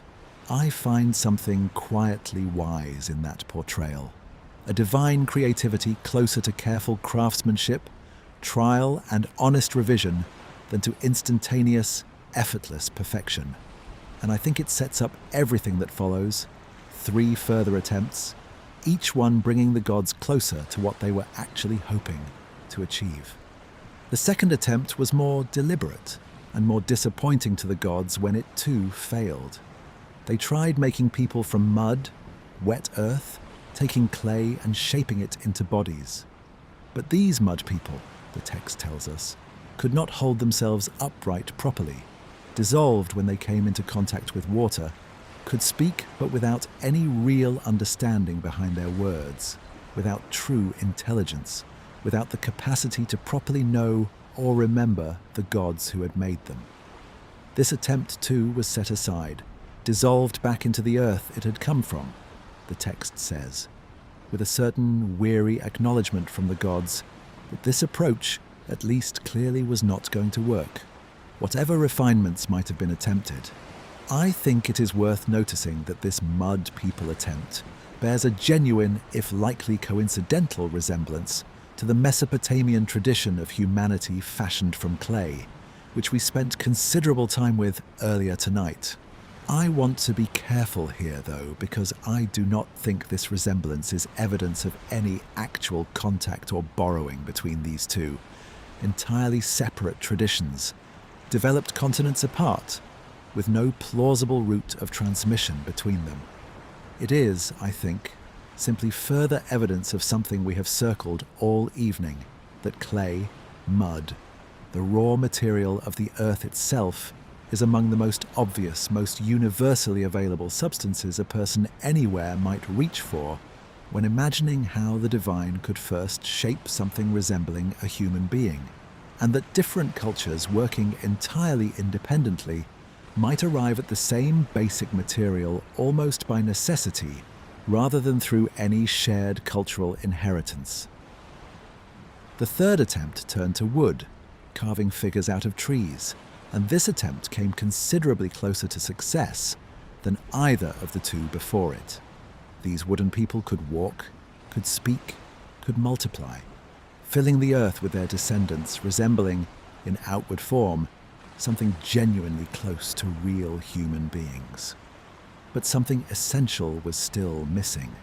The text tells us they had no heart and no understanding, no true connection to the gods who had made them, no memory of their own creator, going through the motions of existence without ever turning that existence toward proper reverence or genuine gratitude.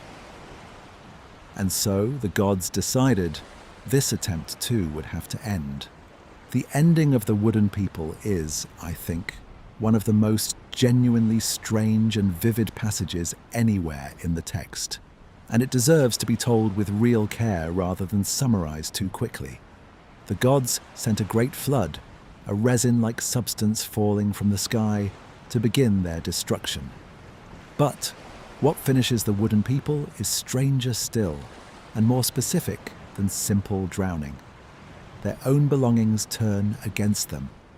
Their cooking pots and grinding stones, their dogs and turkeys, everything they had used carelessly, without gratitude, without proper respect for its own purpose, rises up and attacks them, the text says, their own household objects accusing them directly of having mistreated them, of having ground them and burned them, and worked them without any real thanks or recognition.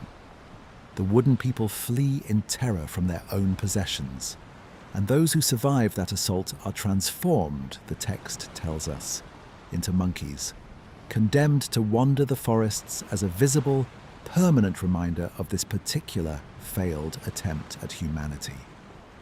There is a specific passage within this section where the text gives voice directly to these rebelling objects, and I think it is worth sitting with the actual content of their complaint, because it clarifies exactly what the wooden people's failure consisted of. The grinding stones say they were tormented daily, ground upon relentlessly, without a single word of thanks. The dogs say they were beaten and driven off without cause, treated as nuisances rather than companions. The cooking griddles and pots say they were burned and blackened over the fire without any acknowledgement of the service they provided. What emerges across all of these individual complaints is a portrait not of active cruelty exactly, but of a deeper, more pervasive thoughtlessness, an inability to notice or to care about the experience of anything beyond the wooden people's own immediate wants. That thoughtlessness, more than any single dramatic sin, is what the text identifies as the true failure of this third attempt at humanity. I want to pause on that detail, the rebellion of ordinary household objects, because I think it carries a genuinely distinct emotional and moral logic from anything else we have encountered across tonight's many traditions, and it deserves to be understood on its own terms, rather than folded too quickly into the broader pattern of destroyed worlds we have spent so much of tonight examining. The wooden people are not punished by the gods directly, not struck down from above the way Enlil's flood strikes down an overcrowded, noisy humanity. They are undone instead by their own failure of proper relationship with their own tools, their own animals, the ordinary material substance of their own daily lives. It suggests a worldview in which right relationship extends outward in every direction at once, not simply between humans and gods, but between humans and the objects they use, the animals they keep, the whole woven fabric of daily material existence, and that a being incapable of gratitude in any one of these directions is, in some fundamental sense, not yet a complete or proper person at all, however outwardly human that being might otherwise appear. After the wooden people are undone, the Popol Vuh turns to a lengthy, genuinely thrilling sequence of stories about a pair of hero twins, Hunahpu and Exbalanque, who travel deliberately into the underworld, outwit the lords of death through cleverness and courage rather than force, and eventually defeat them entirely, setting the stage, in the text's own internal logic, for humanity's fourth and finally successful creation. This sequence is one of the great adventure narratives to survive from the ancient Americas, filled with genuine trials, clever tricks, strange transformations, and real, mortal peril. And I want to be honest that I am not going to be able to give it the full, proper telling it deserves within tonight's particular focus. I mention it here mainly because it matters enormously to the text's overall structure, and because I think it is worth knowing it exists, patiently waiting there for anyone curious enough to seek out the full text for themselves once tonight has ended. Finally, with the underworld defeated and its power broken, the gods make one more attempt at creating proper humanity, and this time, the material they choose is different from anything tried before. Not clay, not wood, but maize, ground white and yellow corn, mixed with water to form the flesh of the first 4 true human beings. These maize people could see, could understand, could speak with real intelligence and real gratitude. And, the text tells us, they could see so clearly and so completely that the gods grew briefly concerned, worried that these new beings might see too much, might come to understand the world as thoroughly as the gods themselves did. And so the gods reached out and clouded their vision slightly, the way breath fogs a mirror, ensuring that human sight and human understanding, however remarkable, would remain genuinely, permanently short of the gods' own complete and total vision. I want to say something about why maize, specifically, matters so much within this tradition, because I think it is easy for a listener unfamiliar with Mesoamerican agriculture to pass over this detail as simply one material choice among several, when in fact it carries enormous cultural and practical weight. Maize was not just one crop among many for the peoples of this region. It was the fundamental staple, the crop around which entire agricultural calendars, entire religious cycles, entire patterns of daily life were organized, cultivated, and refined over thousands of years before the Popol Vuh was ever transcribed. For the text to declare that proper, successful humanity was made from maize is to declare something close to a fundamental statement of identity, a claim that human beings and the crop that sustained them were never truly separate substances at all, but 2 forms of the same essential material, bound together from the very moment of creation in a relationship considerably more intimate than mere agriculture. I find that detail, the deliberate, gentle clouding of human sight, one of the most quietly profound moments in the entire text, and I want to leave you with it tonight, at this hour, rather than rushing past it too quickly towards some larger, tidier conclusion. Humanity, in this telling, is not created flawed by accident, or punished into limitation after some prior failure or transgression. Humanity is created successfully, genuinely capable, genuinely intelligent, genuinely able to honor its makers properly, and then deliberately given a limit, a permanent, built-in incompleteness, not as a punishment, but simply as an acknowledgement that some difference between creator and created must always remain, even in a creation that finally, after 3 failed attempts, got everything else right. We are going to leave the Maya highlands now and travel back one final time across the Atlantic toward a text most of you listening tonight will already carry some familiarity with, whether or not you have ever sat down and read it closely yourselves.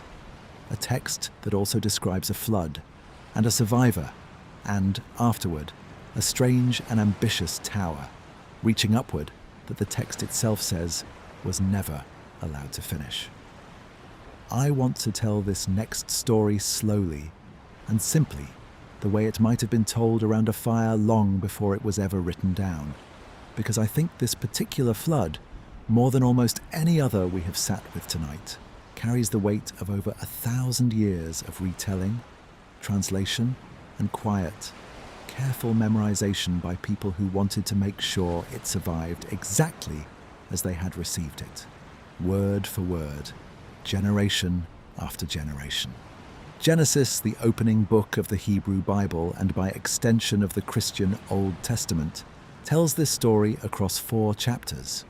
And I want to walk through it now the way it was meant to be heard, unhurried, without rushing toward the parts you may already know by heart.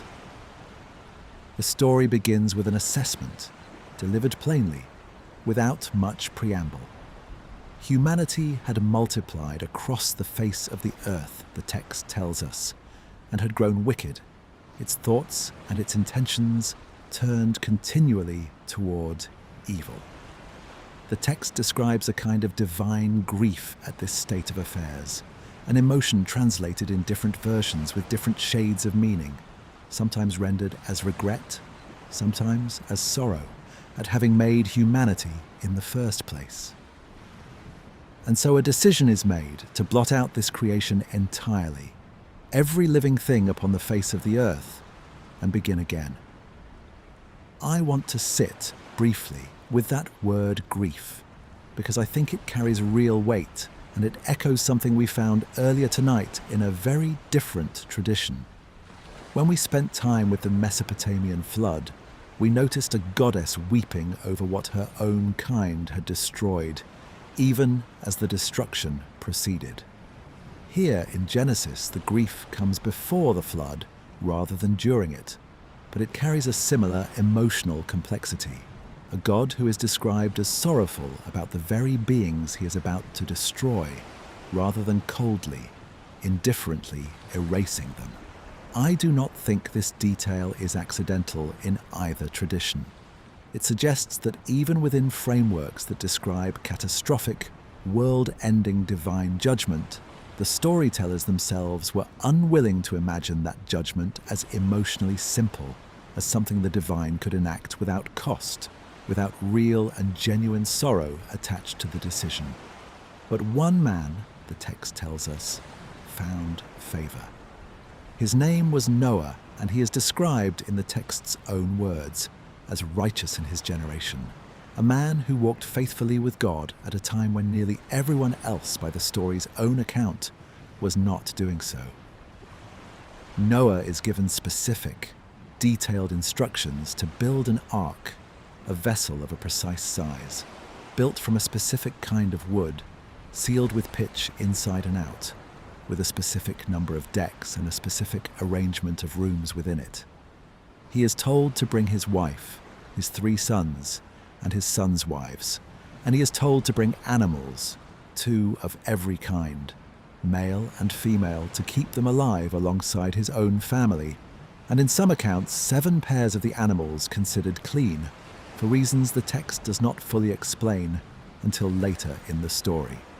I want to pause on that detail, 7 pairs of clean animals, because it is easy to pass over quickly without noticing it at all, and it connects in a genuinely interesting way to the number that has run through so much of tonight's exploration, even though I want to be careful and precise about the actual nature of that connection. This particular 7 does not describe 7 ages, or 7 teachers, or 7 civilizations. It describes a specific, practical provision within the story itself, extra animals set aside, the text later reveals, so that Noah would have enough clean livestock to offer in sacrifice once the flood had ended, without depleting the breeding population needed to repopulate the earth afterward.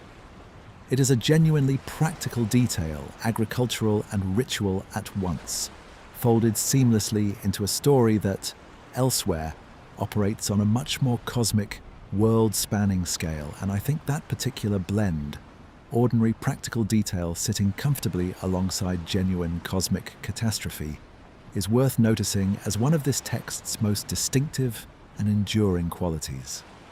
I want to pause here on the sheer specificity of these instructions, because I think it is easy, hearing a story this familiar, to let the details blur past without really noticing them.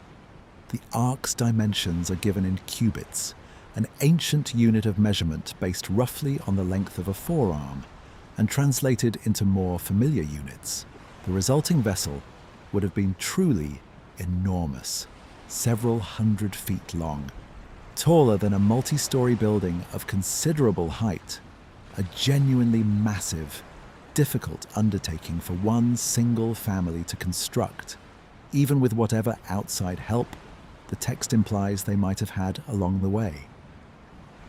Whether you read this account as historical, as symbolic, or as something in between, I think the specificity itself is worth sitting with. A text that could have simply said, Noah built a large boat, choosing instead to give exact measurements, exact materials, exact proportions, as though precision itself was part of what the story needed to convey to whoever happened to be listening. When the ark was finished, and the animals gathered and Noah's family safely inside, the text describes the flood beginning. The fountains of the great deep breaking open, and the windows of heaven opening as well, rain falling steadily upon the earth for 40 days and 40 nights without pause. The waters rose steadily, the text says, until they covered even the highest mountains, and everything that breathed upon dry land, every living thing outside the ark, was destroyed completely. Only Noah remained, the text tells us, and those who were with him in the ark, safe and dry, while everything else the flood touched simply ceased to be. The waters prevailed upon the earth, the text says, for 150 days, before finally, gradually, beginning to recede. And here I want to slow down again, because this is the part of the story most closely connected to something we sat with earlier tonight, when we spent considerable time with Utnapishtim's own account of a much older Mesopotamian flood. Noah, waiting patiently for the waters to recede, sends out a raven first, which flies back and forth, the text says, until the waters had dried up from the earth, apparently finding enough to sustain itself out there, without needing to return to the ark. Then Noah sends a dove, which, finding no place to rest, returns to him.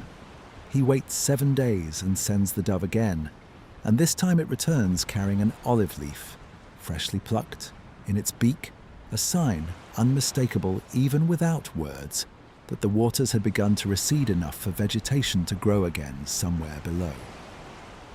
He waits 7 more days and sends the dove a third and final time, and this time it does not return at all, because it has finally found a world it no longer needs to leave.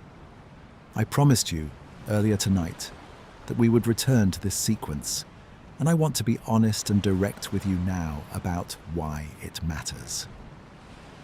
This is not simply a beautiful, coincidental echo between two unrelated stories. The relationship between the Genesis flood narrative and the much older Mesopotamian flood tradition we spent real time with earlier tonight is one of the most well-established, least disputed findings in the entire field of biblical scholarship.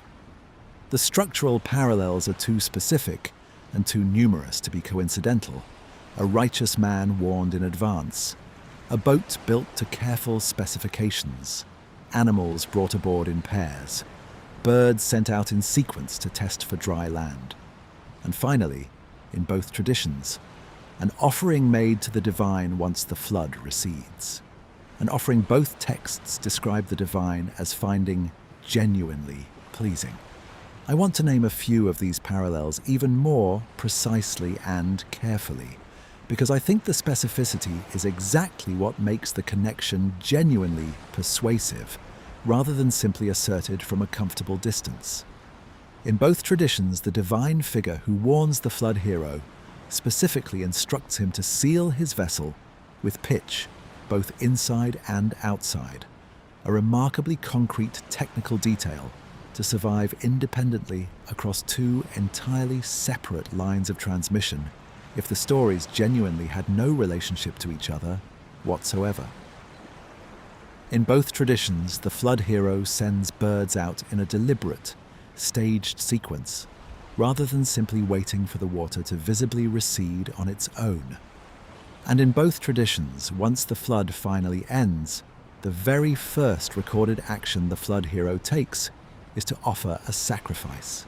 And in both traditions, the text specifically describes the divine as being drawn toward and genuinely pleased by the rising scent of that offering. Taken individually, any single one of these details might reasonably be dismissed as mere coincidence. Taken together, though, as a whole cluster of specific, closely matching details, they represent exactly the kind of cumulative evidence textual scholars rely on to establish a genuine historical relationship between two ancient texts. The leading, most widely accepted scholarly explanation for this relationship traces back to the historical experience of the ancient Israelites during the period of Babylonian exile in the 6th century before the Common Era, when a significant portion of the Israelite population was forcibly relocated to Babylon following military conquest. During this period of exile, living directly within Mesopotamian culture, in close and sustained contact with Babylonian literary and religious tradition, the biblical authors and editors responsible for compiling, revising, and finally finalizing much of the Hebrew Bible in the form we now have it today would have had direct, extensive, sustained exposure to Mesopotamian flood traditions, including versions of the very story we spent time with earlier tonight, Atrahasis, and the flood recounted to Gilgamesh by Utnapishtim. I want to sit briefly with what that period of exile would actually have meant, in real, lived, deeply human terms, for the people carrying this tradition forward, because I think it adds real weight to how we should understand the Genesis flood's final composition.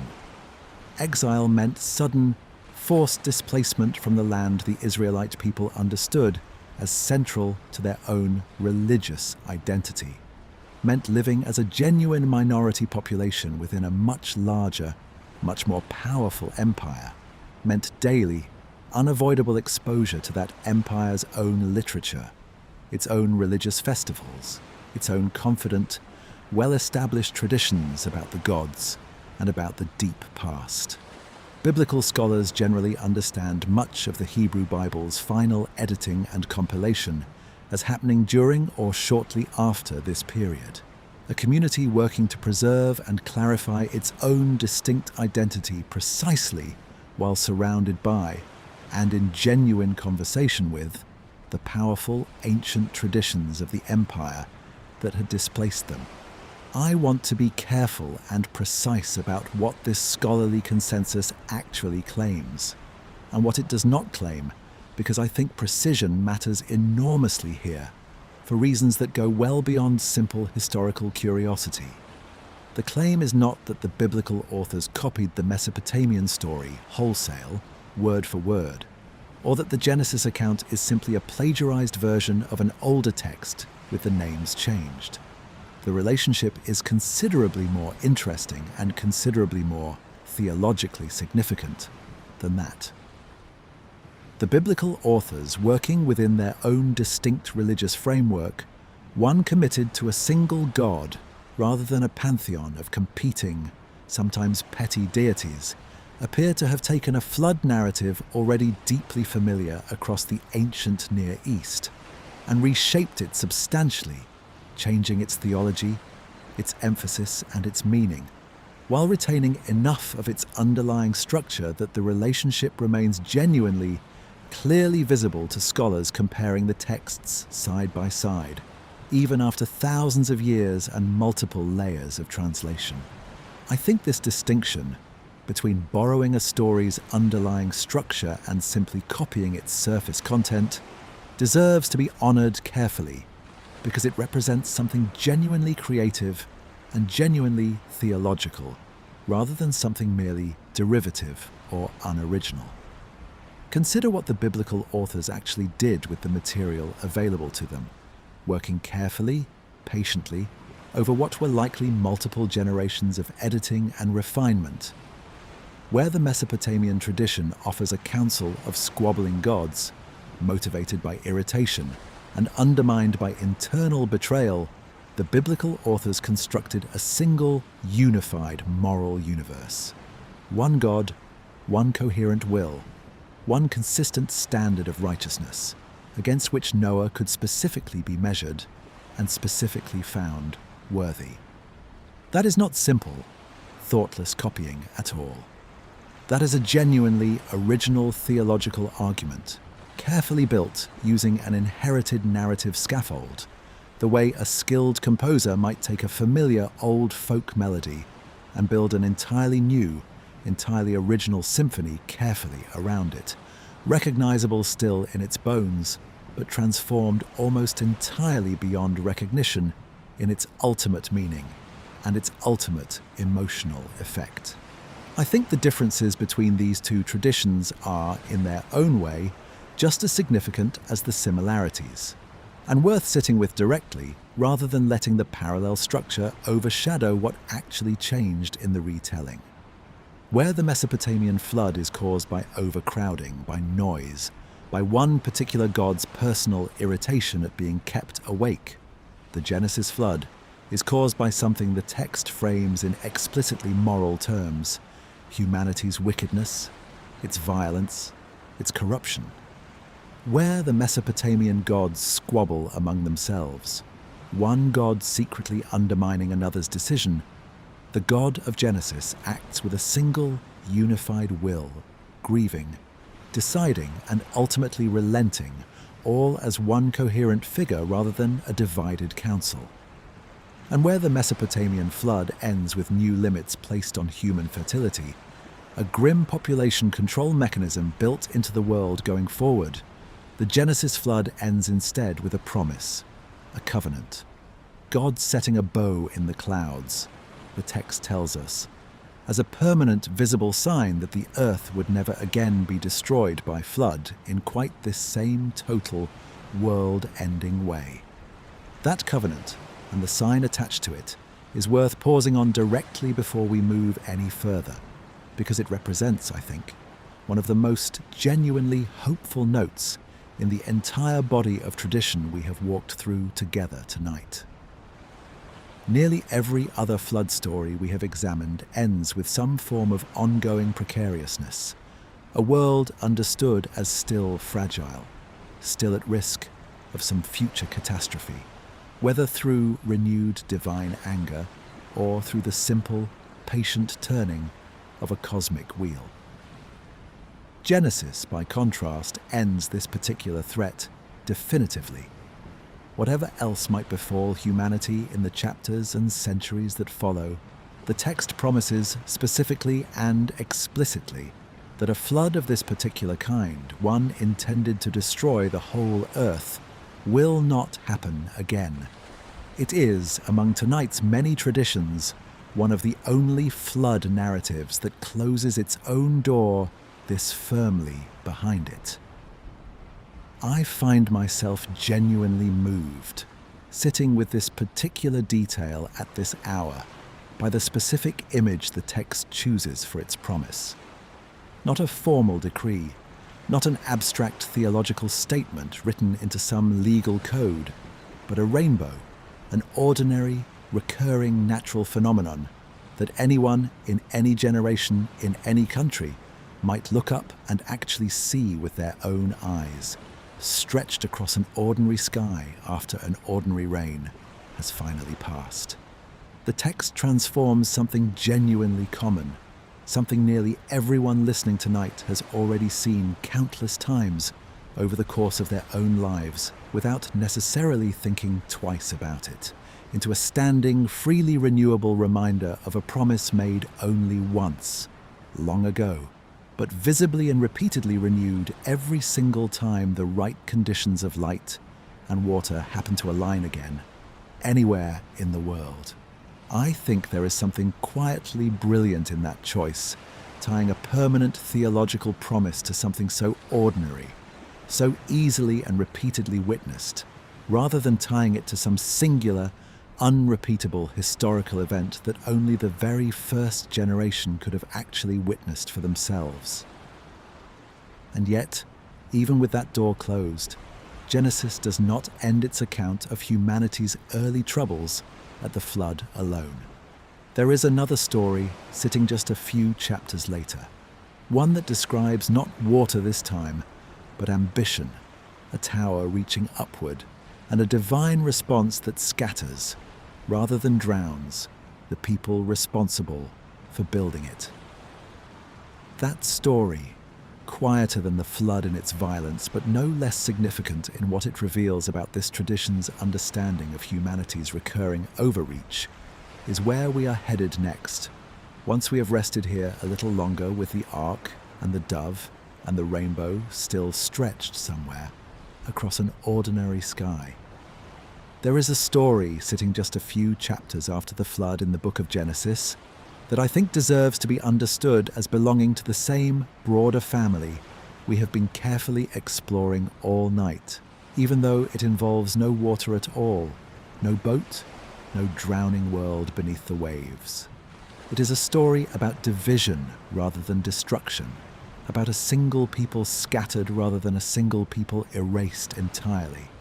And I want to walk through it now, slowly, because I think it has something genuinely distinct to offer, sitting alongside everything else we have gathered together tonight.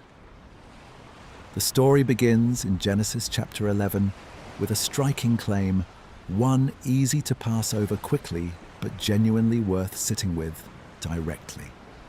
The whole earth, the text tells us, had one language and a common speech shared by everyone alive. This detail matters more than it might first appear, because it establishes the world of this story as one still holding on to a kind of unity the flood had, in a sense, only just recently made necessary again. All of humanity descended from the same small handful of survivors, all still speaking, the text implies, in one shared tongue, capable of understanding each other completely, without translation, without misunderstanding, without the friction that comes from meeting someone whose words you simply cannot follow. As people migrated eastward, the text tells us, they found a plain in the land of Shinar and settled there. And it is here in this fertile plain that they made a decision, one the text records with real specificity. Come, they said to one another, let us build ourselves a city and a tower with its top in the heavens, and let us make a name for ourselves, lest we be scattered abroad upon the face of the whole earth. There is a small, easily overlooked detail earlier in this same passage worth pausing on before we go further, a note about building materials.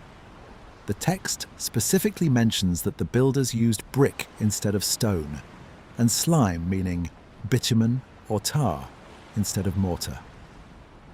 I want to sit with this detail because it carries real geographic and cultural specificity, exactly the kind of grounding detail we have found valuable elsewhere tonight. The river valley of Mesopotamia, unlike the hill country of ancient Israel, largely lacks accessible stone for construction, and its ancient builders instead relied heavily on fired and sun-dried mud brick, sealed and bound together with bitumen drawn from natural seeps in the region, exactly the technique the text describes. A biblical author unfamiliar with actual Mesopotamian building practice might easily have described stone construction instead, since stone was the more familiar building material in the author's own homeland. That the text specifically correctly names brick and bitumen suggests a genuine, accurate awareness of how buildings were actually constructed in the region the story describes, further supporting the reading that this passage draws on real, direct knowledge of Mesopotamian architecture rather than vague, second-hand rumor.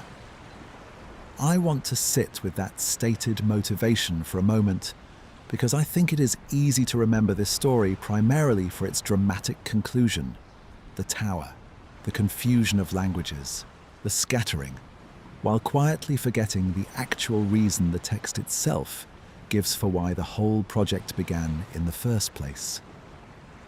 The builders were not simply reaching upward out of idle ambition or out of any explicitly stated desire to challenge or rival the divine directly, the way some popular retellings of this story sometimes carelessly imply.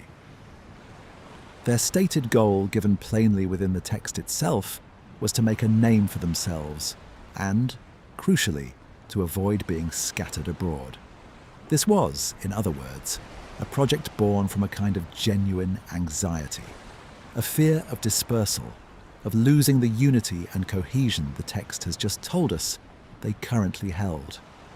The tower, in the text's own careful framing, was meant to prevent exactly the outcome that ultimately, quite ironically, befalls them anyway, in the end. The location itself deserves a moment of careful attention too. Shinar is generally understood by scholars as referring to the region of ancient Sumer and Babylonia, the very river valley we spent so much of tonight already exploring together, home to the King List, the flood story, the Apkallu sages, all the traditions we sat with earlier this evening. This is not, I think, an incidental detail at all.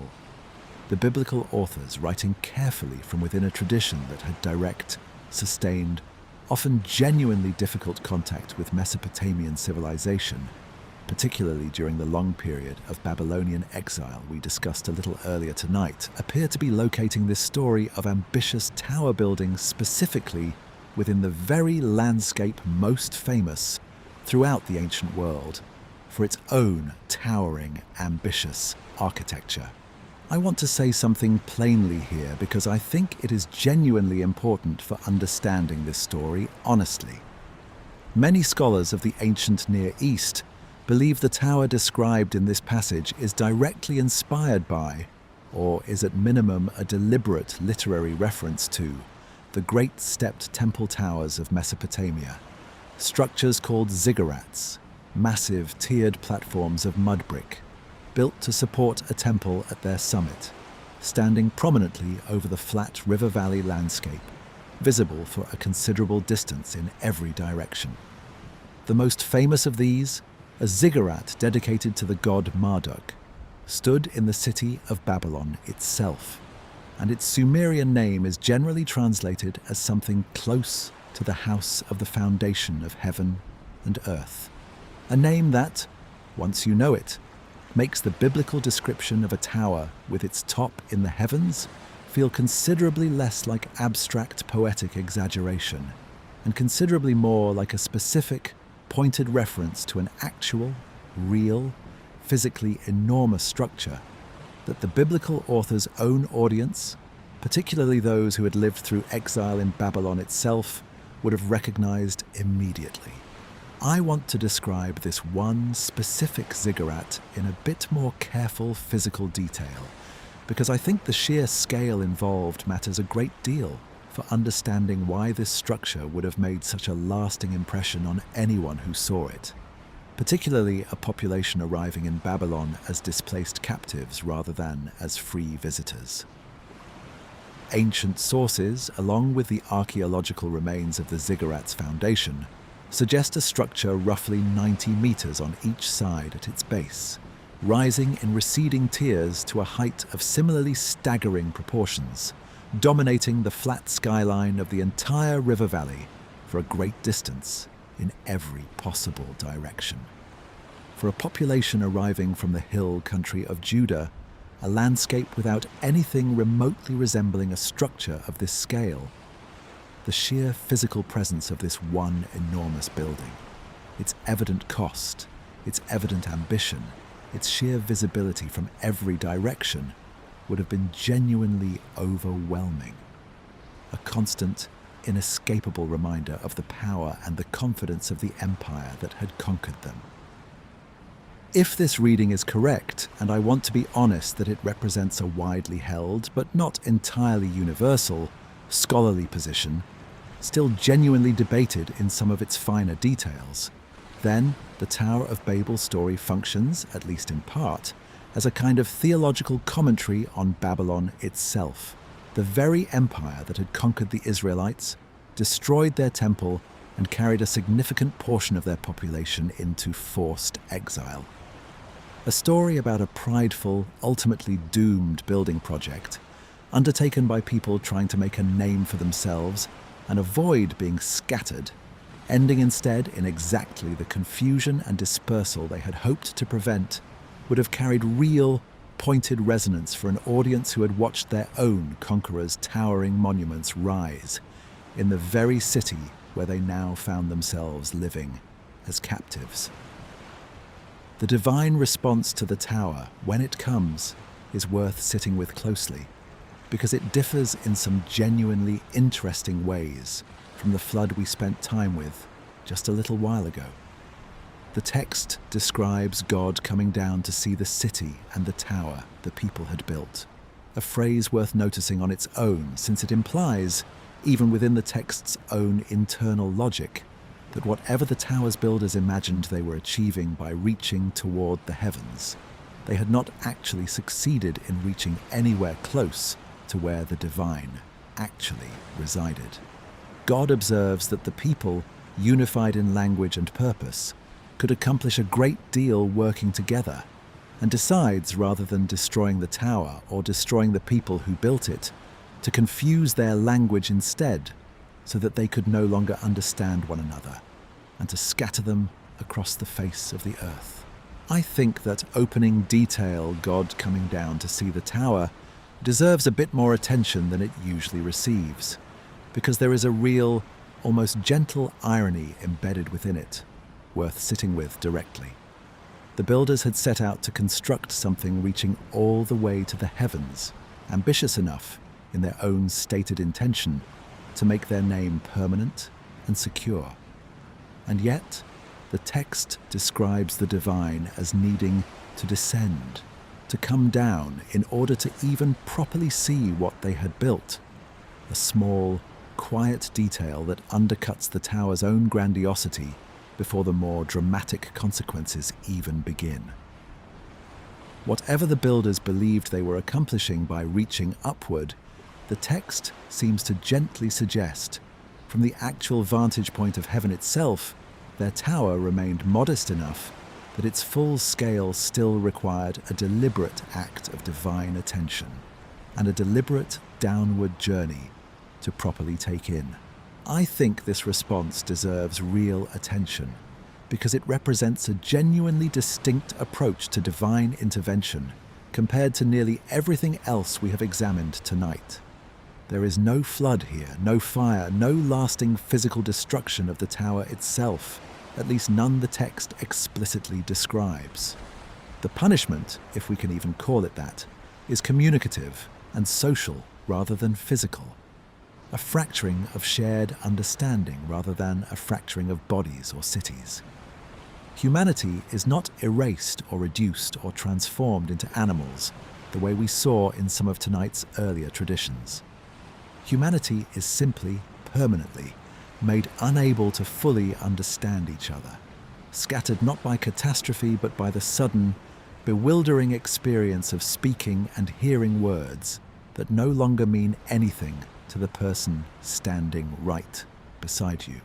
I want to sit with the word "if" for a moment because I used it deliberately in that last sentence, and I think it deserves acknowledgement. It is worth being honest that some readers within this tradition, across many centuries of careful interpretation, have not read the scattering of languages as a punishment at all, but rather as a corrective, a necessary intervention preventing something worse than division, an unchecked, unified human ambition with no natural limit placed upon it. Under this reading, the confusion of languages functions less like a punitive sentence and more like a kind of protective measure, similar in spirit, though very different in method, to the population limits imposed at the end of the Mesopotamian flood we discussed earlier tonight. Both endings read this way share a common underlying concern, a worry that humanity, left entirely unified and entirely unchecked, might grow into something genuinely dangerous, whether through sheer numbers or through sheer combined ambition, and that some form of built-in limitation, painful as it might feel to those living through it, ultimately serves a protective rather than purely punitive purpose.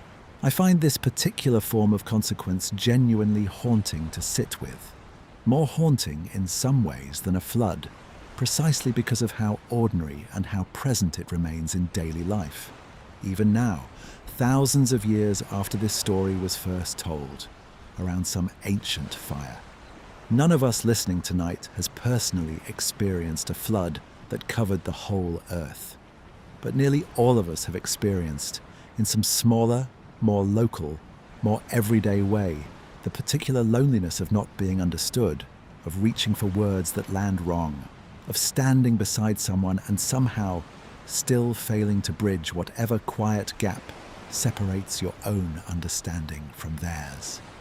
The Tower of Babel offers, I think, an origin story for exactly that experience, one that has never fully gone away, folded into the very earliest chapters of this tradition's understanding of how the world came to be the way it currently is.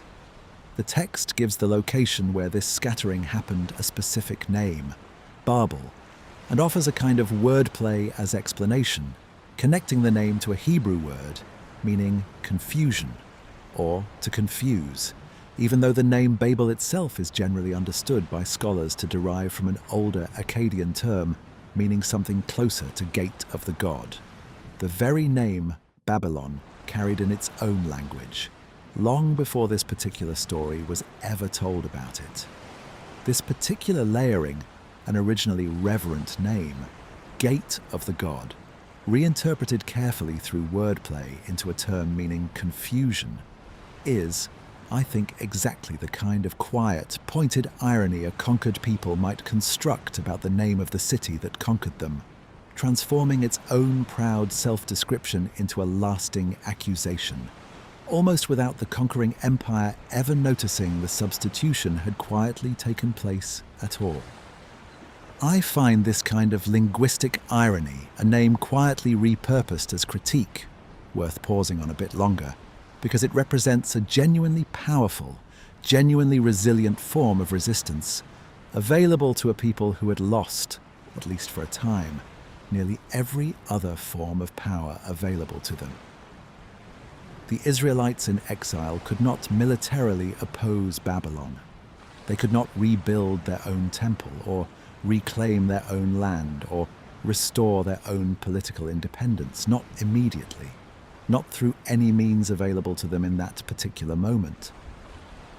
But they could, apparently, quietly reinterpret the very name of the city that held them captive, turning its own proud self-description into a permanent, embedded joke at its own expense, one that has now outlasted the Babylonian Empire itself by well over 2,000 years, still told, still retold, long after Babylon's own ziggurats crumbled into the same dust from which they were originally built.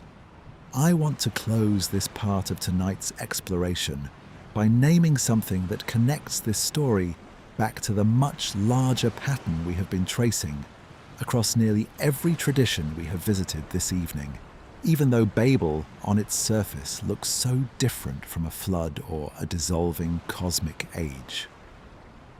Every tradition we have sat with tonight, in its own way, describes a moment when something that once held together, a world, a civilization, a shared understanding came apart, and something new, diminished in some way from what came before, took its place. Babel gives us that same essential shape, unity giving way to fracture, one people becoming many, one language becoming countless, all triggered not by flood or fire, but by ambition reaching just slightly further than it should have. I think it is worth naming, too, one final way this story differs from everything else we have gathered tonight, a difference I find genuinely moving to sit with at this late hour. Every other tradition we have examined describes its scattering or its ending as something to eventually be mourned, or feared, or, at minimum, endured. Babel is, in its own strange way, a little different, because the diversity it produces, countless languages, countless peoples, scattered across the whole breadth of the earth, is also, whatever its origins, simply the world as it has actually existed ever since, the only world any of us listening tonight has ever personally known. We do not experience linguistic diversity as an ongoing catastrophe. We experience it mostly as simply how things are, the ordinary texture of a genuinely varied world, populated by people who speak differently, think differently, and still, somehow, across all of that difference, manage to find ways of reaching toward one another anyway. We have one tradition left to visit tonight, and it is, in some ways, the strangest of all, not because it is the oldest, but because it is the only one whose author we can actually name with real historical confidence. A philosopher writing in Greece many centuries after Hesiod, who told a story that somehow manages to echo nearly everything we have gathered together tonight, all at once. An advanced civilization, a catastrophic flood, an entire world lost beneath the waves, and a debate still genuinely unresolved after more than 2,000 years of careful scholarly argument about whether he ever actually intended anyone to believe a single word of it. Every tradition we have walked through together tonight arrives to us second-hand, in some genuine sense. The Sumerian King List was compiled by scribes whose own individual names have not survived. The Atrahasis story and the Gilgamesh epic were copied and recopied across many centuries by anonymous hands. Working in scribal schools, we can only partially reconstruct. Hesiod, at least, gives us a name, but even his poem was transmitted orally for generations before anyone thought to write it down in the form we now possess. The Hindu Yugas emerge from a vast, layered tradition with no single author at all, built up across countless generations of commentary and elaboration. The Aztec and Maya material survives only through later transcription, filtered through colonial contact and colonial religious assumptions. Genesis itself was compiled, edited, and revised by multiple hands across a genuinely long span of time, its precise authorship still actively debated by scholars to this day. What we are about to sit with now is different from every single one of those, in one specific, important way. We know exactly who wrote it, and roughly when, and, with real confidence, why. The author is Plato, the Athenian philosopher, writing sometime in the 4th century before the Common Era, roughly 2,500 years ago, a figure whose life, whose teacher, whose students, and whose broader body of surviving philosophical work are about as well documented as anything that survives from the entire ancient world. And the story itself appears across 2 of his dialogues, Timaeus and Critias, works of philosophy rather than history or myth in any conventional sense, populated by characters engaged in structured, deliberate conversation, the way nearly all of Plato's surviving writing typically operates. I want to walk through exactly how Plato frames this story, because the framing itself turns out to matter enormously for everything we are going to discuss about it, both tonight and in the part that follows this one. The story is told within the dialogue by a character named Critias, who says he heard it from his grandfather, who in turn heard it from the Athenian statesman and lawmaker Solon, a genuinely historical figure who lived roughly 2 centuries before Plato himself, and who, according to this account, heard the story during his own travels in Egypt from priests at a temple in the city of Sai, who told him that the Greeks, in comparison to the deep antiquity the Egyptian priestly records supposedly preserved, were like children with no true memory of their own most ancient past. I want to say something about Solon himself, because he is worth understanding as a genuine, historically significant figure in his own right, quite apart from whatever specific role Plato later chooses to assign him in this particular story. Solon served as a lawgiver and statesman in Athens in the early 6th century, before the Common Era, remembered by later Greek tradition for enacting significant legal and economic reforms that helped lay real groundwork for what would eventually become Athenian democracy centuries later. He was, by every independent account we have of him, a genuinely respected, genuinely credible historical figure, not someone at all prone to fanciful invention or careless exaggeration. This matters a great deal for how Plato's framing functions rhetorically, and I think it is worth spelling out clearly. By attributing the Atlantis story to Solon, rather than to some anonymous or clearly legendary source with no independent standing, Plato borrows the genuine historical credibility of a real, well-regarded statesman, lending the entire account a texture of plausibility it might not otherwise carry if it were simply presented from the very outset as Plato's own invented tale.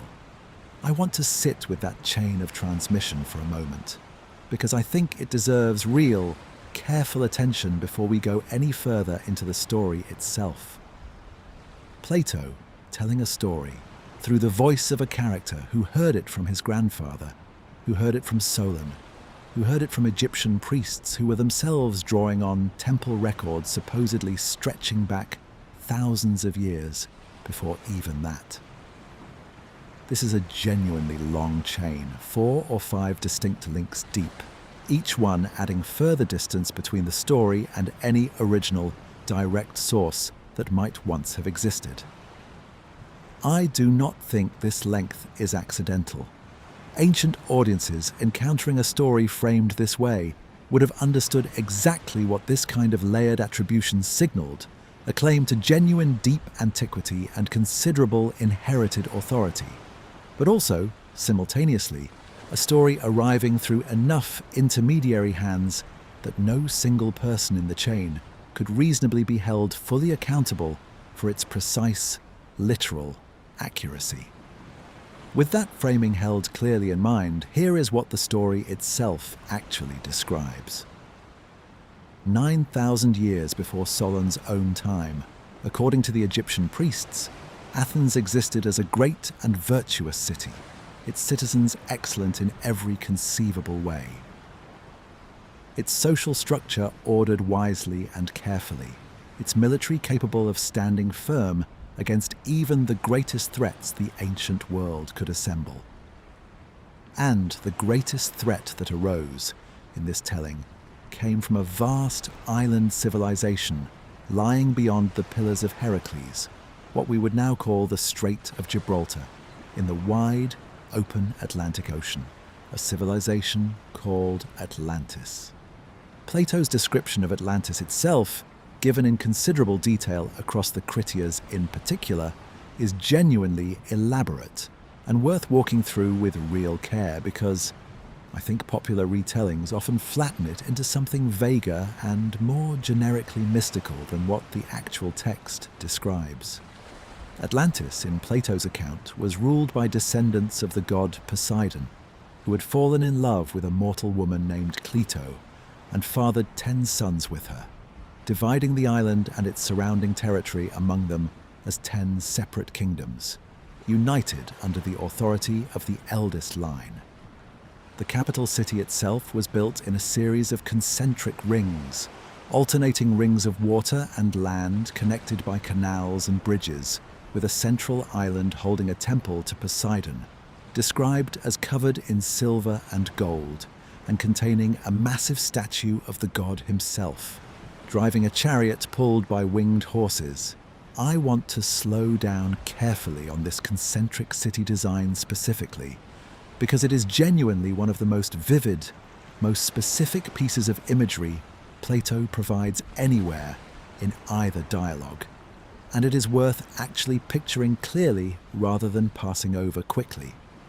The text describes alternating rings of land and sea, 3 rings of water, and 2 rings of land surrounding the central island, each ring connected to the others by canals wide enough for ships to pass through, and by bridges wide enough for chariots to cross, with defensive walls running along each ring, described as coated in different metals, one in brass, another in tin, and the innermost wall surrounding the central sanctuary itself, coated in the gleaming orichalcum, the text describes as second only to gold in value.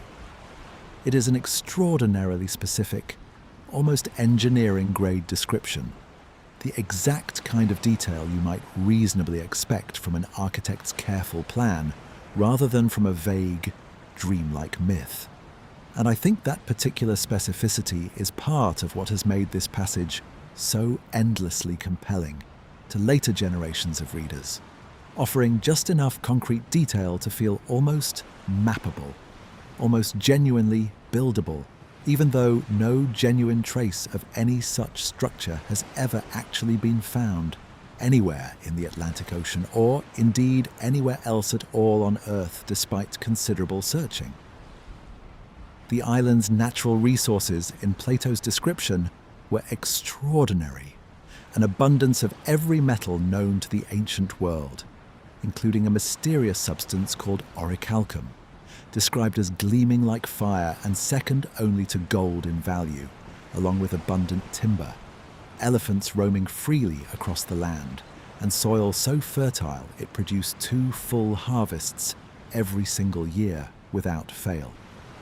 The Atlanteans in this telling built an extensive system of harbours and canals, maintained a genuinely massive military, including a truly vast fleet of 1,200 ships, and carefully constructed elaborate baths, gymnasiums, and racecourses, all connected by carefully engineered infrastructure that Plato describes in genuinely precise, almost architectural detail, right down to specific measurements for the width of certain canals and the depth of certain harbours.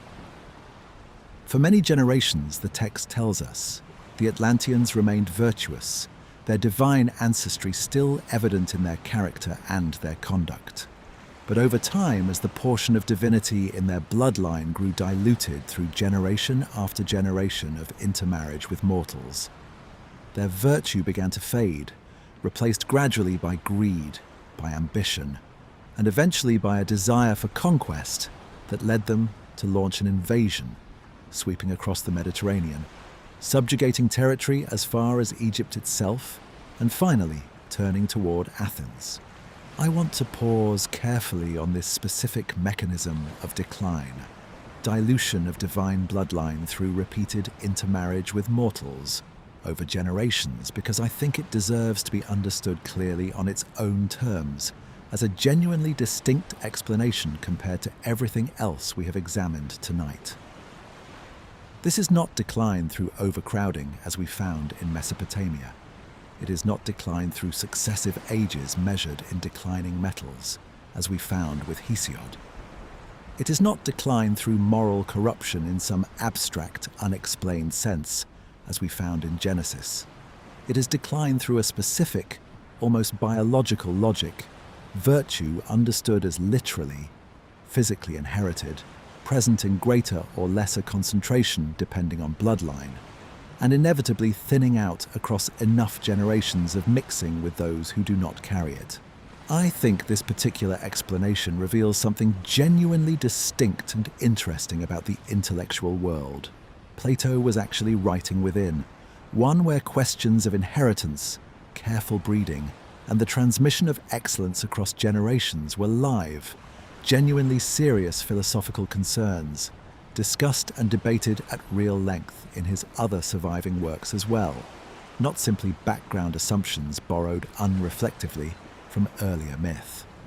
It is Athens in Plato's telling, and Athens alone among all the peoples of the Mediterranean, that stands against this invasion, and, through courage and excellence, defeats the Atlantean forces, liberating the territories the Atlanteans had already conquered.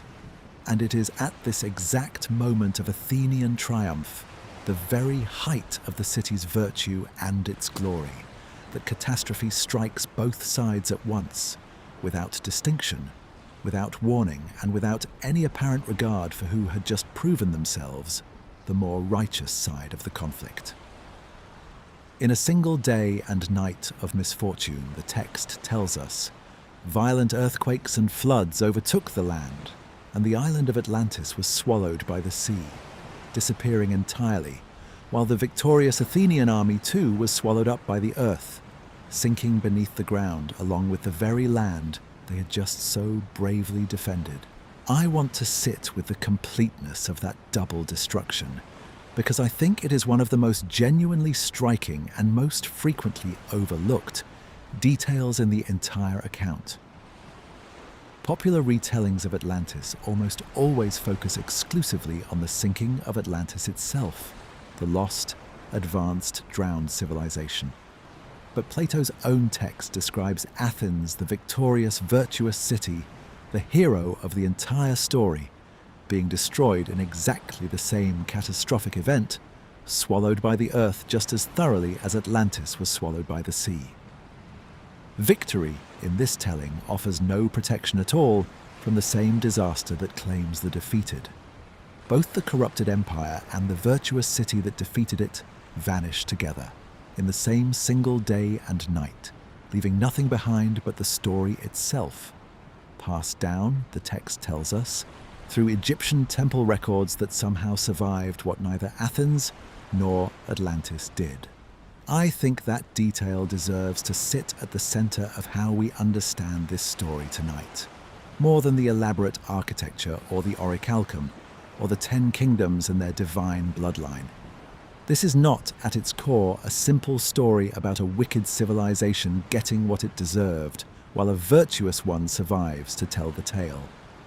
It is a story in which catastrophe makes no distinction between the corrupted and the righteous, in which even the greatest victory, won through genuine courage and genuine excellence, offers no shelter from a disaster large enough to swallow winners and losers together, indiscriminately, in the very same night.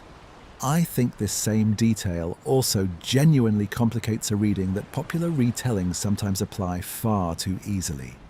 The idea that Atlantis functions simply as a cautionary tale, wickedness punished, virtue rewarded, a tidy moral lesson wrapped in an exciting adventure story. If that alone were the whole of Plato's intention, Athens surviving while Atlantis alone was destroyed would have made for a cleaner, more satisfying narrative. Instead, Plato deliberately chose to destroy them both together in that very same catastrophic night, which suggests something considerably less tidy than simple moral punishment. It strongly suggests, perhaps, that Plato was making a deliberate point less about wickedness specifically being punished, and considerably more about the fundamental unpredictability and impartiality of catastrophe itself, a blind force that does not pause to sort the deserving from the undeserving before it acts. There is a specific number in this account worth pausing on directly, because it connects to something we have circled several times across tonight's exploration, and I want to name the connection honestly, including its limits. 9,000 years before Solon's own time, roughly translating to somewhere around 11,500 years before our own present day, is the figure Plato gives for when this entire sequence of events, Athens' original founding, Atlantis' rise, the war, and the final catastrophe, is supposed to have taken place. This date sits, intriguingly, in roughly the same general era some researchers associate with the end of the last glacial period, and with genuinely significant global sea level rise as ancient ice sheets melted. I want to be honest that this rough correspondence has fueled a great deal of speculation, much of it far more confident than the evidence actually supports. And we are going to sit with that speculation directly and carefully in the part of tonight's exploration that comes right after this one. I want to be genuinely precise about one more detail regarding this particular number, because I think it matters quite a lot for how carefully we hold it. Some ancient sources and some modern scholars have raised the possibility that Plato's 9,000 years may reflect a translation or transcription confusion, possibly involving Egyptian numerical or calendrical conventions being converted at some point in the chain of transmission in a way that inflated the original figure considerably. Under some of these proposed readings, a figure closer to 900 years, rather than 9,000, might have been the number originally intended, which would move the entire narrative from the deep, glacial era past into a period much closer to, though still somewhat before, Solon's own lifetime. And considerably closer to the kind of historical time frame in which an actual, real Mediterranean conflict might plausibly be reconstructed, or at least loosely inspired by genuine historical memory. I want to be honest that this remains a proposed, debated reading rather than a settled one, but I think it is worth including, because it demonstrates just how much interpretive weight rests on a single number, transmitted across so many hands in a story already built by its own explicit framing, on a chain of report extending back through multiple intermediaries. For now, though, I want to stay simply with what Plato actually wrote, without yet moving into the many centuries of interpretation that followed it. A vast island civilization, extraordinarily wealthy, extraordinarily advanced in its infrastructure and its military capability, descended from divine bloodlines that gradually corrupted across generations, destroyed in a single catastrophic night alongside the very city that had just defeated it. The entire account passed down through a chain of transmission running from Egyptian temple priests to a historical Athenian statesman, to that statesman's own descendants, to a philosopher writing careful, deliberate philosophy, not history, more than 2 full centuries after the statesman himself had already died. What Plato intended this story to accomplish, within the broader philosophical arguments he was carefully making across these 2 dialogues, and what centuries upon centuries of later readers have chosen to do with it instead, are 2 genuinely different questions.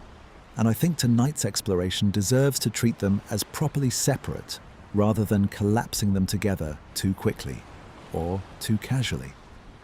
We are going to sit with that important separation next, directly, and with as much patience and honesty as the material genuinely allows. I want to be especially careful in this next stretch of our time together, more careful, I think, than at almost any other point tonight, because this is exactly the place where a video like this one most easily goes wrong. Everything we discussed about Plato's actual text in the last part of tonight's exploration was, in a real sense, the easy part. We know what he wrote. We can read it, translate it, discuss its structure and its details with real confidence. What we cannot do, and what no one has ever been able to do with certainty, is know exactly what Plato meant by it, or whether he intended his audience to believe any of it actually happened. I think the most honest place to begin is with where the weight of scholarly opinion currently sits, stated plainly and directly, without hedging unnecessarily. The dominant view among classicists and historians of ancient philosophy, held by the substantial majority of scholars who have studied this specific question closely, is that the Atlantis story was very likely Plato's own invention, a philosophical device rather than a garbled memory of a real historical civilization. This view is not held out of any inability to imagine an advanced Bronze Age civilization existing, nor out of any scholarly resistance to accepting new evidence. It is held because of how the story functions within Plato's own broader body of work, and because of what we know, independently, about how Plato characteristically used story, myth, and invented narrative throughout nearly everything else he wrote. Plato, across his surviving dialogues, is well documented as someone who regularly invented stories, myths, and elaborate hypothetical scenarios to illustrate philosophical points, rather than to report historical fact. The most famous example, likely familiar to at least some of you listening tonight, even if you have never studied philosophy formally, is his allegory of the cave. A story about prisoners chained inside a cave, mistaking shadows on a wall for the whole of reality, used to illustrate a philosophical argument about knowledge, perception, and the nature of truth itself. No one reading that allegory believes Plato was reporting an actual cave with actual prisoners that he had personally visited or heard about from a credible witness.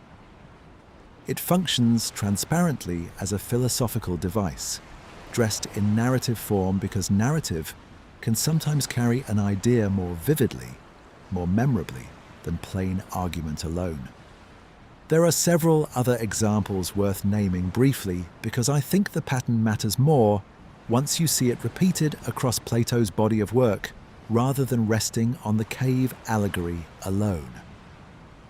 In another dialogue, Plato tells the story of a soldier named who dies in battle, journeys through the afterlife, witnesses the workings of cosmic justice firsthand, and then returns to life to report what he saw.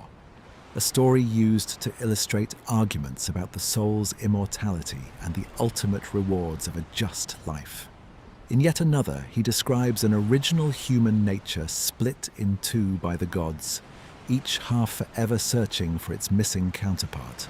A story used to illustrate the nature of romantic love and human longing.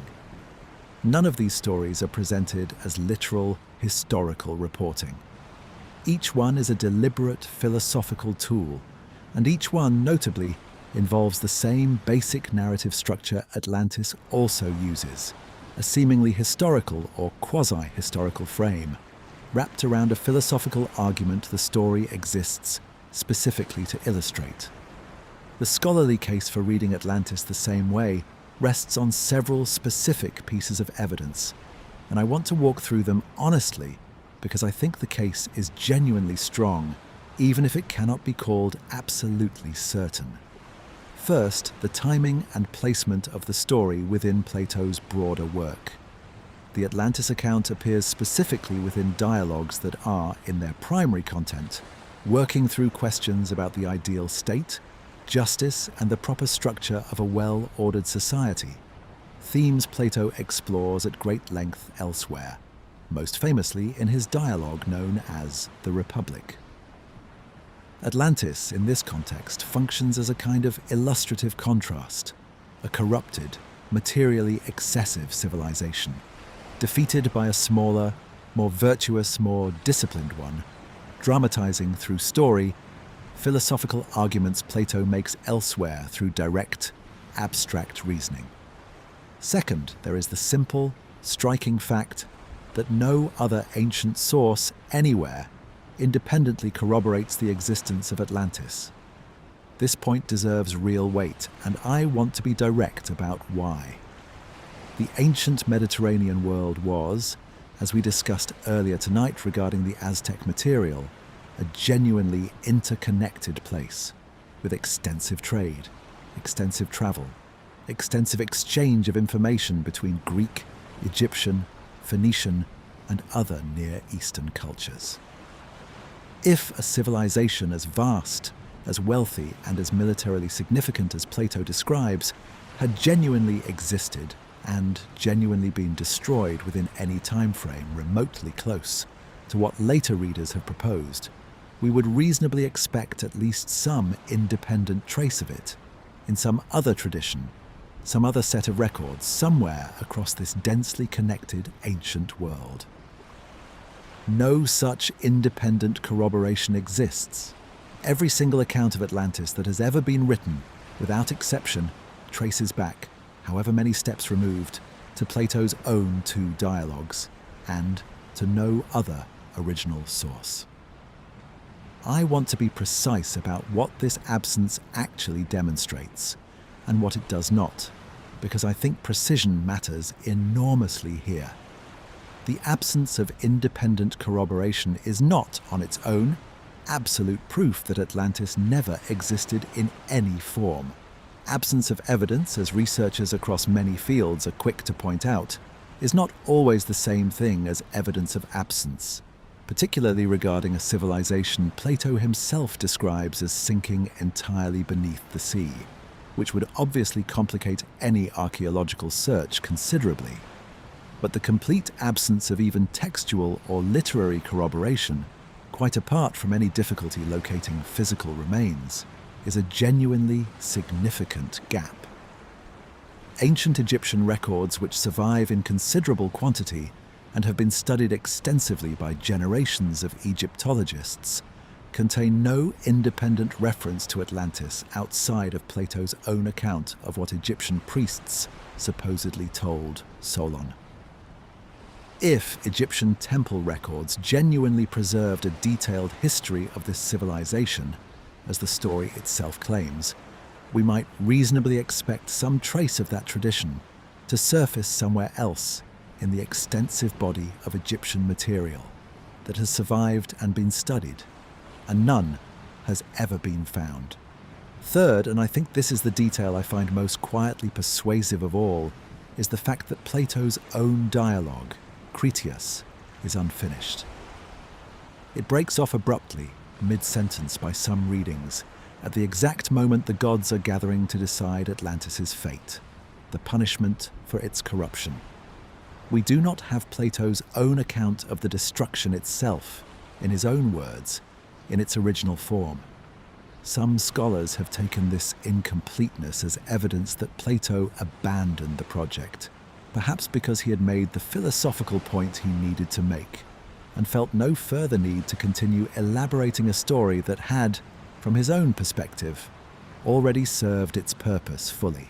I want to sit with this incompleteness a little longer, because I think it is one of the more genuinely poignant details in this entire tradition, easy to pass over in a quick summary, but worth real attention here, at this hour. We do not know why Plato stopped writing at this particular point, and we will likely never know for certain. He may have simply died before completing it, since the exact chronology of his final works remains somewhat uncertain to scholars. He may have set it aside deliberately, judged by his own standards to have already accomplished what he set out to do. He may even have intended to return to it, and simply never did, the way any of us might set aside an unfinished project, fully intending to come back to it, and then, for reasons lost to time, simply never do. Whatever the reason, the story of the world's most famous lost civilization is itself, in a strange and fitting way, an unfinished, incomplete text, breaking off before we ever actually witness the catastrophe it has spent so long, so carefully building toward. I want to be fair, though, and give real, genuine weight to the minority position as well, because I do not think intellectual honesty allows us to simply dismiss it out of hand, and because I think there is something worth learning even from the parts of this argument that ultimately do not persuade the majority of specialists. A smaller number of scholars, historians, and researchers across the centuries since Plato wrote have argued that the story may preserve some genuine kernel of historical memory, however distorted by centuries of retelling before it ever reached Solon, and however further distorted by Solon's own retelling, and by however many further retellings happened between Solon and Plato's own final written version. This minority position often points, quite specifically, to the genuinely real destruction of the Minoan civilization on Crete and the nearby island of Thera, now called Santorini, following a genuinely massive volcanic eruption sometime in the second millennium before the Common Era, an eruption genuinely significant enough to have left clear, extensively studied geological evidence, and significant enough to have quite plausibly contributed to the broader collapse of Minoan civilization in the decades that followed it. Some careful researchers have proposed that garbled, distorted memories of this real catastrophe, filtered through many centuries of retelling, migration, and cultural exchange across the Eastern Mediterranean, might have eventually reached Egyptian priests, who then incorporated it into their own temple records, which then, centuries later, reached Solon during his own travels. I want to describe the Minoan civilization itself a bit more fully here, because I think it deserves to be understood on its own considerable merits, rather than only as a possible speculative source for someone else's much later story. The Minoans, centered on the island of Crete, developed one of the earliest and most sophisticated Bronze Age civilizations anywhere in the Mediterranean world, known for elaborate palace complexes, advanced plumbing and drainage systems, vivid and genuinely beautiful wall paintings, and an extensive maritime trading network that connected Crete to Egypt, to the Levant, and to mainland Greece. The Thera eruption, when it occurred, is now understood by geologists as one of the largest volcanic events of the entire Holocene period, powerful enough to have generated tsunamis that would have struck the nearby Cretan coastline directly, and powerful enough to have deposited volcanic ash across a considerable portion of the eastern Mediterranean region. Whatever its ultimate connection, or lack of connection, to Plato's Atlantis, the Thera eruption stands on its own as one of the genuinely significant, well-documented natural catastrophes of the ancient world, deserving of real attention regardless of whether it fed into this particular later legend at all. I want to be honest about the genuine strengths and the genuine weaknesses of this proposal, rather than simply presenting it as either fully credible or fully dismissible from the outset. Its strength lies in the fact that it is not proposing pure, unfounded fantasy.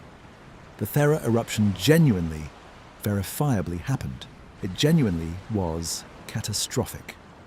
Minoan civilization genuinely did decline noticeably in its aftermath.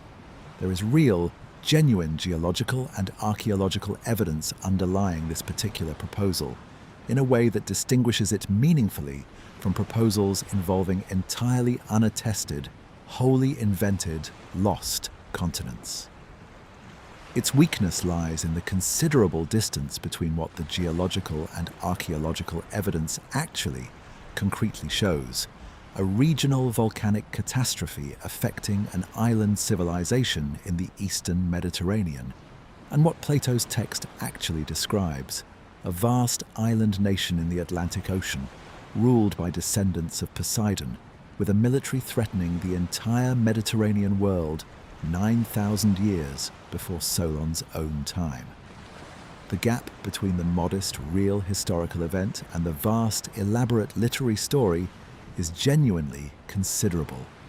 And bridging that gap fully requires accepting a great deal of speculative distortion across a great many centuries of retelling that we simply have no direct evidence for at all. I think the most responsible thing I can tell you, sitting here with you at this late hour, is that this question remains genuinely, honestly unresolved. Not because scholars have failed to study it carefully, but because the nature of the evidence itself does not currently permit a fully confident answer either way. The majority scholarly position that Atlantis was Plato's philosophical invention rests on solid, careful reasoning about how Plato characteristically used narrative elsewhere in his work, and on the complete absence of independent corroboration from any other ancient source. The minority position that some real event may sit somewhere in the story's deep background rests on genuine, if incomplete, connections to real historical catastrophes elsewhere in the ancient Mediterranean world. Both positions are held by serious, careful researchers. Neither position can currently be proven with the kind of certainty that would let me tell you, honestly, which one is correct. I think it is worth naming, plainly, what a genuinely responsible position looks like here, since this entire video has been built around exactly this kind of honesty. It does not mean pretending the question is unanswerable simply to seem balanced or diplomatic. The evidence genuinely does favor one reading over the other, and I have tried to show you why throughout this part of tonight's exploration. But favoring a reading is not the same as declaring the matter settled beyond any possible doubt, and I think a channel built on taking scholarly uncertainty seriously owes you that distinction clearly, rather than either overstating the confidence classicists actually have, or pretending falsely that the field is more evenly divided than it genuinely is. What I can tell you with real confidence is what the story is not. It is not, whatever else it might be, evidence of a globally advanced, technologically sophisticated, prehistoric civilization possessing knowledge modern archaeology has somehow failed to detect anywhere else in the material record.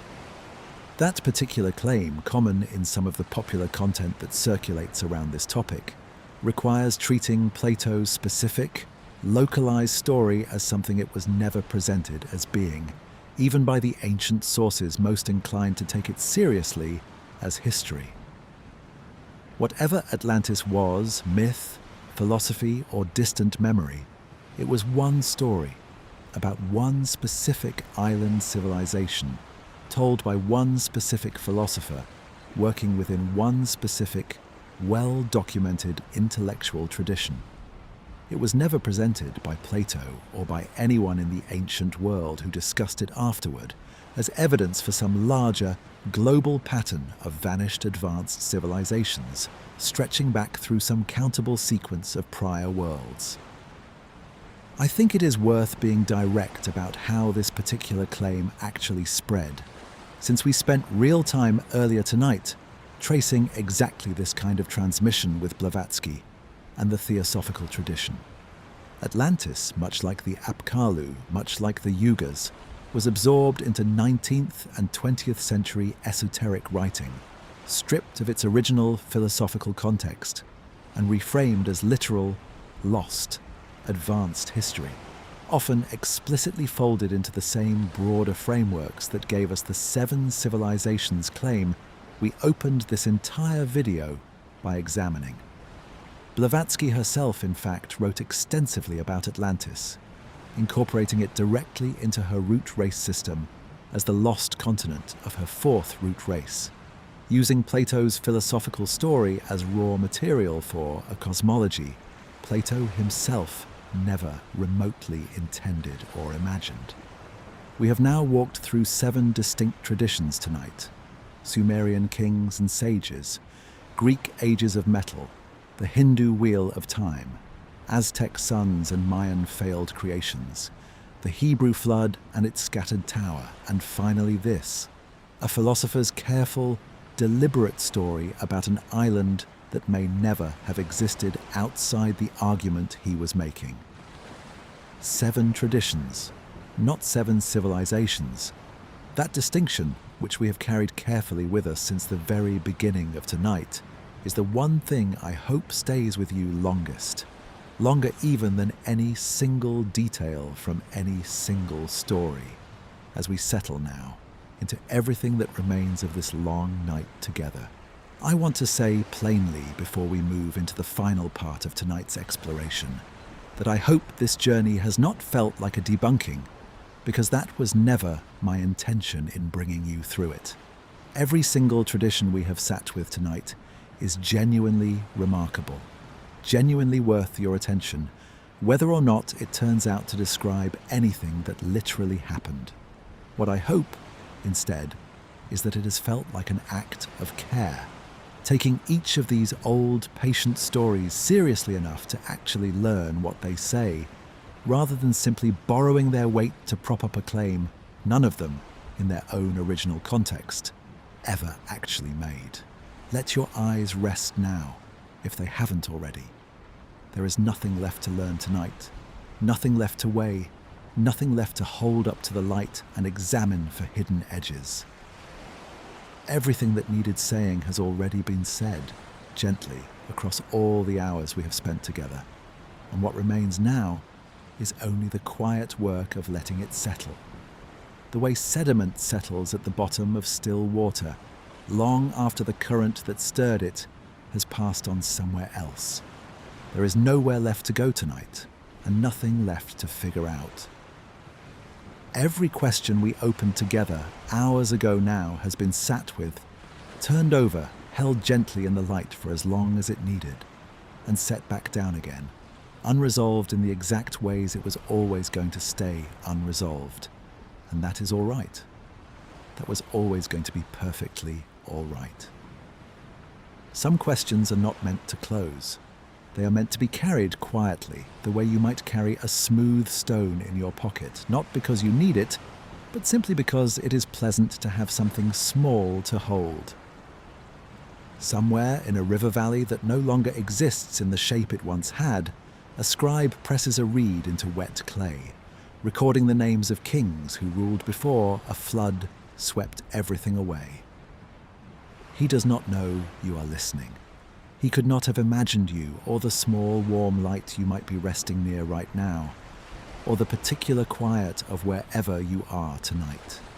And yet, here you are anyway, holding what he wrote, all these thousands of years later, the way a hand might hold something fragile without quite knowing how it came to be so precious. He wrote of a city called Eridu, the first place kingship ever came to rest, and a king named Alulim, who ruled there for a span of years too vast for any of us to properly picture, and other cities after it.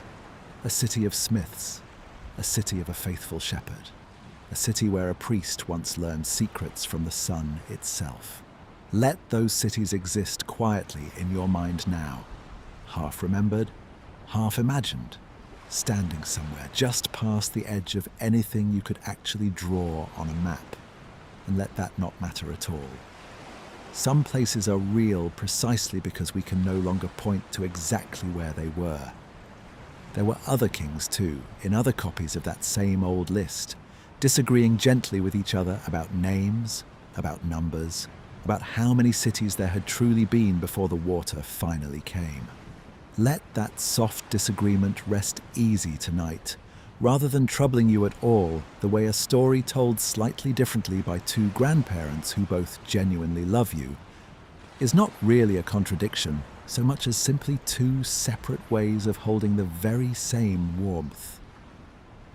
A wall made of reeds stands in a city called Shurupak, and a god who is not supposed to interfere speaks to it anyway, quietly, carefully, choosing his words.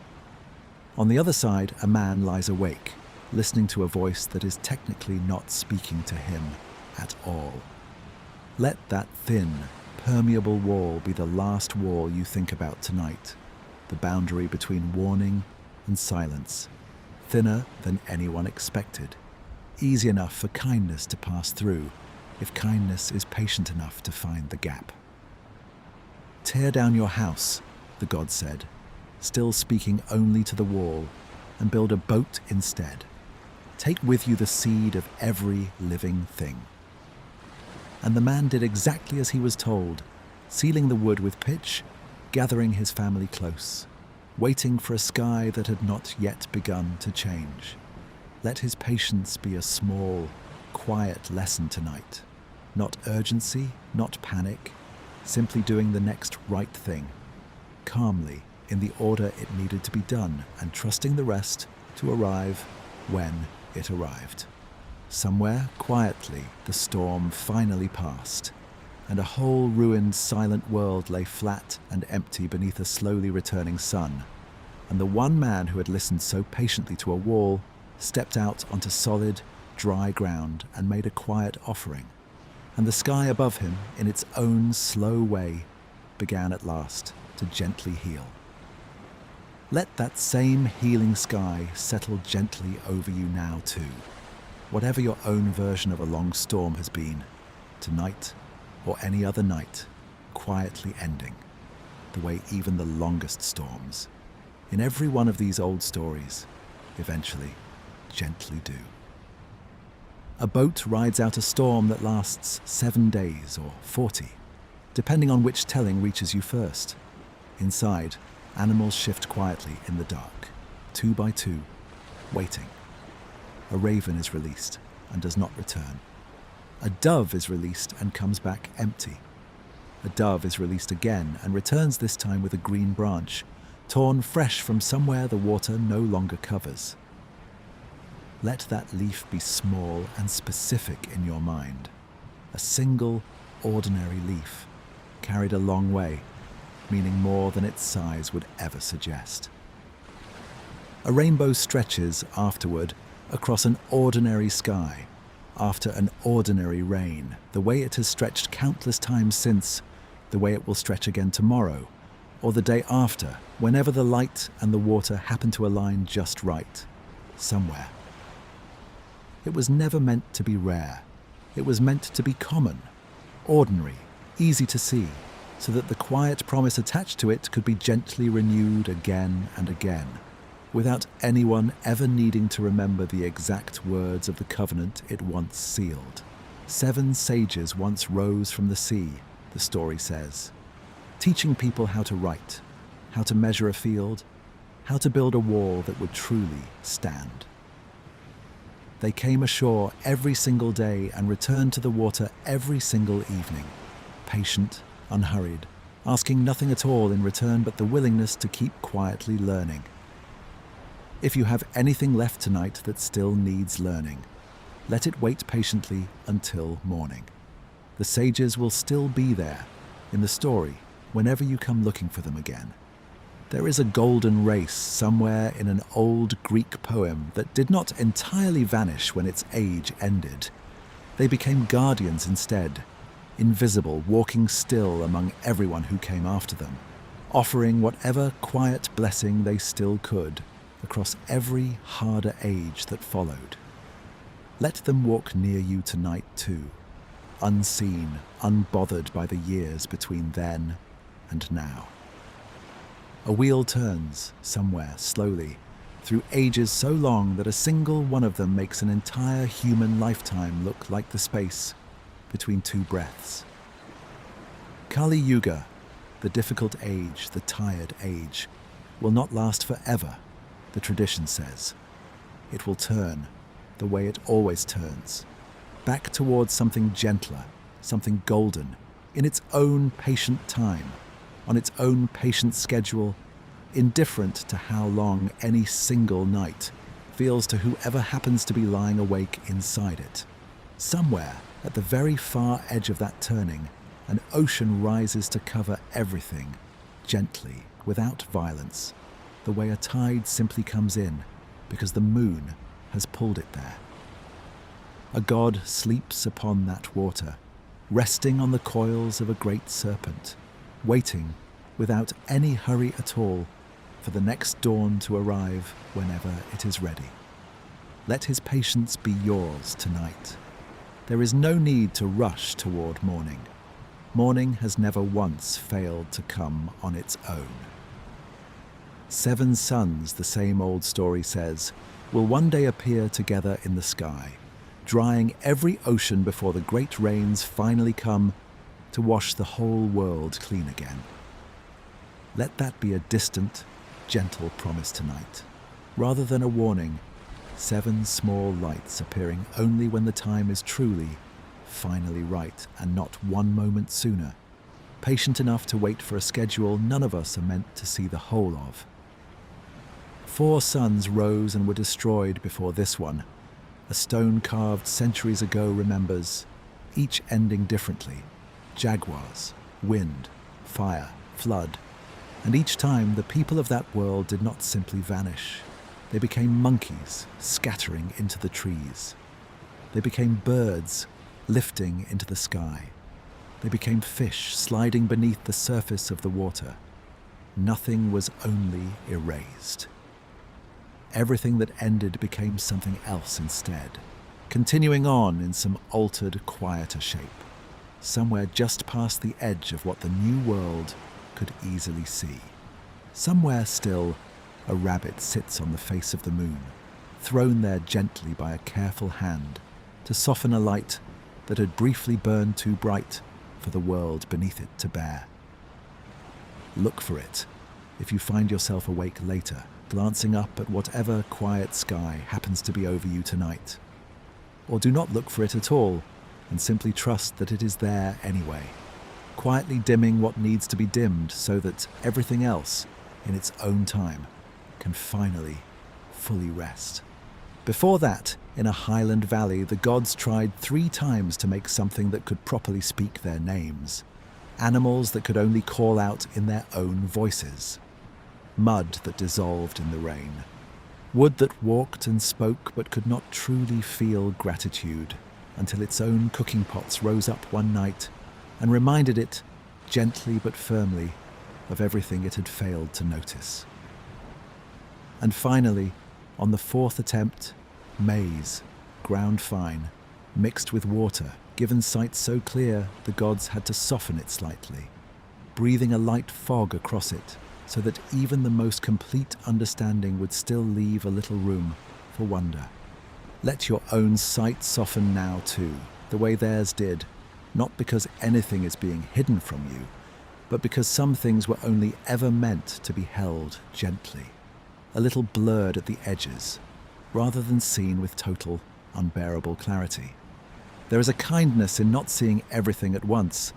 There is a kindness too, a real and gentle one in, finally, quietly, letting your own tired eyes close, all the way, for as long as they need to. A tower rose once on a plain built by people who all still spoke the very same words to each other, who were afraid more than anything of being scattered. Its bricks were fired, not cut from stone, sealed with tar drawn patiently from the ground, one course laid carefully upon the next, reaching, slowly, toward a sky it was never actually going to touch. And they were scattered anyway, gently rather than violently, given different tongues instead of different fates, sent outward across the whole breadth of the earth, carrying with them the particular, ordinary loneliness of standing beside someone and not quite understanding what they meant. A loneliness every single one of us listening tonight has felt at some point, in some smaller, quieter version of our own. Let the confusion of that scattering be gentle tonight, rather than frightening. Let it simply be difference, ordinary difference, the kind that fills a whole world with more voices than any single person could ever fully learn. More words for rain, more words for love, more words for the particular color. The sky turns just before it finally lets you sleep than any one language could ever hope to hold on its own. Somewhere in that very same scattered world, someone right now is quietly falling asleep in a language you will never learn, dreaming, perhaps, something not so very different from what you yourself are about to dream, in words you would not recognize at all, but in a shape your own tired heart might still somehow know instantly, if it ever truly had the chance to hear it. Let that quiet, wordless kinship be enough tonight, stretching outward across every one of the countless languages this whole world now holds. And far across an ocean no one in any of these stories ever crossed, an island sank in a single night, the story says, taking with it silver temples and bronze walls, and a harbour built for ships too numerous to easily count, and taking, in that very same night, the very city that had just defeated it, victors and vanquished, swallowed together without distinction, without warning, the way the deepest kinds of endings so often arrive, indifferent to who deserved what. That story was never finished in the end.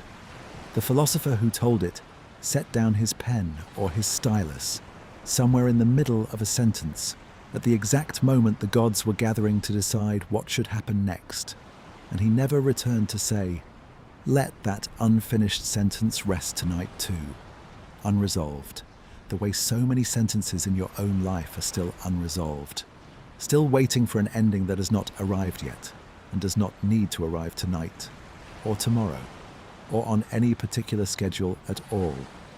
He gave that island 10 separate kingdoms and slow circling rings of water and land, wrapped gently around a temple covered in silver and gold, and a strange gleaming metal, second only to gold itself, mined patiently from somewhere deep beneath the earth. He gave it elephants too, and quiet orchards and wide, patient harbours, big enough to hold 1,000 ships at rest.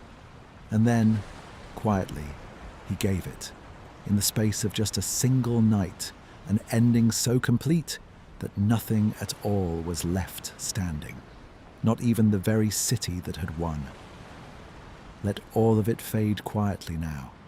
The silver, the gold, the elephants, the countless ships, the way even the grandest things always eventually fade into something softer, something far easier to finally let go of. None of these stories agree on very much.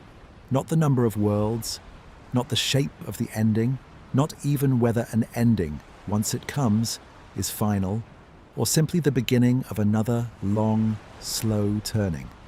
But they agree somehow without ever having spoken to each other, without ever having shared a single word or a single god or a single flood, that something came before, that something always seems to come before, and that whoever is listening now, wherever and whenever they happen to be listening, is only ever standing on one particular point along a very long, very patient unfolding, most of which has already happened, quietly, without them, and most of which is still, somehow, gently waiting. A king in a river valley, a farmer on a hillside, a wheel turning slowly somewhere beyond all counting.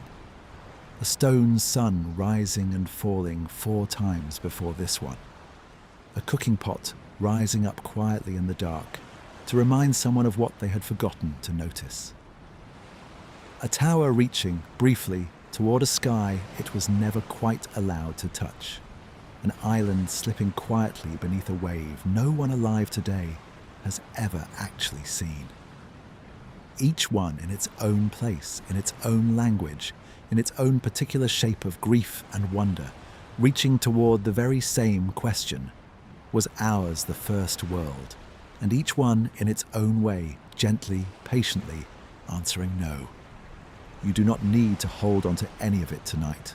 Not the kings, not the wall, not the dove, not the wheel, not the suns, not the maze, not the tower, not the island beneath the water.